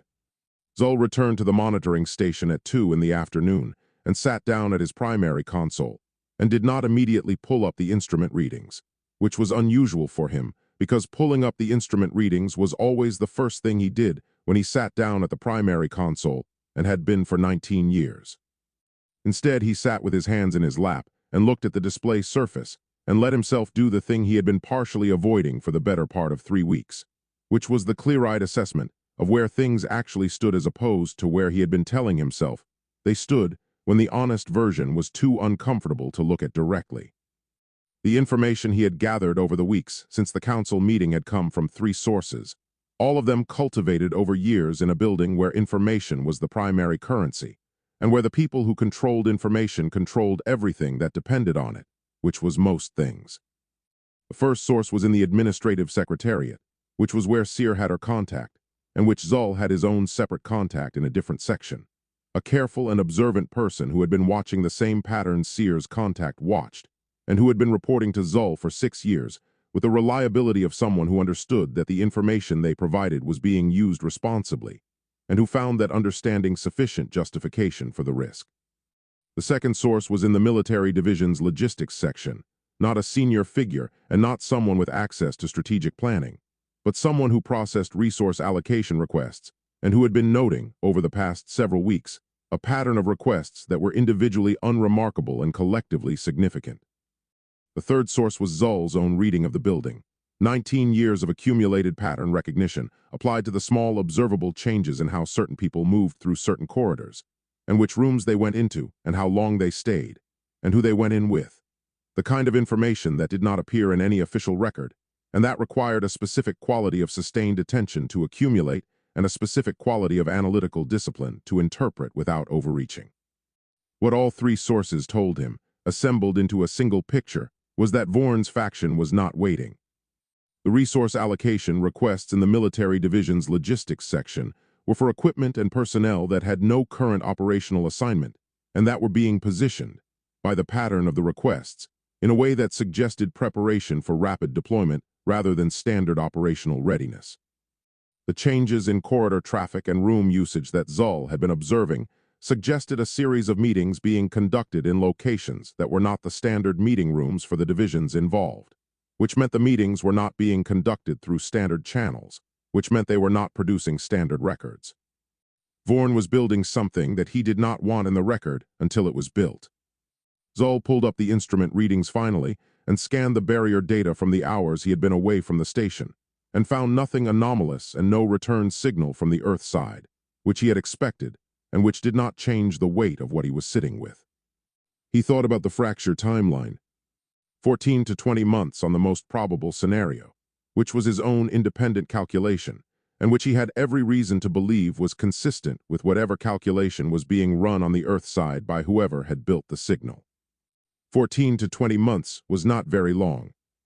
It was long enough for Vorn's faction to complete what they were building, if they moved with the efficiency that Vorn's faction had historically moved with when it had decided on a direction. It was not long enough for a scientific solution to be developed and tested and implemented without a level of cooperation and resource commitment that the Council had not authorized, and that Vorn's growing influence made less likely with each week that passed. The arithmetic of this was not complicated and did not become more comfortable the more carefully it was done. If the fracture happened naturally, on the current timeline, it would happen in a world where Vorn's faction had spent the intervening months building a prepared response. The Earth side would not encounter a civilization at the barrier when the membrane failed. It would encounter the leading edge of something that had been organized and equipped and positioned, and that was ready to move the moment the opening existed. And the scientist on the other side, who had sent a careful and low-power signal, designed to be legible rather than aggressive, would have no warning that the response to that signal was not going to come from the direction they were expecting. If the fracture happened unnaturally, accelerated by whatever Vorn's logistics requests were building toward, the timeline compressed and the preparation on the Earth side compressed with it, and the outcome was the same but faster and with less chance of anything interrupting it. The only variable that changed either version of this outcome was a solution to the fracture itself, something that sealed or stabilized the membrane before it reached cascade threshold. And the only path to that solution that Zol could see from where he was sitting ran directly through the monitoring station, and the field survey equipment that Myra was going to check this afternoon, and the Earthside scientist who had sent a signal 4 days ago and had not yet received a response to the response. Zol's door opened, and Seer looked in with the expression she used when she had something to report, and was checking whether he was in a condition to receive it. "There was another logistics request this afternoon," Seer said from the doorway. "Filed 40 minutes ago. My contact flagged it immediately." Zol looked at her. "What was requested?" Seer came into the station and closed the door and stood with her back against it, in the way she stood when she did not intend to stay long. "Membrane interface shielding," she said. 47 units. Military specification. Zul was quiet for a moment. Membrane interface shielding was equipment designed to protect personnel and materiel from the physiological and physical effects of proximity to an active barrier membrane during a bleed-through event. It was not equipment you requested for standard operational readiness. It was equipment you requested when you were planning to be at the barrier when something happened to it. 47 units, Zul said. 47, Seer confirmed. Allocated to an operational designation I do not recognize, which means it was created recently and has not appeared in any record I have access to. Zul nodded slowly and looked at the instrument readings on his primary display, at the barrier data scrolling in its unbroken column with its patient record of a membrane that was thinning on a timeline that Vorn's faction was apparently planning to be present for, equipped and ready, when it reached its conclusion. "Thank you, Seer," he said. Seer looked at him from the door with the expression of someone who wanted to ask a question and had decided that the question could wait. "Is there anything you need from me tonight?" she said. "Go home," Zul said. "Get some sleep. Tomorrow is going to require both of us to be useful, and useful requires sleep." Seer looked at him for a moment. "You are going to stay here," she said. It was not a question. "I am going to stay here," Zul said. She nodded and left, and the door closed behind her, and the monitoring station was quiet in the way. It was always quiet when it held only one person, which was the quietest quiet Zul knew. And he turned back to his primary console and pulled the instrument readings into full display, and began monitoring the carrier waveband with the focused and unhurried attention of someone who had made peace with the possibility that what he was waiting for might not come tonight. And who was staying anyway because staying was the right thing to do, and because the alternative was going home to an apartment where the quiet was the same, but the instruments were not. And the instruments were the only thing he had right now that connected him to the person on the other side of the barrier, who did not know what 47 units of membrane interface shielding meant, and who needed to know before the timeline made the knowing academic. 3 weeks of exchanges, and Harvey had started thinking of it as correspondence. He knew this was not what Carl would call it. Carl would call it data transfer, structured information exchange, signal and response within a defined mathematical vocabulary, any of the precise and accurate descriptions that Carl applied to precise and accurate things. Harvey called it correspondence in the privacy of his own thinking, because correspondence was what it felt like, the slow back and forth of two minds trying to reach each other across a distance that was not geographic, and was not linguistic, and was not any of the distances that correspondence had historically been required to cross, but that shared with all of those distances the fundamental quality of requiring patience and care and the willingness to be misunderstood and to try again. He was at the primary console at 6:45 on a Thursday morning, running the preparation cycle for the 7th exchange, when Carl came through the door 17 minutes earlier than his usual time and looked at the console, and then looked at Harvey with the expression of someone who had been thinking about something on the way in and had arrived ready to continue thinking about it out loud. "The response window from yesterday's exchange," Carl said, setting his bag down and coming to look at the secondary display over Harvey's shoulder. The timing interval was shorter than the previous two. 4 hours and 12 minutes, Harvey said, without looking up from the preparation cycle. Previous two were 6 hours 40 and 7 hours 20 respectively. "The interval is compressing," Carl said. Harvey looked up at him. "Or the timing of our sending windows is getting more accurate, and we are catching better conditions." Carl looked at the display and then at Harvey. "Both things can be true," Carl said. "I want to model the interval data before we draw conclusions about what is driving the compression." "I know you do," Harvey said. "The data is in the exchange log. 3rd column." Carl pulled up a stool and opened his notebook and began working through the interval data while Harvey finished the preparation cycle, and the lab settled into its morning rhythm, which was the rhythm of two people who had found a way to work in the same room again after the argument about the signal, not without the argument's residue, but despite it, which Harvey had decided to count as progress even if Carl would not have used that word. The preparation cycle took 22 minutes.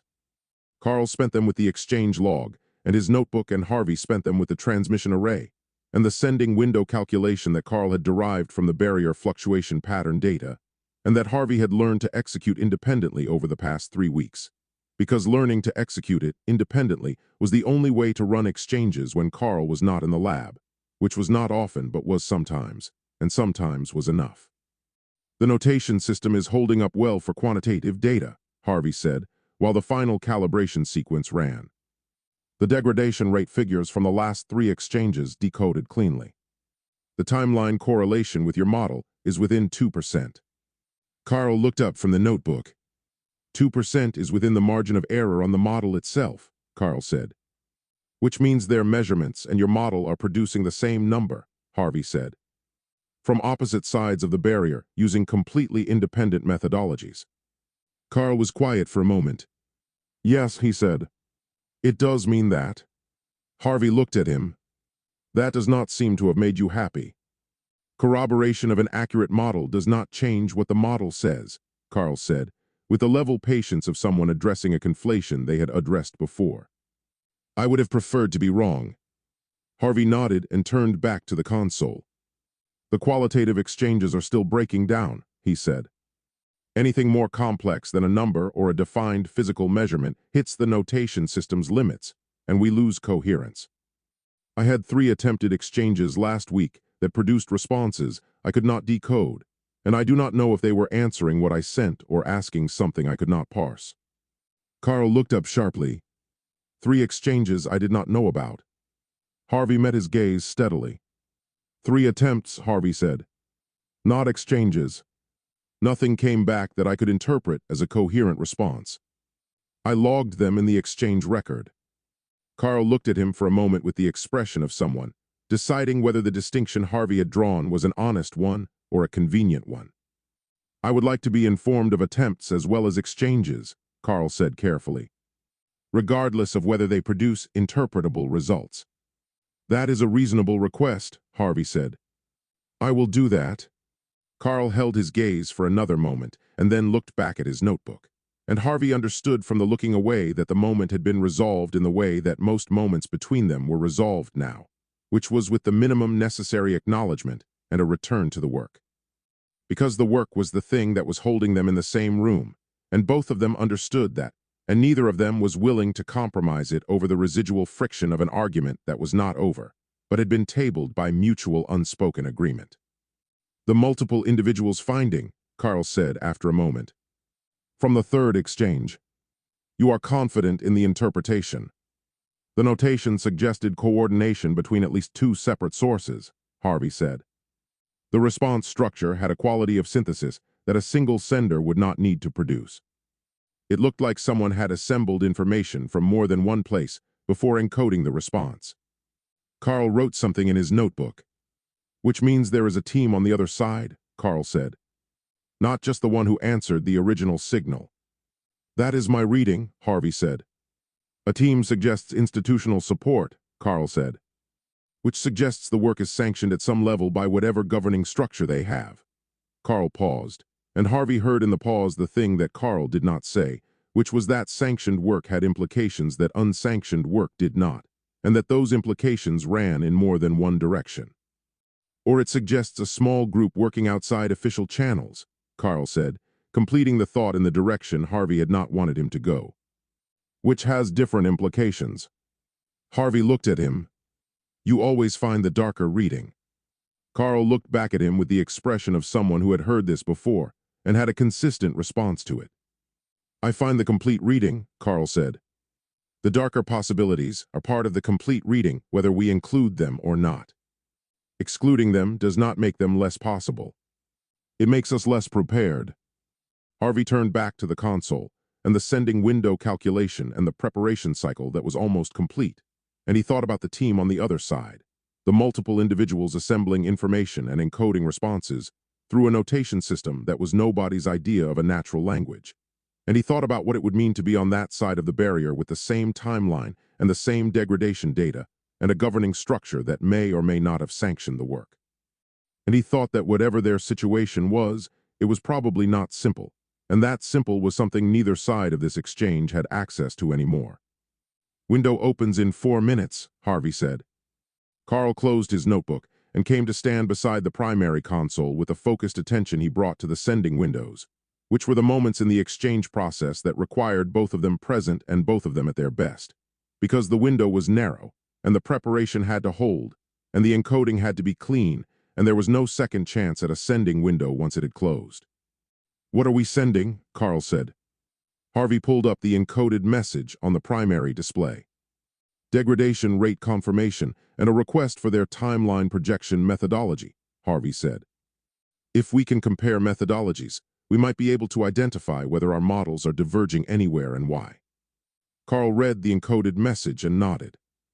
"The methodology request is at the edge of what the notation system can carry," Carl said.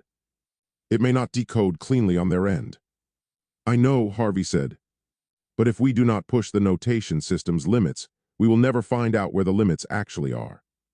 Carl looked at him with an expression that Harvey had learned to recognize as Carl finding something correct that he had not expected to find correct, which was a small and specific expression, and one that Harvey valued more than Carl would have been comfortable knowing he valued. "That is a reasonable position," Carl said. "I have them occasionally," Harvey said. Carl almost smiled. It was not a full smile, and it did not last, and Harvey did not acknowledge it because acknowledging it would have made it self-conscious, and self-conscious was not a condition that produced anything useful between them. But it had been there, and Harvey had seen it, and filed it in the place where he filed the things about Carl that mattered, and that Carl would not have wanted discussed. "Window opens in 90 seconds, Harvey said, and they both turned to the console, and the lab held its particular quality of focused silence around them.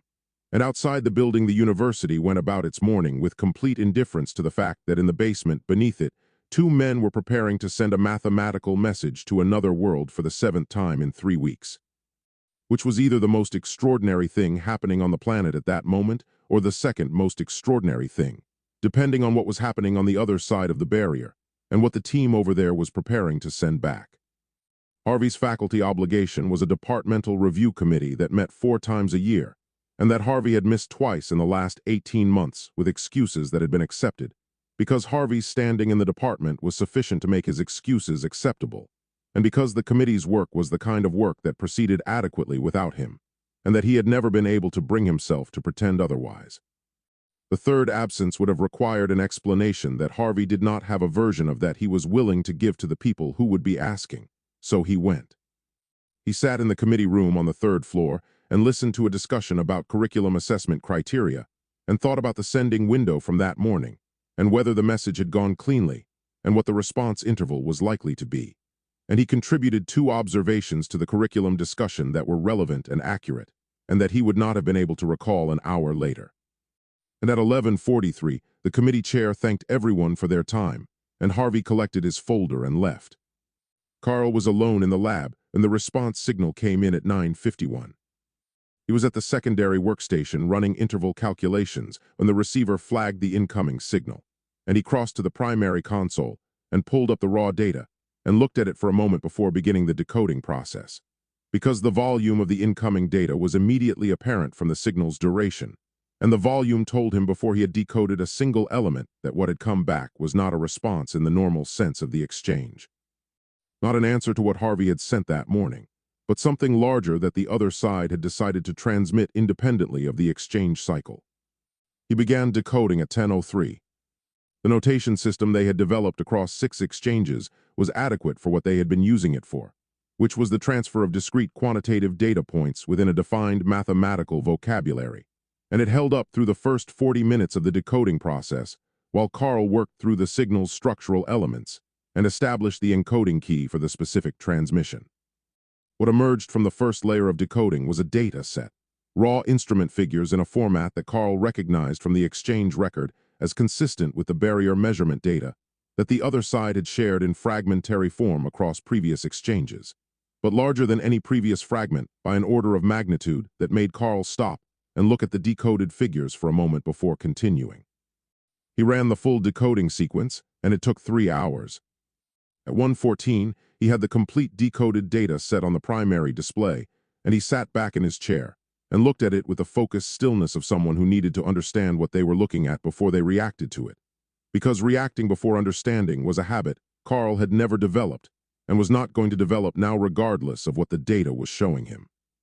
What the data was showing him was 9 years of barrier degradation measurements from the other side's instruments, raw figures timestamped across the full period with a consistent internal methodology that Carl could evaluate, and that held up under evaluation, the product of sustained and careful monitoring by people who had been watching the membrane fail for 9 years and had kept meticulous records of what they watched. Carl ran the verification sequence.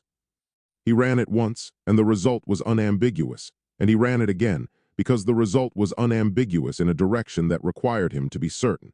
And the second verification produced the same result as the first. And Carl sat at the primary console at 2:27 in the afternoon in an empty lab and was still for a long time. Then he got up and uncapped a marker and went to the whiteboard. He worked for 40 minutes, incorporating the 9 years of data from the other side into his existing barrier dynamics model. And the incorporation did not refine the model the way additional data normally refined a model, adjusting its precision and narrowing its uncertainty ranges. It restructured the model entirely, because the longer baseline resolved a pattern in the degradation that 18 months of Earthside data had been too short to distinguish from noise. And the pattern was not what Carl's model had assumed, and the difference between what the pattern was and what the model had assumed was the difference between a problem with a location and a problem without one. He stepped back from the whiteboard when he was done and looked at what he had drawn. The distribution map covered most of his half of the board and extended into Harvey's half, because his half was not large enough to contain it.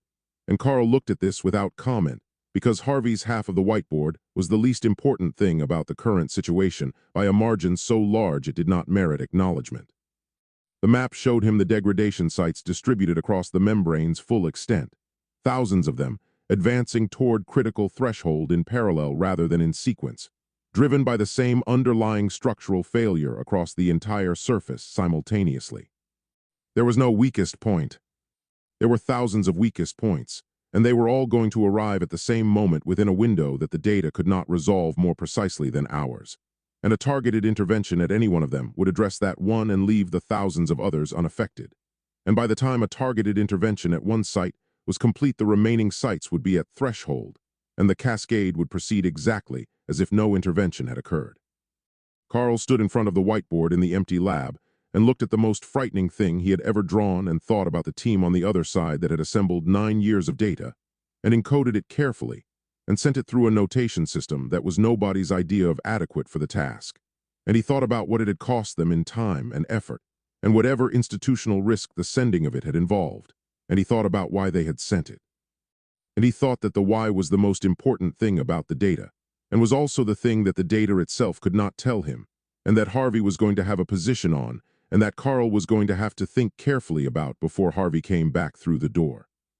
He sat down in his chair across from the whiteboard and looked at the distribution map and waited, and the lab was very quiet around him. And the conclusion that the map contained had the settled quality of a conclusion that had been sitting in an empty room long enough to become part of the room's furniture. And Carl sat with it in the way he sat with difficult things, which was directly and without looking away. And outside in the corridor, the building went about its afternoon business, and did not know, and could not know what was on the whiteboard in the basement beneath it. The door opened at 3:40, and the quality of the silence that followed told Carl everything he needed to know before he turned around. He turned around anyway. Standing in the doorway with his bag still on his shoulder and his jacket still on, Harvey looked at the whiteboard with the stillness of someone whose body had stopped moving because his mind had taken everything available and directed it at a single point. The distribution map had that effect. Carl knew this because it had that effect on him when he stepped back from the board and looked at it for the first time as a complete thing rather than as a thing being built. And if it had that effect on the person who had drawn it, then it was going to have a considerably larger effect on the person encountering it cold after a faculty committee meeting about curriculum assessment criteria. Carl said nothing and waited.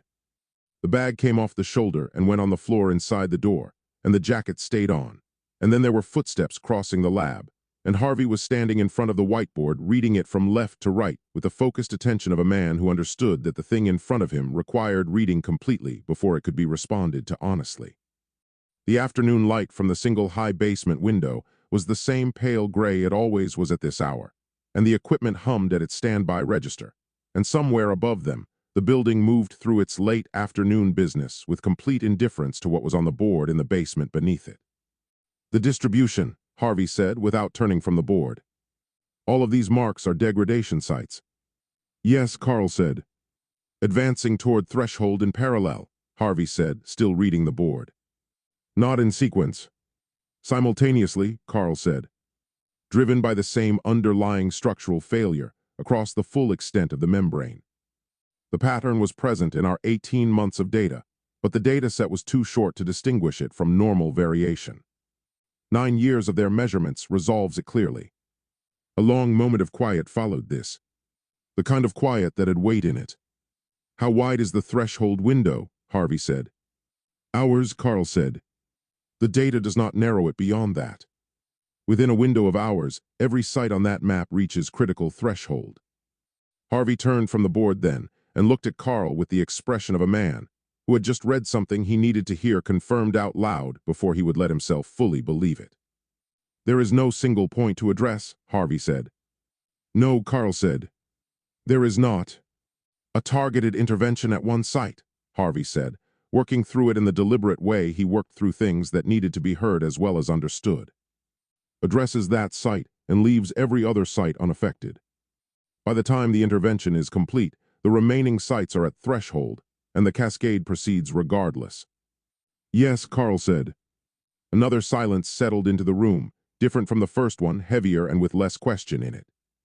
Harvey looked at the board again, and his jaw did the thing it did when he was accepting something he could not argue with and did not want to accept. And Carl watched him accept it with the close and honest attention he had developed over 2 years of watching Harvey do difficult things, without the editorial overlay of his own position. Because Harvey's process of arriving at a conclusion was something Carl had learned to respect, even when the conclusion was one Carl had already reached by a different route and was waiting at the other end of. It is not an event with a location, Harvey said, almost to himself. The fracture is a systemic failure across the entire membrane simultaneously. There is nowhere to intervene because the intervention would need to be everywhere at once. Yes, Carl said. That is what the board shows. Crossing to his chair, Harvey sat down and put his elbows on his knees and looked at the floor for a long moment in the way he looked at the floor when he was thinking rather than avoiding. And Carl let the silence be what it was because the silence was doing necessary work, and interrupting it would have been the wrong kind of efficiency. When he looked up, his expression had the quality it had when he had finished processing something and was ready to move. We send the cascade model to the other side, Harvey said.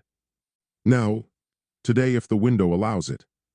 They may have theoretical frameworks or approaches that we do not have, and the only way to find out is to show them what we have derived and ask directly. Carl looked at him steadily. They already know, Carl said.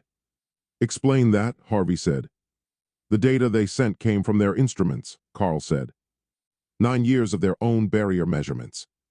If those measurements allow me to derive the cascade model, then whoever compiled those measurements derived it long before we did. They did not send us 9 years of data because they needed us to interpret it for them. Carl paused. They sent it because they wanted us to understand what they already understood. They have been sitting with their own version of that whiteboard for considerably longer than we have. Something moved across Harvey's face that was not quite surprise and not quite recognition, and was somewhere between those two things. Then what do we do? He said. If they already know and we already know, and the cascade model rules out targeted intervention, what is left? The question sat in the lab between them, and Carl looked at it for a moment before he answered it, not because he did not know the answer, but because the answer was going to change the shape of the room in a way that could not be undone, and Carl was allowing himself one moment of acknowledgement that the change was coming before he made it come. He reached into the drawer of his private workstation and took out a notebook and set it on the desk between them. It was a standard composition notebook, its cover unmarked, its edges worn in the way of something that had been picked up and set down many times over a sustained period. Setting it on the desk between them was an action that had no casual version, and both of them understood this, and the lab was very quiet around the understanding. What is in it? Harvey said. Carl met his eyes with the directness that never softened regardless of what it was being directed at. A theoretical sealing mechanism, Carl said. 3 months of development. Not a targeted intervention. He paused and let the next part arrive cleanly without cushioning it. A full barrier seal, forced from the Earth side, that would close the membrane permanently and completely before the cascade threshold is reached. The silence that followed this was different from all the previous silences in the room that afternoon. It had a specific texture to it, the texture of something that had been said and could not be unsaid, and that both people in the room were now inside of whether they had chosen to be or not. 3 months, Harvey said. Yes, Carl said. While we have been running the exchanges, Harvey said. While we have been building the notation system and developing the communication apparatus. Yes, Carl said. Another long look passed between them, the kind that carried more than either of them was prepared to put into words yet, and then Harvey reached out and picked up the notebook and opened it to the first page and began to read. Carl sat across from him and said nothing and let him read, because the reading had to be complete before anything else could happen, and whatever came after the reading was going to require both of them at their most honest, and honesty required the reading to be done first, and Carl had been waiting 3 months for this moment and could wait another 20 minutes while the man across from him turned pages in the quiet of a lab that held, between its whiteboard and its notebook and its 2 occupants, everything that the next conversation was going to need. Harvey finished reading the notebook at 4:23 and closed it and set it on the desk and looked at it for a moment before he looked at Carl. 3 months, Harvey said. We have been through that, Carl said. We have not been through it, Harvey said, and his voice had the quality it had when he was keeping it level at a cost, the specific controlled flatness of a man who had decided that whatever he was feeling was not going to determine how this conversation went, and who was finding that decision harder to honor than he had expected. We said the number. We have not been through what the number means. Carl looked at him and said nothing, which was not evasion but was Carl's way of making space for Harvey to say what he needed to say before Carl responded to it, because responding before the full thing had been said was how arguments became about the wrong thing. You sat across from me in this lab, Harvey said, and you told me that explaining a unilateral decision after the fact was not the same as the decision not having been unilateral. You said that to me. About a signal, about a mathematical sequence on a carrier wave that I sent during a faculty meeting. He looked at Carl steadily. And then you went home and opened your laptop and worked for 3 months on something you kept in a drawer. The situations are not equivalent, Carl said. Tell me how they are not equivalent, Harvey said. A signal sent without consultation was an action with immediate external consequences that neither of us could predict or prepare for, Carl said, with the precision of someone who had thought about this carefully and was delivering the result of that thinking rather than constructing it in real time. A theoretical mechanism developed privately was preparation for a scenario that may or may not occur. One of those things changed our situation the moment it happened. The other has not changed anything yet and will not change anything until we decide together whether to act on it. Harvey looked at him. You decided alone that this was the shape the problem required, he said. You decided alone that sealing the barrier was a category of solution worth 3 months of your time. That is a unilateral decision about the nature of what we are doing, Carl, and dressing it in the word preparation does not change what it is. I dressed it in the word preparation because that is what it is, Carl said, and his voice had not risen and was not going to rise because Carl's voice did not rise, and the steadiness of it was one of the more difficult things about arguing with him. The way the steadiness made everything it said feel considered rather than reactive. I identified a scenario that our current work does not address, and I began developing a response to it privately, because the response was not far enough along to defend, and presenting an indefensible idea to you before it could be defended was not a responsible use of either of our time. Or, Harvey said, you knew I would object and you wanted the idea to be far enough along that the objection would be harder to act on. The silence that followed this was the first silence of the argument that had a different quality from the others, not the silence of someone preparing to answer, but the silence of someone who had been told something accurate and was deciding how to respond to accuracy that was uncomfortable. Both things can be true, Carl said finally. Harvey looked at him for a long moment. Yes, he said. They can. He stood up from his chair and crossed to the whiteboard and stood in front of the distribution map with his back to Carl and his hands in his pockets, and the lab was very quiet around both of them. The mechanism, Harvey said without turning around. If it works, Carl said. The communication ends, Harvey said. Everything we have built over the last several weeks. The notation system. The exchanges. Whatever relationship exists between us and whoever is on the other side of that barrier. It ends. Yes, Carl said. Permanently, Harvey said. Permanently, Carl said. And completely. The barrier seals from the Earth side, and there is no mechanism for reopening it, and no reason to develop one because the sealing is the point. Harvey turned from the whiteboard and looked at Carl across the lab, and his face had the expression it had when he was past the point of managing what his face was doing. The expression of a man for whom something mattered deeply, and who was not going to pretend it didn't. 30 years, Harvey said. Do you understand what I am telling you when I say that? 30 years of working toward the understanding that something exists on the other side of that barrier. 30 years of Sandra telling me I had built a philosophical framework for being wrong indefinitely, and colleagues telling me that intuition led good scientists into bad decades and department chairs quietly rescinding things they had essentially offered. He stopped. And now we have reached them. We have actually reached them, and they are reaching back, and they are frightened of the same thing we are frightened of, and they trusted us enough to send us 9 years of their most alarming data. His voice was still level, and the levelness was costing him considerably. And you want to wall it off? Carl looked at him with the expression of a man receiving something he had expected, and had not expected to feel the way it felt. I want to prevent a cascade fracture across both worlds that neither civilization is equipped to survive, Carl said. If the mechanism works, that is what it does. The cost of it is real, and I have not pretended it is not real, and I am not pretending now. He paused.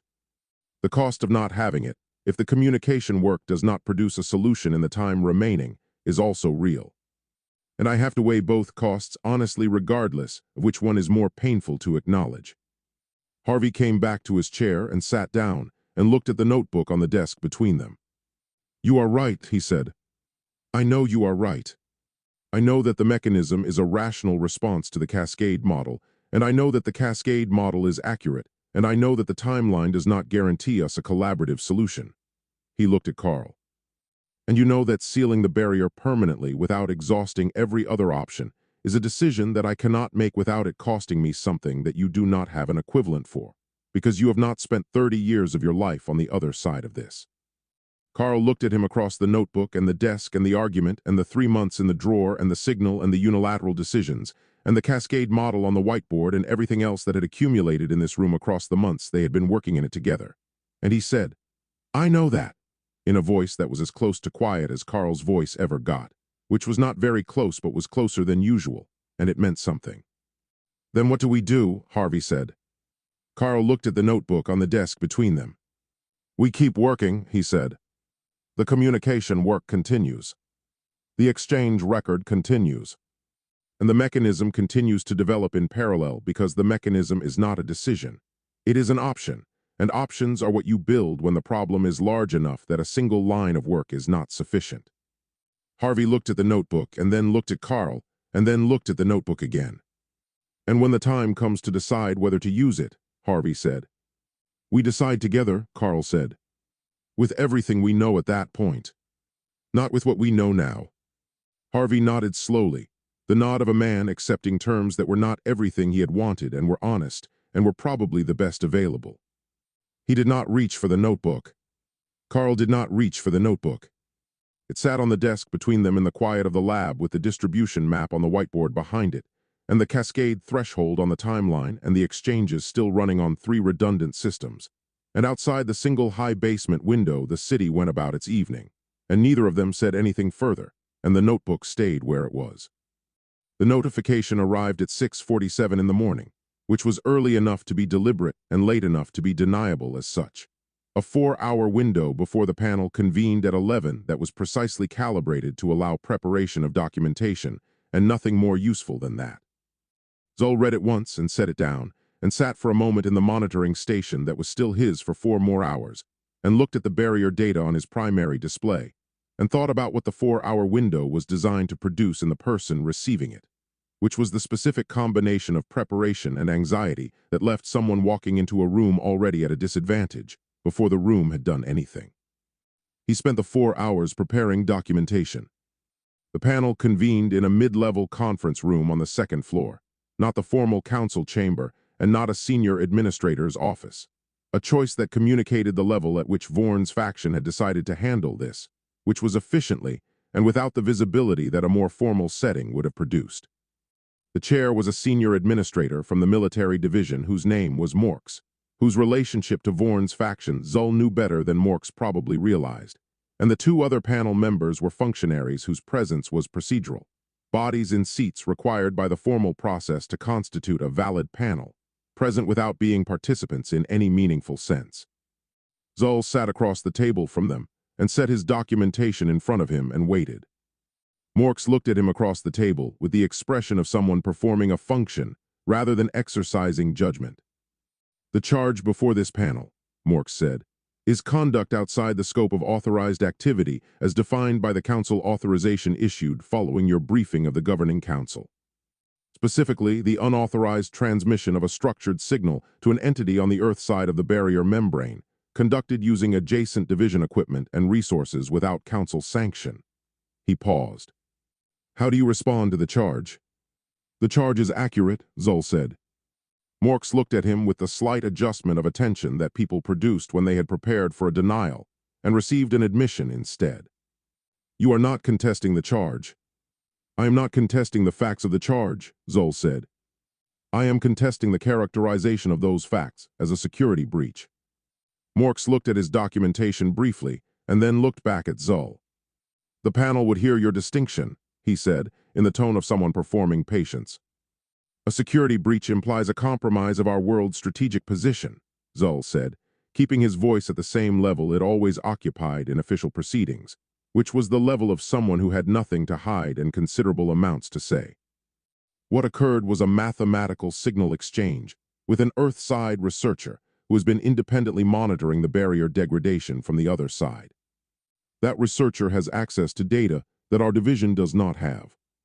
They have demonstrated both the capability and the willingness to share that data, as evidenced by the transmission we received following my response signal, which contained 9 years of barrier measurement data that has materially improved our understanding of the cascade mechanism. Zul looked at Morks steadily across the table. Characterizing the initiation of that exchange as a security breach requires defining scientific communication as a threat.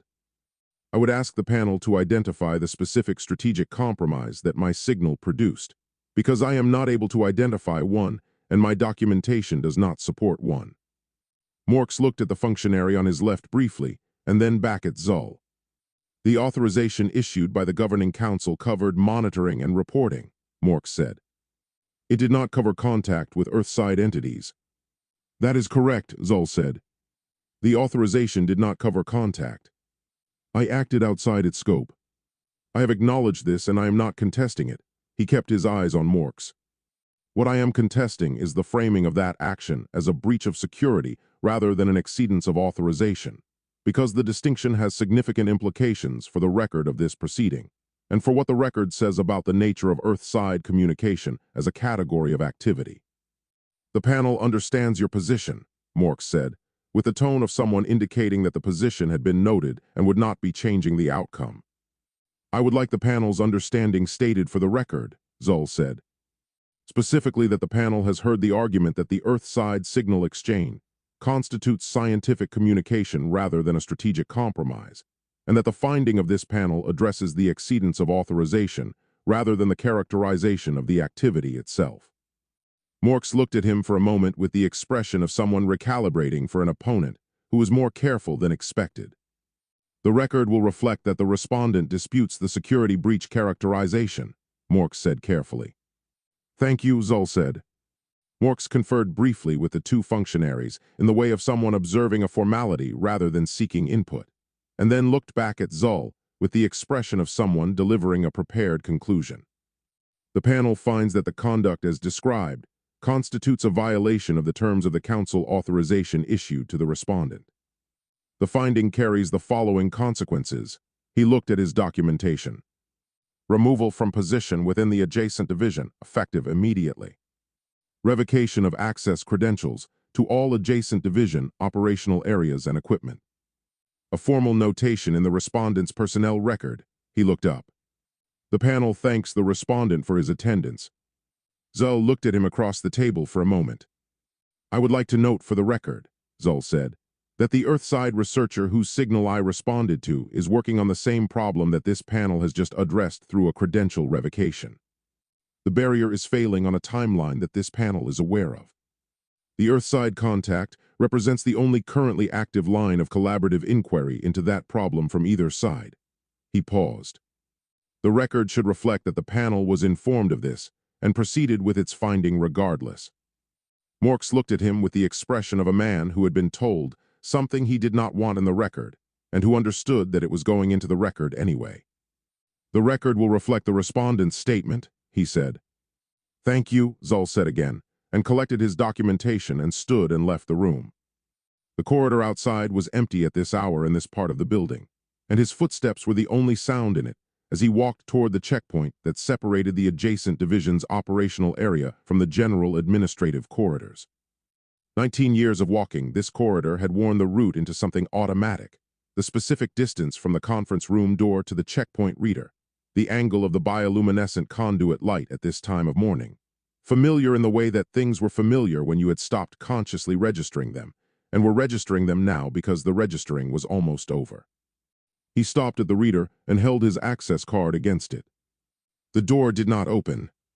Standing at the checkpoint with the card in his hand, Zull looked at the closed door for a moment in the way you looked at something you had needed to confirm and had now confirmed. The revocation had been processed before the panel ended, which meant it had been processed before the finding was formally delivered, which meant the finding had been decided before the panel convened, which was not surprising and was still held in the hand like a card that no longer opened anything, its own specific kind of information about the people who had scheduled it. He put the card in his pocket and turned away from the checkpoint and took the long way to the building's exterior, through the fourth-floor corridor, and down the east stairwell, and through the archive wing that connected to the main ground floor hall. Corridors he had walked for 15 years, and that he wanted to walk once more because wanting to walk them was honest, and Zull had always found honesty more useful than the performance of composure, even when the performance would have been easier. He thought while he walked.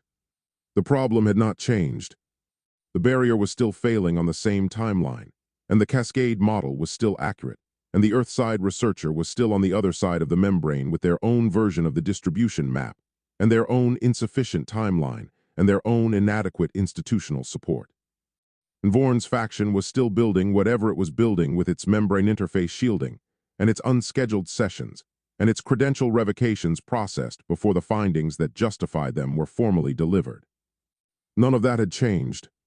What had changed was the set of tools available to address it, which was now smaller by one monitoring station and one set of access credentials and one official position, and larger by the specific freedom of someone who no longer had an institution to protect and could therefore move in ways that institutional membership had made impossible. By the time the exterior door opened and the outside air came in, the outline of what came next had assembled itself with the practical clarity that difficult situations produced in him when he stopped trying to prevent them from being difficult and simply worked within what they actually were. Myra's contact information existed in his memory and nowhere else, because Zull had always been careful about what he committed to systems versus what he kept only in himself, and the care that had been a habit long before this morning had given it a reason to be anything more than that was now the only thing he had that a credential update could not touch. He started walking and found Myra's number exactly where he had put it. Myra picked up on the second ring. "It is done," Zull said. "As of 11:40 this morning." "Where are you?" Myra said, and her voice had the quality it had when she was already moving while she talked. 3 blocks from the complex," Zull said. "Walking." "Stop walking," Myra said. "Find somewhere to sit that looks normal and stay there." "I need 40 minutes." Zull went to the food vendor's establishment where they had met before and sat at the back table and ordered something and looked like a person who had somewhere to be after this and was taking a moment before going there, which was accurate enough to be sustainable.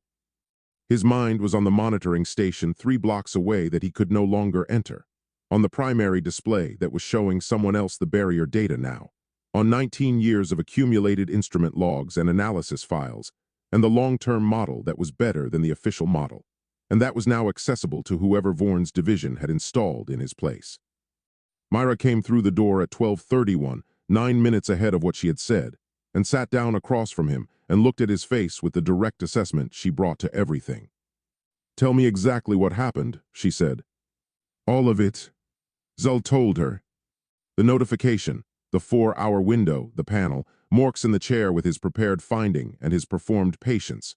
The credential revocation that had been processed before the finding was formally delivered.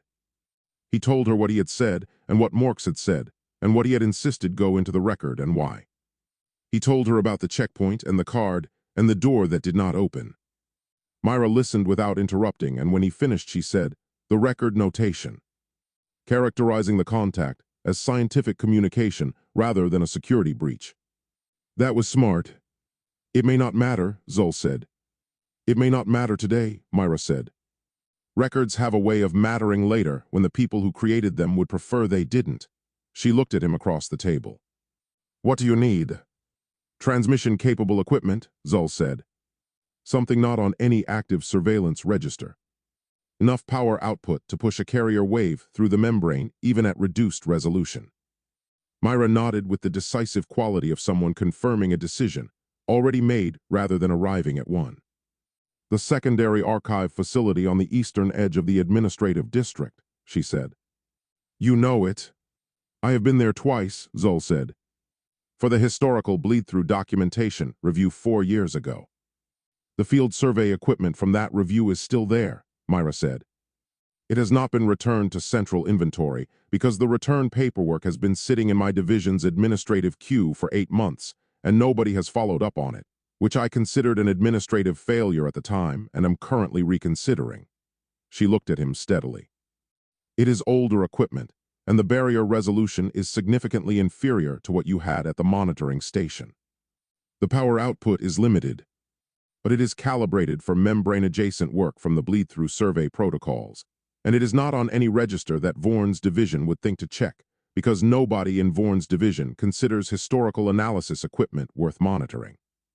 It will need modification, Zul said, to function as a transmission instrument rather than a detection one.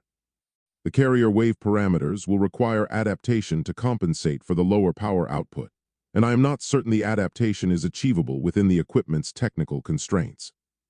But you are going to attempt it, Myra said. Yes, Zul said, because the alternative is not attempting it, and the timeline does not support the alternative. Myra looked at him for a moment. How bad is the timeline? She said. Your independent calculation, not the council briefing figures. What does your model actually show?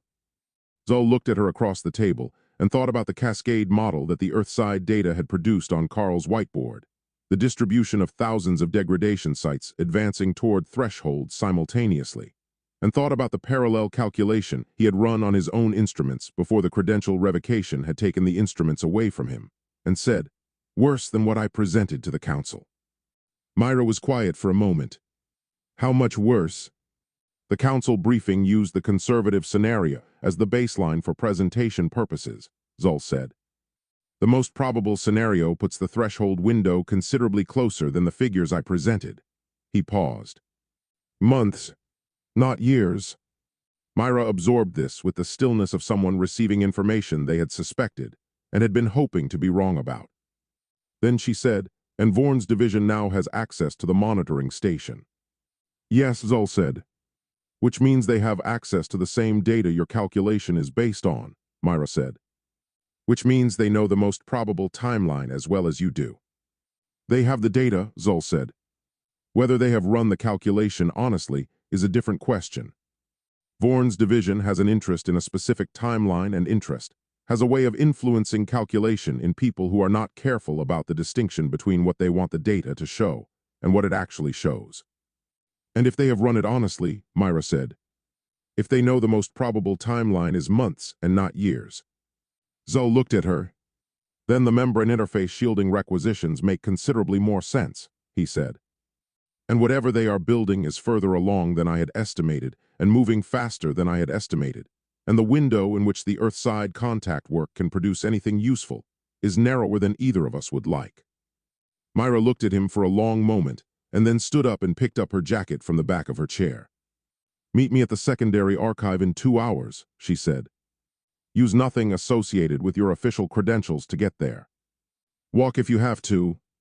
I will walk, Zul said. Good, Myra paused at the edge of the table and looked down at him with the expression she used when she was saying something she had decided mattered enough to say carefully. Zul, whatever we build in that archive facility is going to be slower and less powerful and less precise than what you had at the monitoring station. You know this? Yes, Zul said. And you are going to try anyway, she said. Yes, Zul said.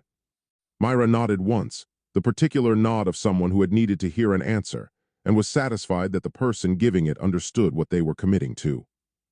Then I will see you in 2 hours, she said, and left. And Zul sat at the back table and finished the thing he had ordered without tasting it and thought about the monitoring station and the equipment he no longer had access to and the equipment he was about to try to use instead, and thought that the gap between those two things was large and that the timeline was what it was, and that the gap was going to have to be closed anyway because the alternative was not closing it. And the alternative was not something he was prepared to accept. He left the establishment and walked east through the administrative district with the particular quality of purpose that came not from knowing exactly what was going to work, but from having run out of reasons to wait, and found that running out of reasons was its own kind of clarity. The secondary archive facility somewhere ahead of him and 2 hours on the clock, and a problem that was not going to be smaller when he arrived than it was right now. The news alert came through at 11:34, 14 minutes after the event had begun and 5 minutes after it had ended, which was how long it took for enough people to stop recording and start posting that the aggregation algorithms identified a trend worth pushing to subscribed accounts. Harvey looked at the alert on his phone and read it twice, and then put the phone down on the desk beside the Cascade model printout. He had been reviewing for the 11th time that morning and sat for a moment with both of them in front of him, the Cascade model and the news alert, and thought about what it meant that they were both on the same desk at the same time. Then he picked the phone back up and pulled the earliest uploaded footage and watched it. The footage was shaky in the way of something recorded by a person who had not expected to be recording anything significant when they left the house that morning. The camera moving with the involuntary motion of a hand attached to a body that was not sure whether to stay or run. What it showed was a section of a commercial street on a Tuesday morning in the downtown core of a city 400 miles away.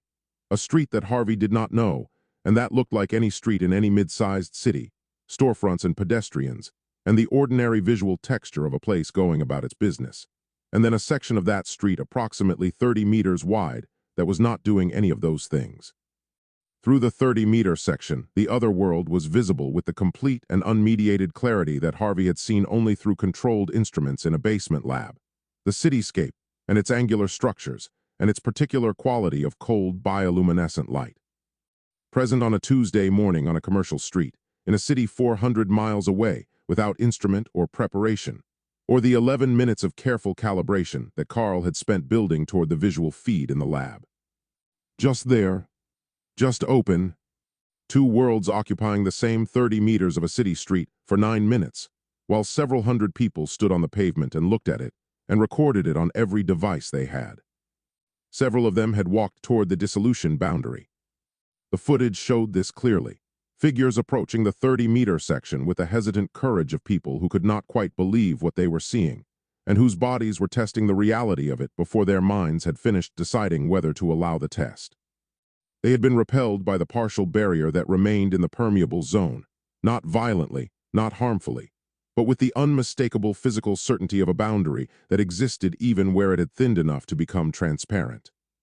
And at the edge of the dissolution, visible for perhaps 4 seconds before withdrawing, a figure from the other side had appeared at the boundary and looked through.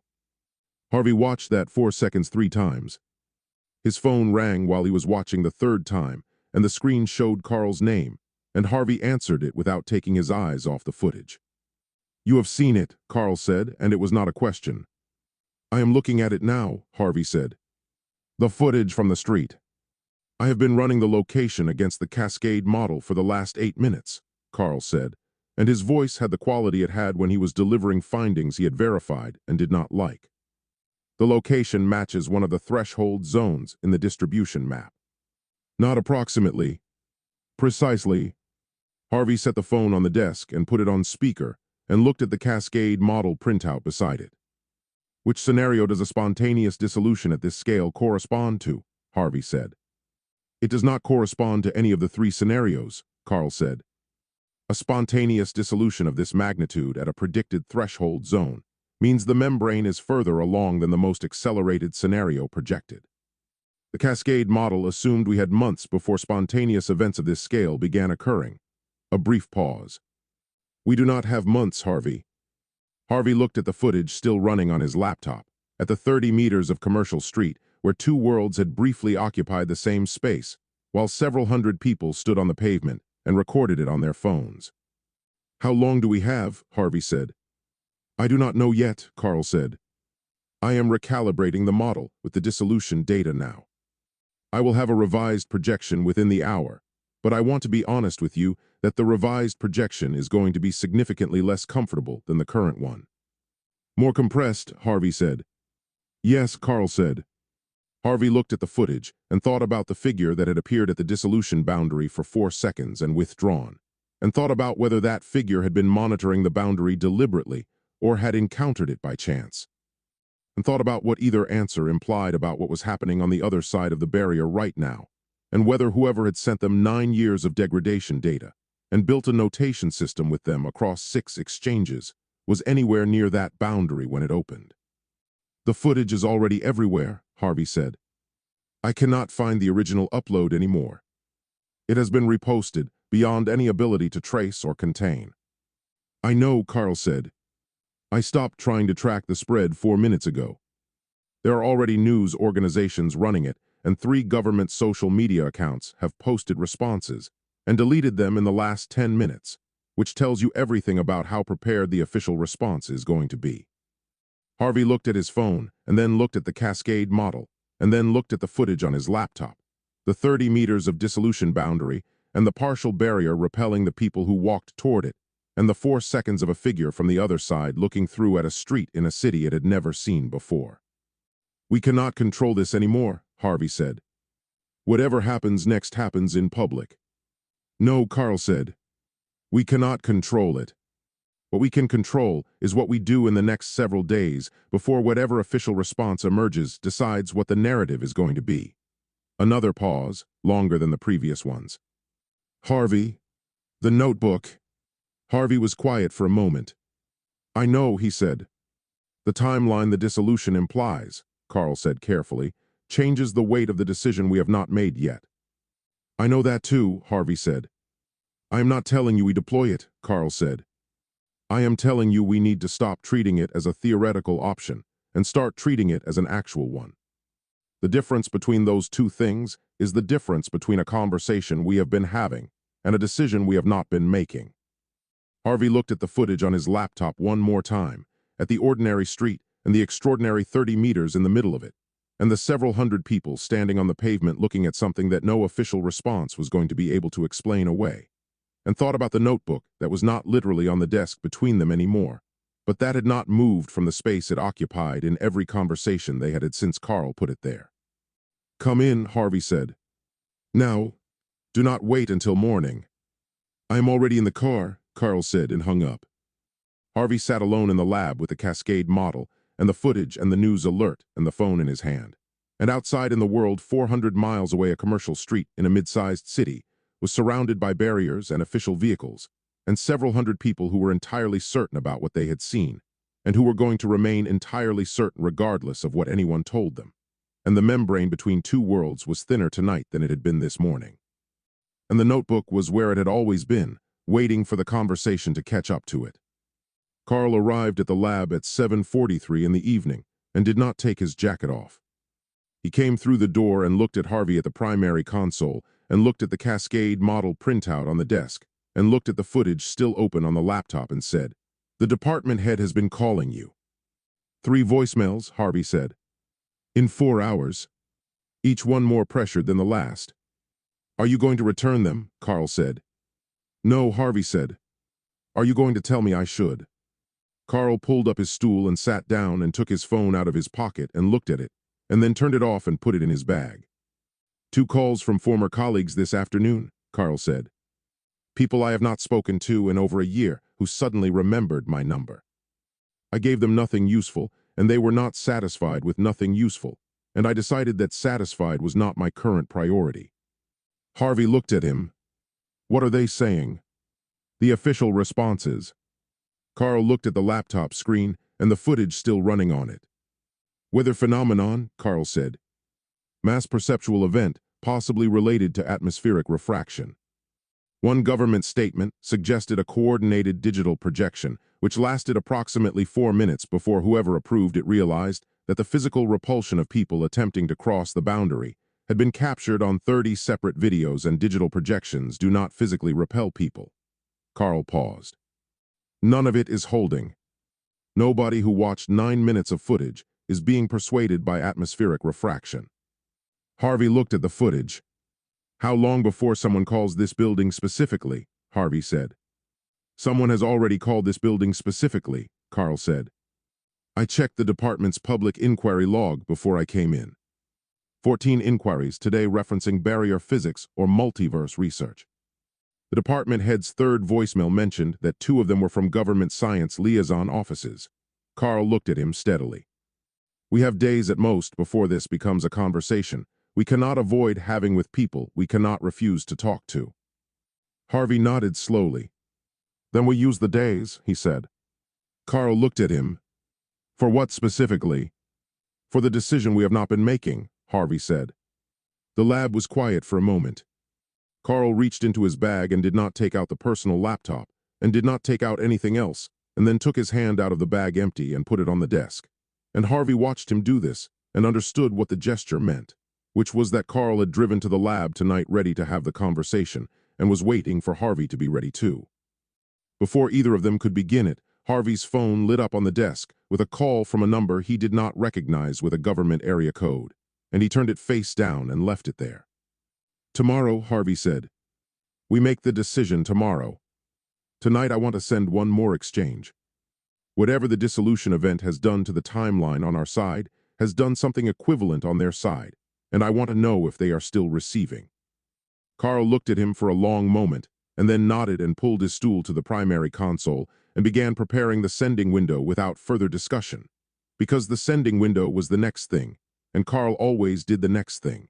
And Harvey turned his face-down phone over once to check whether the government number had left a voicemail, and then turned it face down again and joined Carl at the console. 400 miles away in the secondary archive facility, the clock on Myra's worktable read 3:14 in the morning. Zull had been working on the transmission adaptation for 16 hours with the focused endurance of someone who had stopped thinking about the hours and was thinking only about the problem the hours contained. The equipment around him was older than anything he had worked with since his first years in the adjacent division. Its casings worn and its interfaces slower, and its power output a fraction of what the monitoring station had provided. And he had spent 16 hours learning its specific limitations and working within them the way you worked within any constraint, by finding what was possible inside the boundary rather than pushing against the boundary itself. Myra had left at midnight with the practical assessment that one of them needed to be functional in the morning, and that it was more likely to be her if she slept and more likely to be Zull if he kept working, which was accurate, and which Zull had not argued with. She had left coffee and the access code for the facility's exterior door, and the instruction to contact her immediately if the adaptation succeeded, or if anything happened that she needed to know about. And Zull had said he would and had meant it, and had not contacted her because nothing had succeeded yet, and the things that had happened were the kinds of things that happened when you were pushing older equipment past its design parameters, which was small failures and adjustments, and the incremental progress that did not feel like progress until suddenly it did. At 3:17, his barrier surveillance equipment registered an anomaly at the Earthside monitoring coordinates. He was across the room and at the surveillance display before the anomaly had finished resolving, reading the signature with the speed of someone who had spent 19 years learning to read exactly this kind of data. And what the signature showed him was a spike in electromagnetic activity consistent with the equipment Harvey and Carl used, which meant someone on the Earth side had initiated a sending attempt, which meant they were still active and still transmitting, and had not been shut down by whatever institutional response the dissolution event had generated on their side. The timing of the spike relative to his own world's membrane data told him something else, which was that the dissolution event had not been isolated. The cascade was moving toward threshold from the Earth side as well as his own, and the rate at which it was moving had changed in the hours since the event, accelerating in the way that cascade processes accelerated once they had passed a certain point of structural commitment. And the revised timeline that the new rate implied was not a timeline that had room in it for the careful, methodical exchange work they had been conducting across the previous weeks. Zull went back to the transmission adaptation and worked with a focus that the anomaly reading had sharpened past what 16 hours of sustained work had produced, and at 3:41 in the morning he got a carrier signal that held. It was weak. Its resolution was poor in the specific way of equipment operating at the edge of its capacity, the signal carrying its encoded content with the functional adequacy of something that was doing what it was built to do and nothing more. He looked at it on the display for a moment, at the carrier wave holding its fragile, steady line, and thought that it was the most important thing he had built in 15 years, and that 15 years ago, the thing he had built that mattered most had been the long-term barrier degradation model that nobody in the Cavith complex had known existed, until he had been sitting across from a governing council trying to explain why the world was in more trouble than the official model admitted. He began encoding the message. It was not a mathematical exchange, in the sense that their previous communications had been mathematical exchanges, structured data transfers within the notation system they had built together across 6 exchanges, and that functioned adequately for quantitative information and broke down for everything more complex. What he was encoding now was at the edge of what the notation system could carry, and he was pushing it to that edge deliberately because the edge was where the message lived, and there was no time for the kind of careful iterative exchange that would have allowed him to build toward it gradually. He encoded it in 3 parts. The first part said that time had changed, using the notation system's established vocabulary for temporal data to convey not a specific number but a qualitative shift, the difference between the timeline they had both been working inside and the timeline that the dissolution event and the membrane data of the last several hours had produced in its place. The second part said that the threat was not only the barrier, which was the hardest part to encode within the notation system's constraints, and which he spent 20 minutes on, constructing the meaning from the available vocabulary the way you constructed a structure from materials that had not been designed for the specific structure you were building, carefully and with attention to what would hold and what would not. The third part said that what came through when the barrier fell would not come through by accident, and he encoded this last because it was the part that mattered most, and he wanted the encoding to be as clean as it could be after the first 2 parts had established the context it required. He sent the message at 4:03 in the morning and watched the carrier wave travel toward the Earth-side coordinates. He thought about the person on the other side who had built a prime number sequence to reach across the barrier. He wondered if they were awake at 4 in the morning on their side, or if the message would sit in the receiver until morning. Ultimately, it didn't matter. The message would be there when whoever needed to read it was ready, and he could no longer influence the reading of it from where he stood. He had done what he could do from where he was standing. He turned back to his instruments and watched the carrier's signal degrade toward baseline in its controlled way. He thought about Myra asleep somewhere in the city, and Seer watching Vorn's scheduling patterns, and Orin filing things with timestamps that might matter later when the people who had created the situation would prefer they didn't. He thought about the figure on the other side of the barrier who had sent 9 years of data through a notation system that was nobody's idea of adequate, because adequate was not what the situation had on offer, and the figure had sent it anyway. The stillness that settled over him was not the stillness of someone at rest, but the stillness of someone who had set something in motion and had run out of ways to influence where the motion went, and who had made their peace with that running out in the only way that was honest, which was to sit with it and keep watching and not look away. The signal flag appeared at 4:41, and Carl was at the primary console within seconds, because Carl had not left the lab. He had been there since 2, which was when the calculation he had been running at home had produced a result that required the lab's full instrument array to verify, and which had also, if he was being honest with himself, provided a reason to be somewhere with equipment rather than somewhere with a ceiling to stare at. The dread that had been building since the dissolution event had a specific quality to it that he had not encountered before in his professional life, not the productive anxiety of a difficult problem, but something heavier and less useful. And the only thing that kept it at a manageable level was running calculations, and he had been running them for 2 hours when the flag appeared. He began the decoding without sitting down, standing at the console with his hands moving through the process with the automatism of someone whose hands knew the work well enough that his mind could run slightly ahead of them. The notation system that he and Harvey had built across 6 exchanges was familiar enough now that the first pass took 31 minutes rather than the hours the early decodes had required. He checked his translations and ran it again. Then he sat down and looked at the decoded message on the primary display and made a decision about how long to wait before calling Harvey. He decided on 12 minutes. He used the 12 minutes to pull every element of the message that could be independently verified against their existing barrier data and run the verification, because he wanted to walk into the conversation with Harvey knowing with certainty what was signal and what was his own interpretation of signal, and the distinction mattered more tonight than it had ever mattered before. At 4:53, he called Harvey. Harvey picked up on the first ring, which told Carl that Harvey had not been sleeping either, and said, "What is it?" without preamble, which told Carl that Harvey had been waiting for something without knowing what. "There is a message," Carl said. "From the other side. You need to come in." "How long ago?" Harvey said, and Carl could hear him already moving. 40 minutes, Carl said. "I decoded it twice and spent 12 minutes on independent verification before I called you." A brief pause on the line. "I will be there in 20 minutes, Harvey said. He was there in 23, which meant he had driven faster than he should have on empty pre-dawn streets, and Carl did not mention this because mentioning it would have been the wrong use of the next several minutes, and Carl was precise about the use of minutes when minutes were what the situation was running on. Harvey came through the door and looked at Carl and then looked at the primary display and crossed to it without taking his jacket off, reading the decoded message with the focused attention he brought to things that mattered, and Carl stood beside him and said nothing and let him read.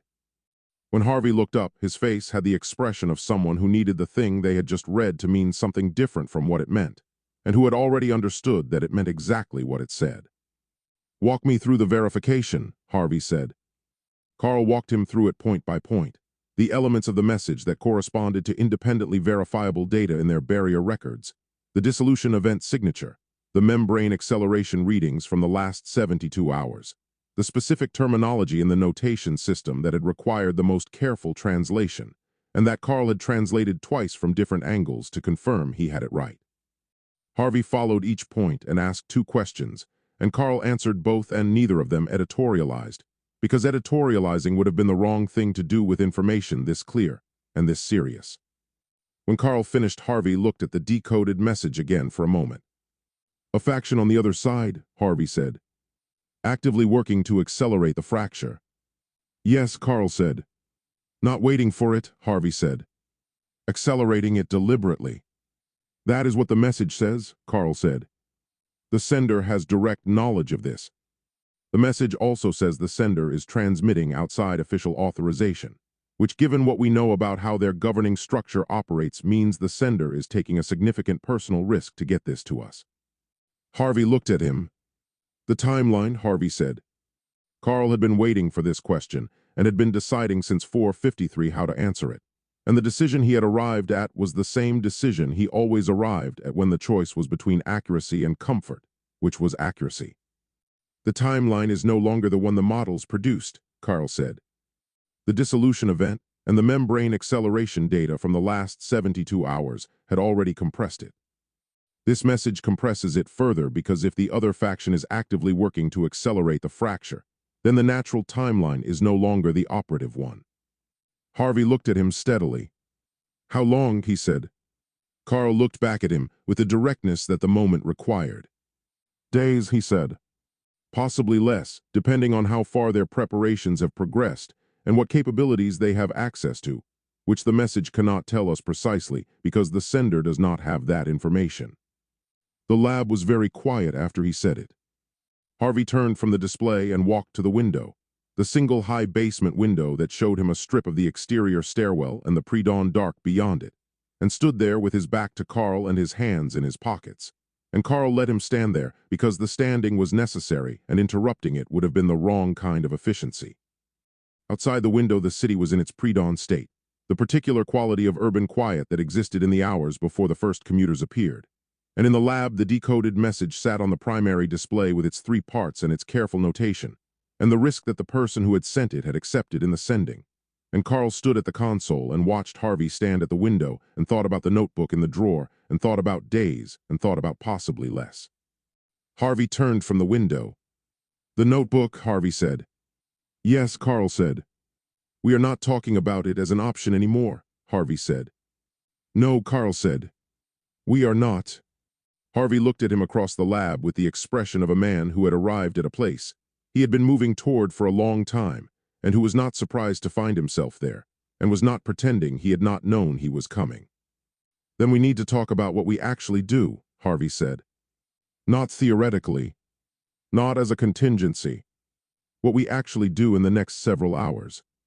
Carl reached into the drawer of his private workstation and took out the notebook and set it on the desk between them, and the lab held its pre-dawn quiet around both of them, and the decoded message waited on the primary display. And outside the window, the city began its slow movement toward morning without any awareness of what was being decided in the basement beneath a university physics department by two men who had run out of time to be careful about each other's feelings.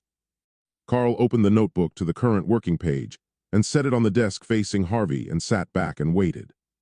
What was in it was not what Harvey had read the night of their worst argument. The theoretical framework he remembered had been replaced by something considerably more developed. The rough conceptual scaffolding, filled in with the specific and detailed work of someone who had kept building after the argument had nominally put the building on hold. Harvey turned pages without speaking, and Carl watched him turn them and said nothing because the turning was the necessary thing, and anything said before it was finished would have been said to a man who was not yet fully present in the conversation. Harvey looked up after several minutes. You kept working on it, he said. Yes, Carl said. Through the exchanges, Harvey said. Through the cascade model. Through everything that has happened in the last several weeks. Yes, Carl said, and his voice carried the quality it carried when the accurate answer was the only answer available, and the accurate answer was not going to land easily. I want to be precise about something before we go further. What is in that notebook is not a contingency plan. It has not been a contingency plan for some time. He looked at Harvey steadily across the desk. It is the primary plan. It has been the primary plan since the cascade model made clear that a targeted intervention was not a viable category of solution. Harvey looked at him for a long moment. When did you make that determination? He said. The night after we built the cascade model, Carl said. I went home and ran the implications and understood before morning that the category of solution the cascade model left open was not a targeted intervention and was not a collaborative stabilization and was not anything the communication work was going to produce in the time remaining. He paused. I have been developing this while supporting the communication work because the communication work was the right thing to do and because I was not certain enough of the mechanism to present it as primary until I could defend it. I can defend it now. Harvey closed the notebook and set it on the desk and looked at it for a moment. Walk me through it, he said. All of it. Current state, not the version I read before.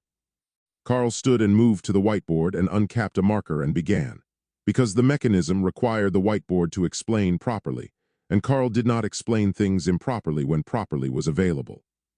The mechanism generates a resonant interference pattern across the full barrier membrane simultaneously, Carl said, writing the foundation equation as he spoke. Not targeting a weak point. Not addressing the cascade sites individually.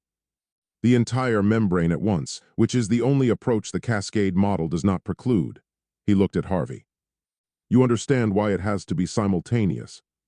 Because a sequential approach gives the unaddressed sites time to reach threshold while the addressed sites are being sealed, Harvey said. The cascade proceeds regardless. Correct, Carl said. Simultaneous full membrane interference is the only approach that closes all the threshold sites within the same window they are going to open in. He turned back to the whiteboard. To generate that pattern requires every piece of equipment in this lab running at simultaneous maximum output. Not near maximum. Maximum. The timing tolerances on the coordination sequence are too fine for any automated system we have, which means I run the sequence manually. Harvey looked at the equipment along the walls. Maximum output simultaneously, he said. The power draw on this building's infrastructure will almost certainly destroy it in the process of completing the sequence, Carl said, without breaking his delivery.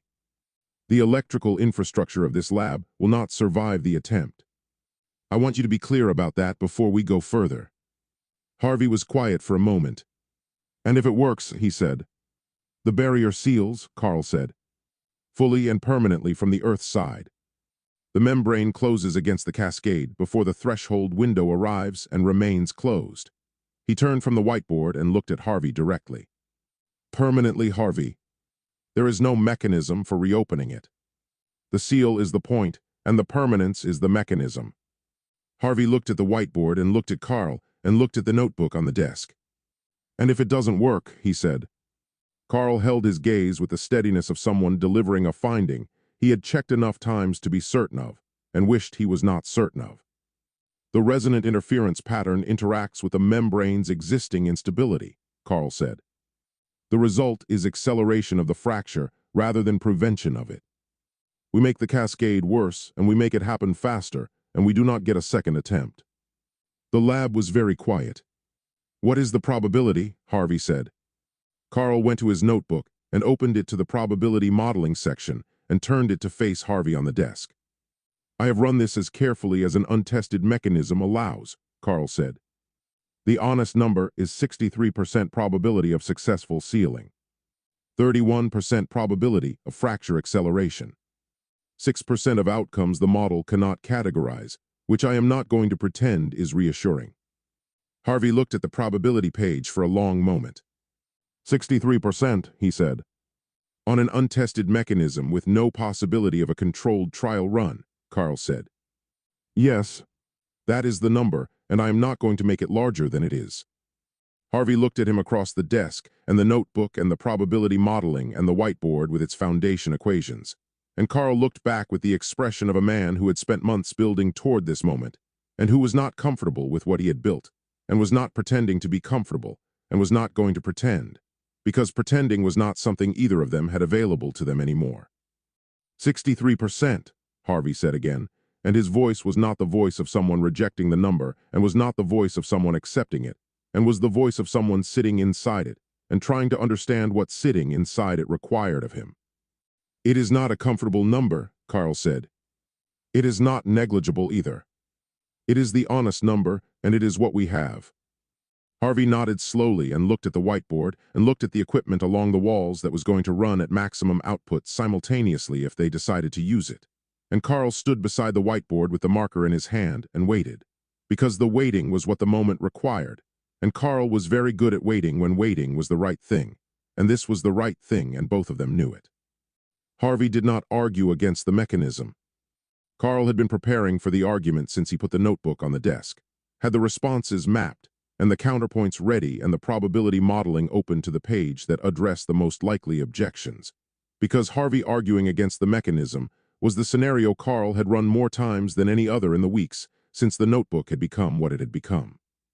The preparation was thorough, and it was unnecessary, and Carl recognized its unnecessariness within the first 30 seconds of Harvey's response, which was not an argument but a question.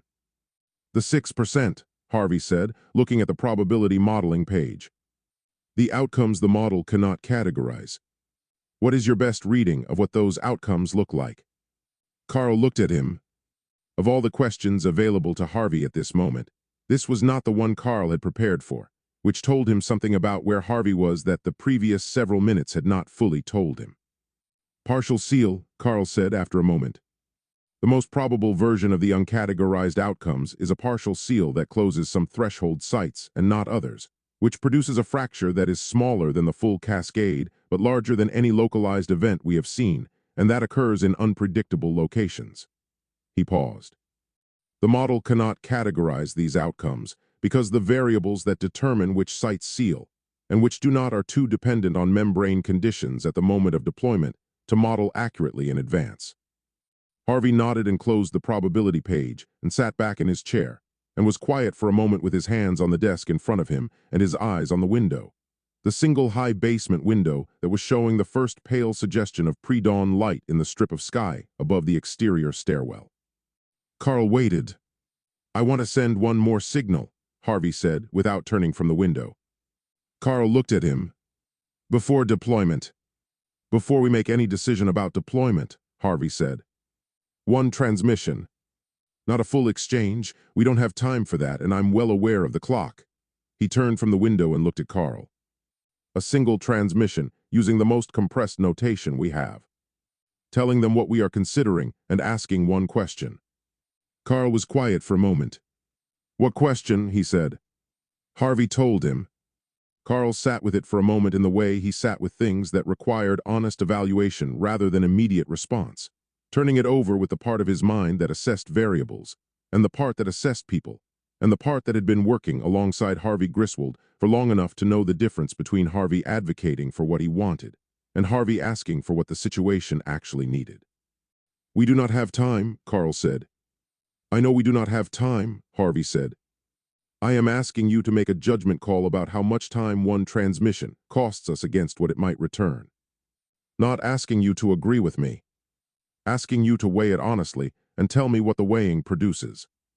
Carl looked at him across the desk and understood that something had shifted in the room, something in the quality of the request that was different from the quality of every previous request Harvey had made in the weeks and months of this work. Harvey was not arguing for his conclusion. Harvey was not constructing a case and presenting it and waiting for Carl to find the flaws and then presenting a revised version. Harvey was asking Carl to weigh the variables and trusting that the weighing would produce the right answer regardless of which direction it went.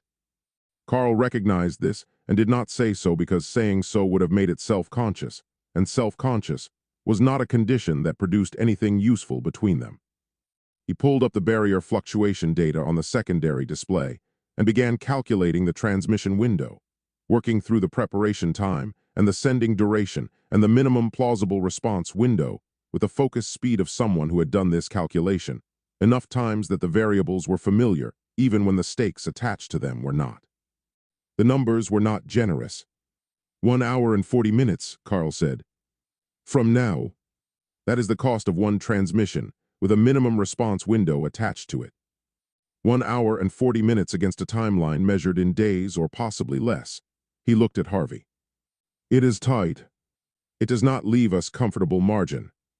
Can we prepare the mechanism simultaneously? Harvey said. While the signal is out, so that if a response comes, we can act on it immediately, and if no response comes, we are already set up to deploy. Carl looked at the equipment along the walls and at the coordination sequence in the notebook, and at the power routing diagram he had been building in his head for weeks, and ran the parallel operation through his assessment with the methodical speed that the situation required and that he was capable of providing. Yes, he said. If we split the work, you take the transmission preparation, I take the mechanism setup. We run them simultaneously, and neither task compromises the other provided we stay in our respective lanes and communicate any anomaly immediately. Harvey nodded. Then that is what we do, he said, and did not negotiate it and did not qualify it and did not ask whether Carl was sure. Because asking whether Carl was sure after Carl had said yes was something Harvey had learned long ago was the wrong question to ask Carl. Carl stood and moved to the equipment along the left wall and began the mechanism setup without further discussion, because the further discussion had been had, and the work was the next thing, and Carl always did the next thing. Harvey moved to the primary console and began the transmission preparation with the focused quiet of someone who had been doing this long enough that the preparation was in his hands as much as his mind. The initialization sequence running under his fingers, while the part of him that was not running the sequence thought about the question he was going to send, and whether the answer, if one came, was going to change what happened in the next several hours, or whether it was going to confirm what both of them already suspected, and they were going to deploy the mechanism regardless. He thought it was probably the latter. He sent the transmission anyway, because the question deserved to be asked, and because the person on the other side had taken significant personal risk to send a warning through equipment that was barely adequate for the task, and had done it in the pre-dawn hours of their own morning with whatever they had available to them. And that person deserved to know what was being considered on this side of the barrier before it was done. The lab settled into the concentrated working quiet of two people doing different things in the same space who had found, at the last possible moment, a way to do both things at once without either of them getting in the other's way. Carl moved along the left wall with the precise, unhurried efficiency of someone executing a sequence he had rehearsed in his head so many times that the execution was simply the rehearsal made physical, connecting components and running power checks, and building the coordination sequence from its foundation up with the attention of someone who understood that the tolerance for error in what he was building was effectively zero. Harvey worked at the primary console and monitored the transmission, and watched the receiver and thought about 30 years of working toward a moment of contact and the specific quality of what it had felt like to reach it, and what it was going to cost to close it. And he thought about the person on the other side who had built a prime number sequence to reach across the barrier, and about the 9 years of data they had sent, and about the warning that had arrived at 4:41 in the morning, and what it had cost the person who sent it to send it. And he thought that whatever the response to his question was, the sending of the question was the right thing, and the right thing was sometimes the only thing you had left when everything else had been reduced to a probability number and a deployment decision. The argument of the last several weeks did not disappear. It was present in the room the way everything that had been said and not said was present in the room, in the specific distance between the two workstations and the specific quality of the silence between the two men occupying them. But it had become, in the compressed and urgent hours of this particular morning, a thing that existed behind the work rather than inside it, and the work was what mattered, and both of them knew it and had found, without discussing it, and without needing to discuss it, the particular professional grace of two people who are capable of setting aside what divides them when the thing in front of them is large enough to require it. Outside the single high basement window, the pre-dawn light was strengthening toward something that could be called morning, and the city above them was beginning its slow assembly toward the day. And in the lab, Carl built the mechanism and Harvey monitored the receiver, and the clock on the wall moved through its business with the indifference of clocks toward the weight of the moments they measured. The transmission went out at 6:12, and the waiting began. Carl was at the left wall, running the final connections on the coordination sequence. His hands were doing the work his hands knew how to do. The part of him that was not doing that work was listening for the receiver flag on the primary console, the way you listened for something in another room while pretending to be fully present in the one you were in. Harvey was at the primary console, monitoring the receiver.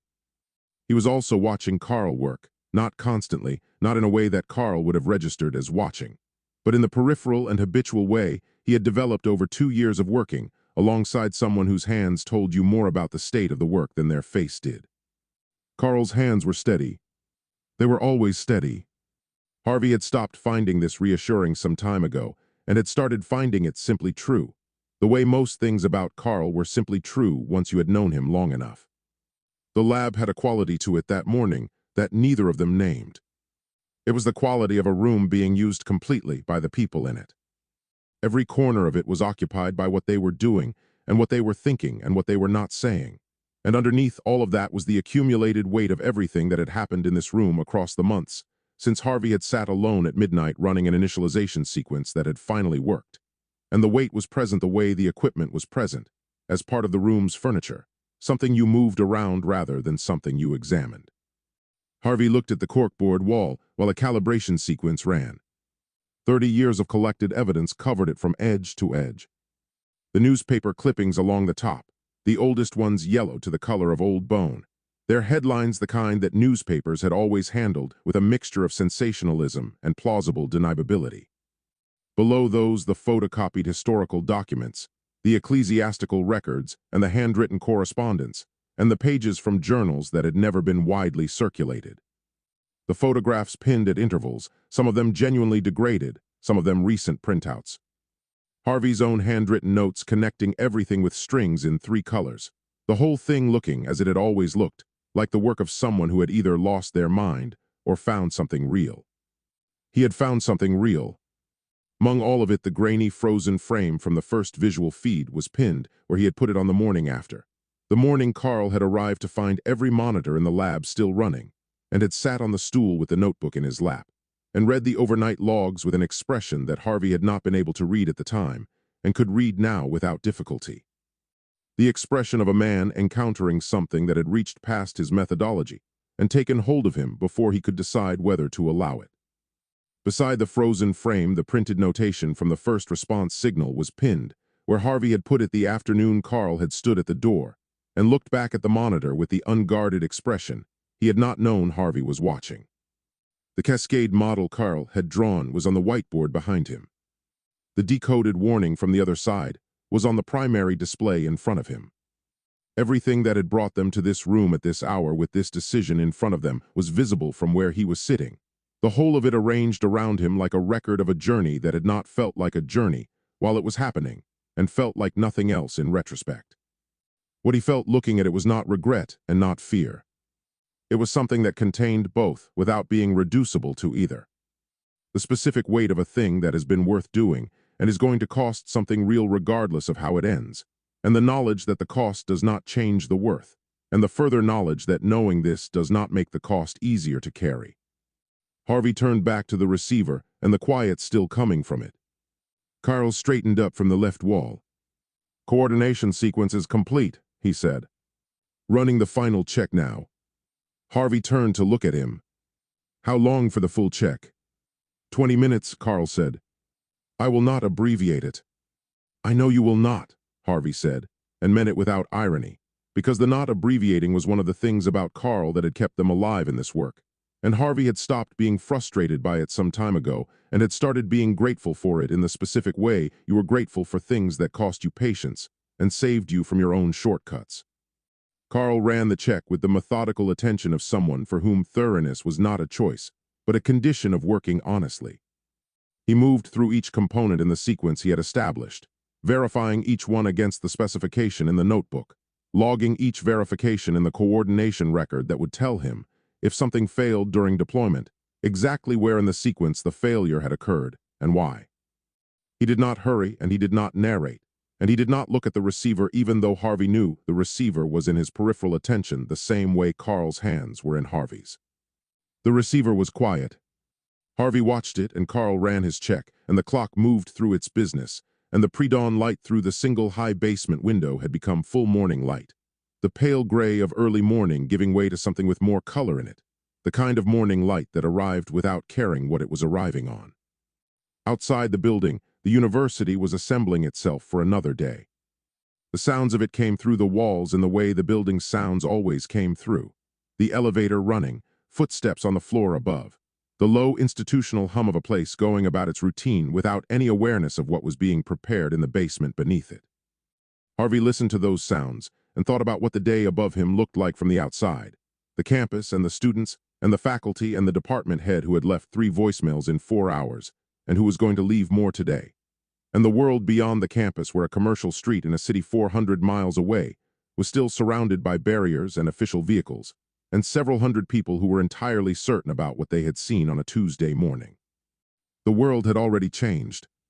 The question of what it changed into was what the next several hours was going to determine, and the receiver was still quiet, and Carl was still running his check, and Harvey sat at the primary console and waited with the patience of someone who had been waiting for 30 years and had learned that the last wait was not easier than the first, just more honest about what waiting actually was.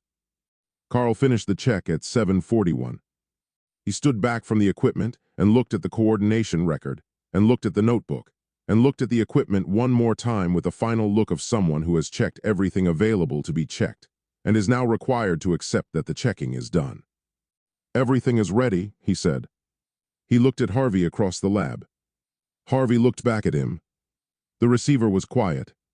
The question of what they did if no response came was in the room without being spoken, because speaking it would not have added anything to what both of them already knew.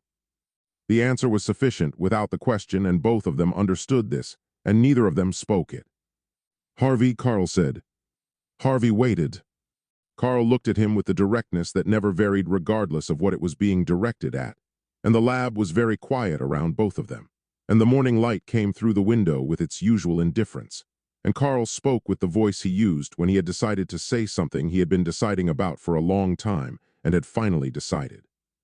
"Whatever happens in the next several hours," Carl said, "I want you to know that the communication work was worth doing. The exchanges, the notation system, the picture we built of who is on the other side and what they are facing." He stopped for a moment, not because he had lost the thread, but because the next part required a different kind of honesty than the part before it, the kind that did not come easily to him, and that he had decided the moment required regardless of what it cost him. "I have known this for longer than I have been willing to say it out loud." Harvey looked at him across everything that had been said and argued and withheld, and worked through between them across 2 years of working in this room. And he understood that what Carl had just said was not a concession, and was not an apology, and was not any of the things that people said when they were trying to close a distance. It was simply true, stated because it was true, and because the moment required true things rather than managed ones, and Harvey received it as what it was. "I know you have," Harvey said. Carl nodded once and turned back to his station, because Carl did not linger on things, and the not lingering was itself a form of respect for what had just been said, the acknowledgement that it had been received and did not need to be extended into something larger than it was. Harvey understood this and turned back to the receiver. The receiver was quiet. The mechanism was ready. Outside the single high basement window, the morning was fully itself now, the strip of sky above the exterior stairwell a clear and ordinary blue, and the city beyond the building went about its morning with the specific indifference of a world that did not yet know what was being decided in a basement laboratory by two men who had spent 2 years becoming exactly the people this moment required, and who were sitting in the quiet of everything they had built and everything they had argued about and everything they had chosen not to say, waiting in the same direction for the first time since this began. The 5th hour arrived without the receiver making a sound. Carl had calculated the minimum plausible response window with the same precision he brought to every calculation. The window had closed 40 minutes ago. The receiver was still quiet. Harvey was still at the primary console looking at it with the specific quality of attention that was no longer monitoring. It had become something else, something closer to the last minutes of a vigil. Carl said his name once. Harvey nodded without turning from the monitor. The nod was enough. They had worked alongside each other long enough that a nod was a complete sentence when the sentence it completed was one neither of them needed to say out loud. Harvey stayed at the receiver for 1 more minute. Not because he expected anything to change in 60 seconds. He knew nothing was going to change, and Carl knew it, and neither of them pretended otherwise. The minute was for Harvey, for the specific human need to have stood at a thing long enough to be certain you had given it everything the situation allowed before you turned away from it. Carl gave him the minute without comment because giving it cost nothing, and taking it away would have cost something real. Then Harvey stood up and crossed to Carl's station. "Tell me what you need me to do," Harvey said. "Power routing," Carl said. "I need you on the routing panel managing the draw sequence while I run the coordination controls. The timing tolerances require both of us." "You designed it for one person," Harvey said. Carl looked at him directly. "I designed it for one person because I did not know if you would be here for the deployment," Carl said. "You are here. The 2-person version is better." Harvey held his gaze for a moment and then moved to the routing panel without further discussion. He positioned himself in front of it and looked at the sequence diagram Carl had taped to the wall above it 3 days ago.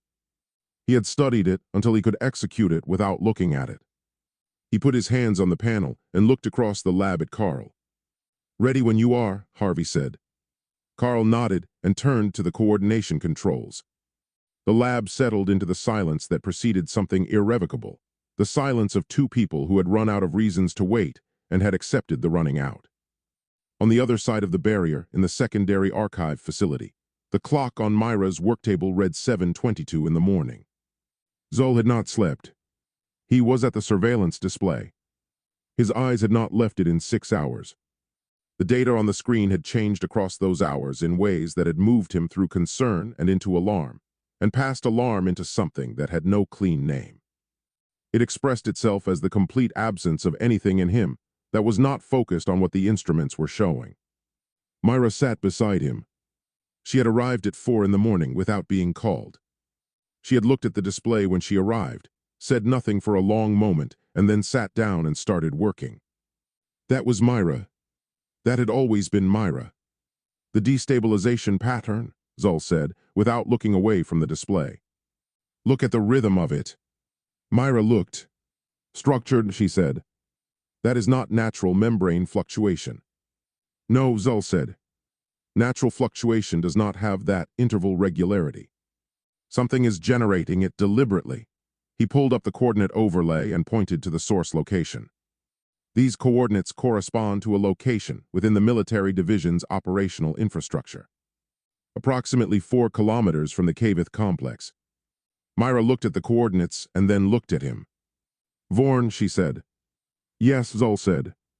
He is not waiting for the natural fracture, Myra said. He has begun the acceleration process, Zol said. The membrane is responding, and the response is consistent with early cascade initiation. The destabilization is building. He pulled up his calculation on the secondary display. I have been running the progression model for 2 hours. The cascade signature will be irreversible within a window. I am calculating at hours. Myra read the calculation the way she read everything. Completely. Without commentary. When she finished, she did not offer an alternative reading. She sat with it in the honest way of someone who has checked a finding and confirmed it and is now required to accept what the confirmation means. Your calculation is correct, she said quietly. Zol looked at her. I know, he said. I needed to hear you say it. Myra met his eyes. What do we do now, she said. Zol turned from the display and looked at the equipment around them. The older instruments. The modified transmission array. The carrier wave generator. He had spent 16 hours adapting from field survey equipment. He thought about the warning he had sent and the silence that had come back from the Earth side. He thought about whether the silence meant the warning had not been received or whether it meant the people on the other side were already acting on it. He thought about what was available to him from where he was standing. The counter-resonance work, Zol said. The theoretical framework I developed from the membrane physics before I lost access to the monitoring station. He looked at Myra steadily. If I can introduce a counter-resonance to Vorn's destabilization pattern using this equipment, I cannot stop what he is doing. The power output here is not sufficient for that, but I might be able to slow the acceleration by hours that the timeline does not currently have. Myra looked at the equipment and then looked at him. Might, she said. Might, Zol confirmed. I am not going to tell you it is certain because it is not, and you would know I was lying, and I am not willing to lie to you about the probability of something this significant. Myra was quiet for a moment. How long to build the counter-resonance generator from what we have here, she said. I do not know, Zol said. I have never built one. The theoretical framework exists. The application of that framework to this equipment in this situation is something I will be working out as I go. Myra looked at him for a long moment. The look of someone taking a final honest look at a decision already made before acting on it. Then she stood and moved to the equipment array and began clearing space on the work table. Tell me what you need, she said. We will build it. Zol looked at her and thought about 15 years of working alongside this person. He thought about what those years had produced between them, not friendship in any simple sense, but something more reliable than friendship in a situation like this one. The trust of two people who had seen each other make difficult decisions under pressure and had seen each other make them honestly. Thank you, he said. Myra did not look up from the work table. Start talking, she said. We do not have hours to spare on gratitude. Zol turned toward the equipment and began the long, deliberate process of checking each connection. Zol had not told Myra the full truth about his confidence in what they were building. He had told her enough. He had told her the theoretical framework was sound, which was true. He had told her the counter-resonance principle was derived from first principles using everything he knew about barrier membrane physics, which was also true. He had told her the equipment could generate a signal sufficient to introduce a counter-resonance to Vorn's destabilization pattern, which was true within margins he had not fully specified. What he had not told her was that the margins were wide enough to make the attempt genuinely uncertain in ways that went beyond the normal uncertainty of untested work. The full truth would have generated a conversation about whether to attempt it at all, and Zol did not have the hours that conversation would cost, and so he had given Myra the honest shape of the thing without the honest weight of his doubt about it, and he had noted the omission in the part of himself that kept honest accounts, and had decided that the situation justified it, and had not fully believed that, and had proceeded anyway.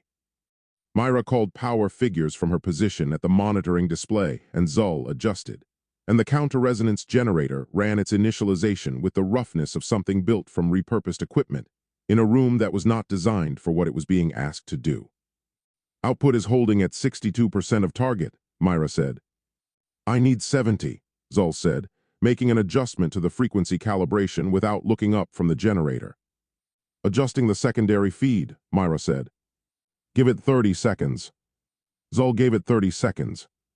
The output climbed, not to 70, to 67, where it held with the stubborn particularity of equipment operating at the edge of its design capacity. 67 is what we have, Myra said.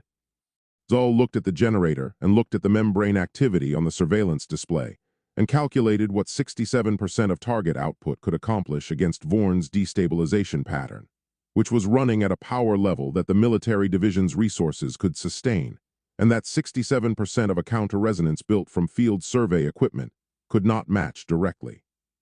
What it could do, if the frequency alignment was precise enough, was introduce an interference that cost Vorn's pattern more energy to maintain than it would otherwise require, slowing the acceleration without stopping it, buying time without solving the problem. 67 will have to be enough, Zol said. 400 miles away, and on the other side of a barrier membrane that both of them were acting on without knowing the other was acting on it. The power draw in Harvey's lab climbed through its initialization phase. Carl's hands moved across the coordination controls with the precision of someone whose preparation and whose focus had met in the specific way they met when everything was on the line, which was completely and without the small hesitations that uncertainty introduced into even skilled work. There were no hesitations. 3 months of building the mechanism in the margins of everything else had made the sequence familiar in the way that only genuine preparation made things familiar. Not the familiarity of repetition, but the familiarity of understanding, the difference between knowing the steps and knowing why each step was what it was. Harvey was at the routing panel. His hands were on the controls, and his eyes were on the draw sequence diagram, and the part of him that was not executing the routing sequence was aware of the equipment along the walls running at a register he had never heard from it before, a harmonic that was not the startup hum of normal operation, but something deeper and more sustained, the sound of systems being asked for everything they had rather than the portion of everything they had that normal operation required. The lights in the lab dimmed. Harvey looked up briefly and then looked back at the routing panel. Power draw exceeding the building's baseline capacity, he said. I know, Carl said, without looking up from the coordination controls. It will stabilize. Keep the routing sequence on schedule. Harvey kept the routing sequence on schedule. The lights stabilized at a level that was lower than normal, and that cast the lab in a quality of light that was different from its usual quality, flatter and less forgiving. The kind of light that showed the room as it actually was rather than as it usually presented itself. The equipment hummed at its deep, sustained register, and the coordination sequence ran under Carl's hands, and the routing sequence ran under Harvey's, and between the two of them, the sealing mechanism built toward the output level the cascade model required. In the secondary archive facility, Zol aligned the counter-resonance frequency with a precision that the equipment's interface made difficult, and that the membrane's response data made necessary, because the membrane was already responding to Vorn's destabilization in ways that were narrowing the frequency window within which a counter-resonance could take hold, and the narrowing was happening faster than his model had projected, which told him that Vorn's equipment was more powerful than the logistics requisitions had suggested, or that the military division had been running preliminary tests that had already conditioned the membrane to the destabilization pattern. The membrane is responding, Myra said, reading the surveillance display. The destabilization rhythm is changing. Zol looked at the display. The rhythm had not slowed. It had shifted, incorporating the counter-resonance into its pattern the way a larger wave incorporated a smaller one, absorbing rather than being disrupted. He adjusted the frequency. The membrane shifted again. It is adapting, Myra said. Yes, Zol said. Vorn's system is compensating for the counter-resonance automatically. The equipment is more sophisticated than I estimated. Can you stay ahead of the compensation? Myra said. Zol looked at the generator and the display and the frequency window and made the honest assessment that the situation required. For a time, he said. Not indefinitely. Myra absorbed this without comment, which was how she absorbed most difficult information, and kept her eyes on the display and kept calling figures, and Zol kept adjusting, and the counter-resonance and the destabilization pattern moved against each other across the membrane's surface in the specific way of two forces that were not evenly matched, but that were both real and both present, and both doing what they had been built to do. In Harvey's lab, the coordination sequence reached its midpoint. Carl called a figure to Harvey without looking up, and Harvey adjusted the routing without looking up, and the equipment along the left wall produced a sound that neither of them had heard from it before. A harmonic overtone that sat above the deep, sustained hum, and that was the sound of the resonant interference pattern beginning to form across the barrier membrane from the Earth side. The first physical expression of 3 months of theoretical work, meeting the specific and irreversible conditions of actual deployment. Midpoint, Carl said. Power draw is within tolerance. Routing sequence is holding. Holding, Harvey confirmed. Neither of them said anything further. The sequence was running, and it required everything they had, and the everything they had was what they were giving it. And the lab was full of the sound of equipment running at maximum output, and the light that was flatter than usual, and the specific quality of 2 people doing the most consequential work of their lives, with a focused economy of people who have run out of everything except what the work requires, and have found that what the work requires is exactly what they have left. The barrier membrane between 2 worlds was being acted on from both sides simultaneously for the first time in its history. On one side, a sealing mechanism built over 3 months by a man who had spent 30 years working toward the understanding that the other side existed. On the other side, a counter-resonance generator built overnight from repurposed field survey equipment by a man who had spent 19 years documenting the barrier's behavior, and who was now, with 67% of his target output and a frequency window that was narrowing by the minute, trying to buy enough time for whatever was happening on the Earth side to be whatever it needed to be. Neither side knew about the other. Neither side knew that the membrane was being acted on simultaneously from both directions. Neither side knew that the interaction between those 2 actions, unplanned and uncoordinated, and proceeding from completely independent decisions made by people working in completely separate rooms with completely separate equipment, toward goals that were related without being identical, was producing something in the membrane's interior that neither side's instruments were positioned to observe, and that no model on either side had predicted, because no model on either side had known to account for both inputs at once. The sequence ran. The generator ran. The membrane responded to both of them in ways that were consistent with what each side expected, and in ways that were not. And the not was where everything that came next was being decided, in the interaction between 2 efforts that had never been designed to interact, and that were interacting anyway because the membrane between them was the same membrane, and the membrane did not know or care about the separate intentions of the people acting on it from opposite sides. The coordination sequence reached its final phase at 8:47. Carl's hands moved through the last 12 steps with the focused precision of someone who had rehearsed this sequence in his head every day for 3 months, and was now executing it in the specific and irreversible way of someone for whom rehearsal was over. Harvey held the routing sequence at its peak draw and watched the power levels on his panel, and felt the equipment's deep sustained hum in his chest, and in his back teeth, and in the soles of his feet through the floor. Then something changed. Not in the equipment, not in the sequence, in the membrane itself, in the barrier readings on the secondary monitor that Carl had configured to display alongside the coordination sequence, the readings that Carl had built the mechanism to address, and that were no longer behaving the way the mechanism had been built to address them. The membrane response is deviating, Harvey said, reading the secondary monitor. Carl looked at it without stopping his hands. I see it, he said. Keep the routing sequence on schedule. Carl, Harvey said. Keep it on schedule, Carl said. The deviation is within the mechanism's operational parameters. Harvey kept it on schedule. But he watched the secondary monitor, and what he saw on it was not what Carl's model had predicted, not the clean progressive response of a membrane receiving the interference pattern the mechanism was designed to generate.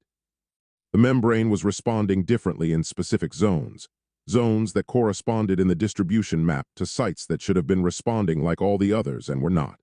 And the difference between their response and the expected response had a pattern to it that Harvey's 30 years of reading membrane behavior told him was not random.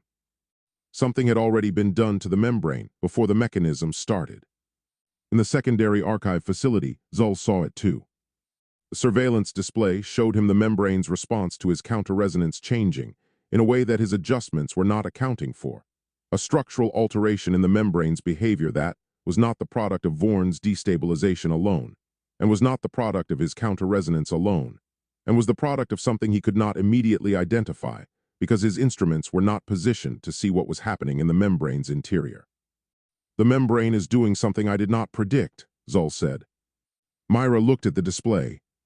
"The destabilization pattern is changing," she said. "It is not Vorn's system compensating. The pattern itself is different." Zol looked at the readings and ran the assessment with the speed that 19 years of reading membrane data produced, and arrived at a conclusion that the data supported and that he could not fully explain, which was that the membrane was responding to something on the Earth side. Something significant. Something that was interacting with both his counter-resonance and Vorn's destabilization simultaneously, and producing a combined effect in the membrane's interior that none of the three inputs had been designed to produce. "Someone on the Earth side is acting on the membrane," Zol said. Myra looked at him. "Now," she said. "Now," Zol said. "At this moment. Whatever they are doing, and whatever we are doing, and whatever Vorn is doing are all acting on the same membrane at the same time, and the membrane is responding to all three at once." Myra was quiet for a moment. "What does that produce?" she said. Zol looked at the display and did not answer immediately, because the answer was assembling itself from the data faster than he could translate it into words. The membrane's behavior telling him something that no model had predicted, because no model had known to account for three simultaneous inputs from two directions on a membrane that was already structurally compromised by weeks of accelerating degradation. "I do not know yet," he said. "Keep monitoring." In Harvey's lab, the coordination sequence reached its final step. Carl completed it. The equipment along the left wall produced a sound that neither Harvey nor Carl had heard before, not the deep, sustained hum of the initialization phase, but something sharper and more resonant. The sound of the interference pattern achieving its designed output level and meeting a membrane that was not what the design had modeled. The secondary monitor showed them what happened next. The cascade did not proceed. The thousands of threshold sites on the distribution map did not reach critical simultaneously. The distributed pressure that had been building toward that simultaneous release found something it had not found before, which was two interference patterns acting on it from opposite directions, and the distributed pressure did the thing that distributed pressure did when it encountered resistance from multiple directions simultaneously, which was to concentrate. It collapsed inward. Harvey watched the distribution map on the secondary monitor and watched the threshold sites not firing in sequence and not firing simultaneously, and watched the pressure concentrate toward a single point that was not on the distribution map and had not been predicted by the cascade model, and that the combined effect of everything acting on the membrane from both sides was producing in real time in front of him. "Carl," Harvey said. Carl was already looking at the monitor. His hands had stilled on the coordination controls for the first time in the entire sequence. He was reading the membrane data with the complete focus of someone encountering a result they had not predicted and assessing it with the honesty that genuine scientific rigor required regardless of whether the result was what you had been working toward. "The cascade is concentrating," Carl said. "It is not distributing. It is finding a single release point." Harvey looked at the monitor. "That is not what the mechanism was designed to produce," Harvey said. "No," Carl said. "It is not. The membrane tore. Not at 1,000 points simultaneously. Not in the catastrophic distributed cascade that Carl's model had predicted and that the mechanism had been designed to prevent. At one point, one location, and it tore wide. What came through the tear was not disaster, and was not the military advance that Vorn's faction had been preparing for, and was not any of the things that either world had feared. What came through the tear was light and space, and the complete and unmediated presence of one world in the other without interference or distortion, or the instruments and careful calibrations and notation systems that had been the only medium of contact between them for months. Harvey saw the secondary archive facility.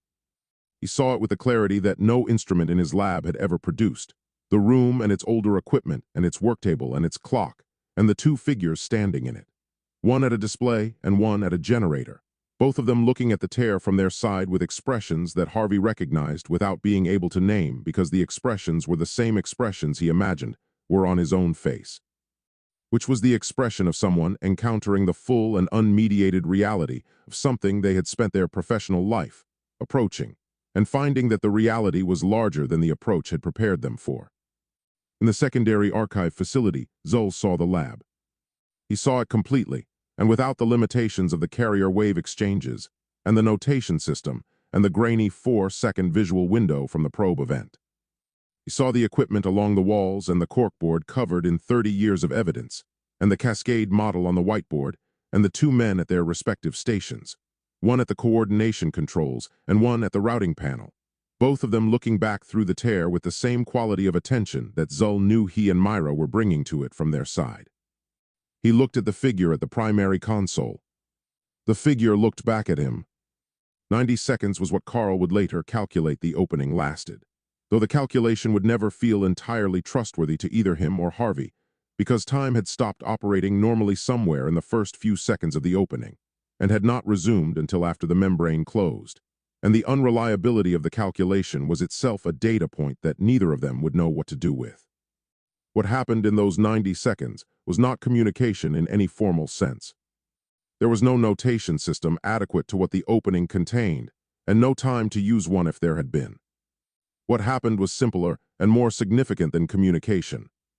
Two scientists on opposite sides of a barrier that had separated their worlds for the entirety of recorded history on both sides looked at each other across the 90 seconds of its absence, and understood, without the mediation of mathematics or signal or carefully encoded notation, that the other was real. Not a data point, not a signal signature, not a profile built from the architecture of a prime number sequence. Real, completely and irreversibly real. The kind that stayed real whether anyone believed it or not. Through the opening, Harvey saw a room. Not the cityscape from the visual feed, not the transit systems and the communication arrays and the figures at the transit stop that had started everything. A room, modest in size, crowded with older equipment, lit by the cold bioluminescent light that ran through the walls like veins. A worktable covered in the organized clutter of sustained work. A clock. Two figures, one at a display and one at a generator, both of them looking back through the opening with expressions that Harvey recognized across the 90 seconds, and across everything that separated their worlds, because the expressions were his own expression. The expression of someone encountering the full and unmediated reality of something they had spent their life approaching and finding that the reality was both exactly what they had expected and nothing like it at all. The figure at the display looked at Harvey. Harvey looked back. What passed between them in those 90 seconds was not communication in any formal sense. There was no notation system adequate to the opening, and no time to use one if there had been. What passed between them was simpler and more significant than communication. It was recognition. The specific and irreducible recognition of one mind by another across a distance that had no name in either world's language, because neither world had ever been close enough to the other to need a name for it. It was not comfortable. It was not meant to be comfortable. It was true in the way that very few moments in a life were true, without buffer or translation or the comfortable mediation of instruments and signals and notation systems that had made every previous contact between their worlds possible, and had made it, in the same motion, incomplete. Then the membrane closed. Not gradually. All at once, with the finality of something that had made a decision and was not revisiting it. The lab went dark. Harvey stood at the routing panel with his hands still on the controls, and the darkness complete around him for 4 seconds before the emergency lighting came on and cast the room in red that made everything in it look preserved, like something from the photographs on the corkboard wall. Carl was at the coordination controls. Still, his hands were on the panel, and his eyes were on the secondary monitor that was showing him barrier readings that were unlike any barrier readings either of them had ever seen, which were flat. Completely flat. No fluctuation, no resonance activity, no cascade threshold signatures, no signal traffic on any carrier wave band. The membrane was not thinning. It was not degrading. It was not doing anything at all. It was sealed. Harvey crossed to his chair and sat down, and the lab settled around both of them into the quiet of a room where the work had finished. The corkboard wall was still there in the red light, 30 years of accumulated evidence unchanged by everything that had happened in the last several hours. The newspaper clippings and the ecclesiastical records and the grainy frozen frame of the first visual feed and the printed notation from the first response signal, all exactly where they had always been. The Cascade model was still on the whiteboard. The notebook was still in the drawer. Carl leaned against his workstation and looked at the flat barrier readings and said nothing. Harvey's phone lit up on the desk. A government number. It had been lighting up with government numbers for days, and he had been not answering them for days, and he looked at it now and did not answer it and watched it go dark, and then light up again with a different number. Another government number, a different area code, the same urgency expressing itself through different digits. They are not going to stop calling, Carl said, without looking up from the barrier readings. No, Harvey said. At some point today we are going to have to answer, Carl said. I know, Harvey said. Carl looked up from the monitor and looked at Harvey across the red-tinged lab. When we do, Carl said carefully, we are going to have to make decisions about what we say and what we do not say and what we hand over and what we do not hand over, and some of those decisions are going to be the most consequential decisions either of us has ever made. He paused. I want you to know that I do not intend to make them unilaterally. Harvey looked at him for a moment. That is a very Carl thing to say right now, Harvey said. Carl looked back at him with the expression that was not quite a smile, and had never been quite a smile, and that Harvey had learned across 2 years to read as the closest Carl came to one. Yes, Carl said. It is. Harvey's phone went dark and lit up again. The department head this time. Harvey watched it light up and go dark and thought about the department head and thought about the government numbers and thought about the 9 minutes of footage from the commercial street that was on every platform that existed and that official responses had been trying and failing to address for days. And thought about what it meant that the barrier was sealed and the cascade was prevented and the crisis was over in the specific way that crises were over when the solution to them was also the end of something that could not be recovered. Then Carl's phone lit up. Harvey looked at it on the secondary workstation. Carl looked at it. The number on the screen was not a government number and was not a university number. It was a number with a country code that neither of them recognized, from a country that Carl's phone was identifying in small text beneath the number. And the country was not a country that either of them had any professional connection to or any reason to be receiving calls from. Carl picked it up. He looked at the number for a moment and then looked at Harvey and then answered it. The voice on the other end spoke in a language that was not English and was not any language Carl recognized, and the call lasted 11 seconds before Carl said in English, I think you have the wrong number, and the voice on the other end said in perfect and unaccented English, no. I do not. Harvey was looking at him. Carl was looking at the flat barrier readings on the secondary monitor. Who is this? Carl said. The voice said a name that meant nothing to either of them. Then it said something else, something that made Carl's hand tighten on the phone in the specific way his hands tightened when he was receiving information that required immediate and complete attention. And Harvey watched Carl's hand tighten and felt something shift in the room that was not the emergency lighting and was not the silence of the sealed equipment. Carl lowered the phone and looked at Harvey with an expression that Harvey had not seen on his face before. Not the careful analytical neutrality he brought to findings he had not yet evaluated. Not the controlled alarm of the cascade model or the quiet conviction of the probability modeling. Something else, something that Harvey's 30 years of reading difficult situations told him, was the expression of a man who had just been told something that restructured the shape of the last several hours in a way that could not be unstructured. Carl, Harvey said. Carl looked at the phone and then looked at Harvey and then looked at the flat barrier readings on the secondary monitor. And when he spoke, his voice was the voice he used when the accurate answer was the only answer available, and the accurate answer was going to change everything. That was someone who says they have been monitoring our carrier wave exchanges for the last 3 weeks, Carl said. Not from the other side of the barrier. He paused, and the pause had the specific weight of something that had not yet been said and was about to be. From this side. From a location approximately 200 miles from this building. Harvey looked at him.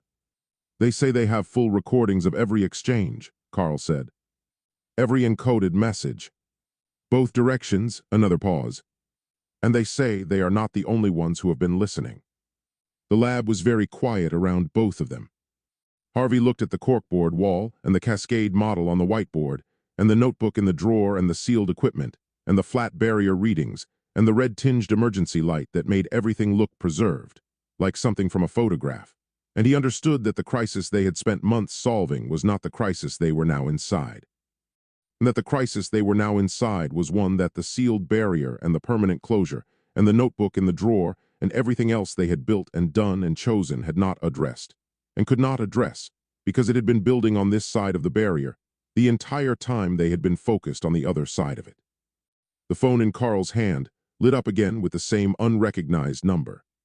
Carl looked at Harvey. Harvey nodded. Carl answered it. Thanks so much for listening. If you enjoyed today's episode, please consider subscribing so you never miss a story. And if you want to support the show, leaving a review on your favorite podcast app really helps us grow. Hope to see you next time.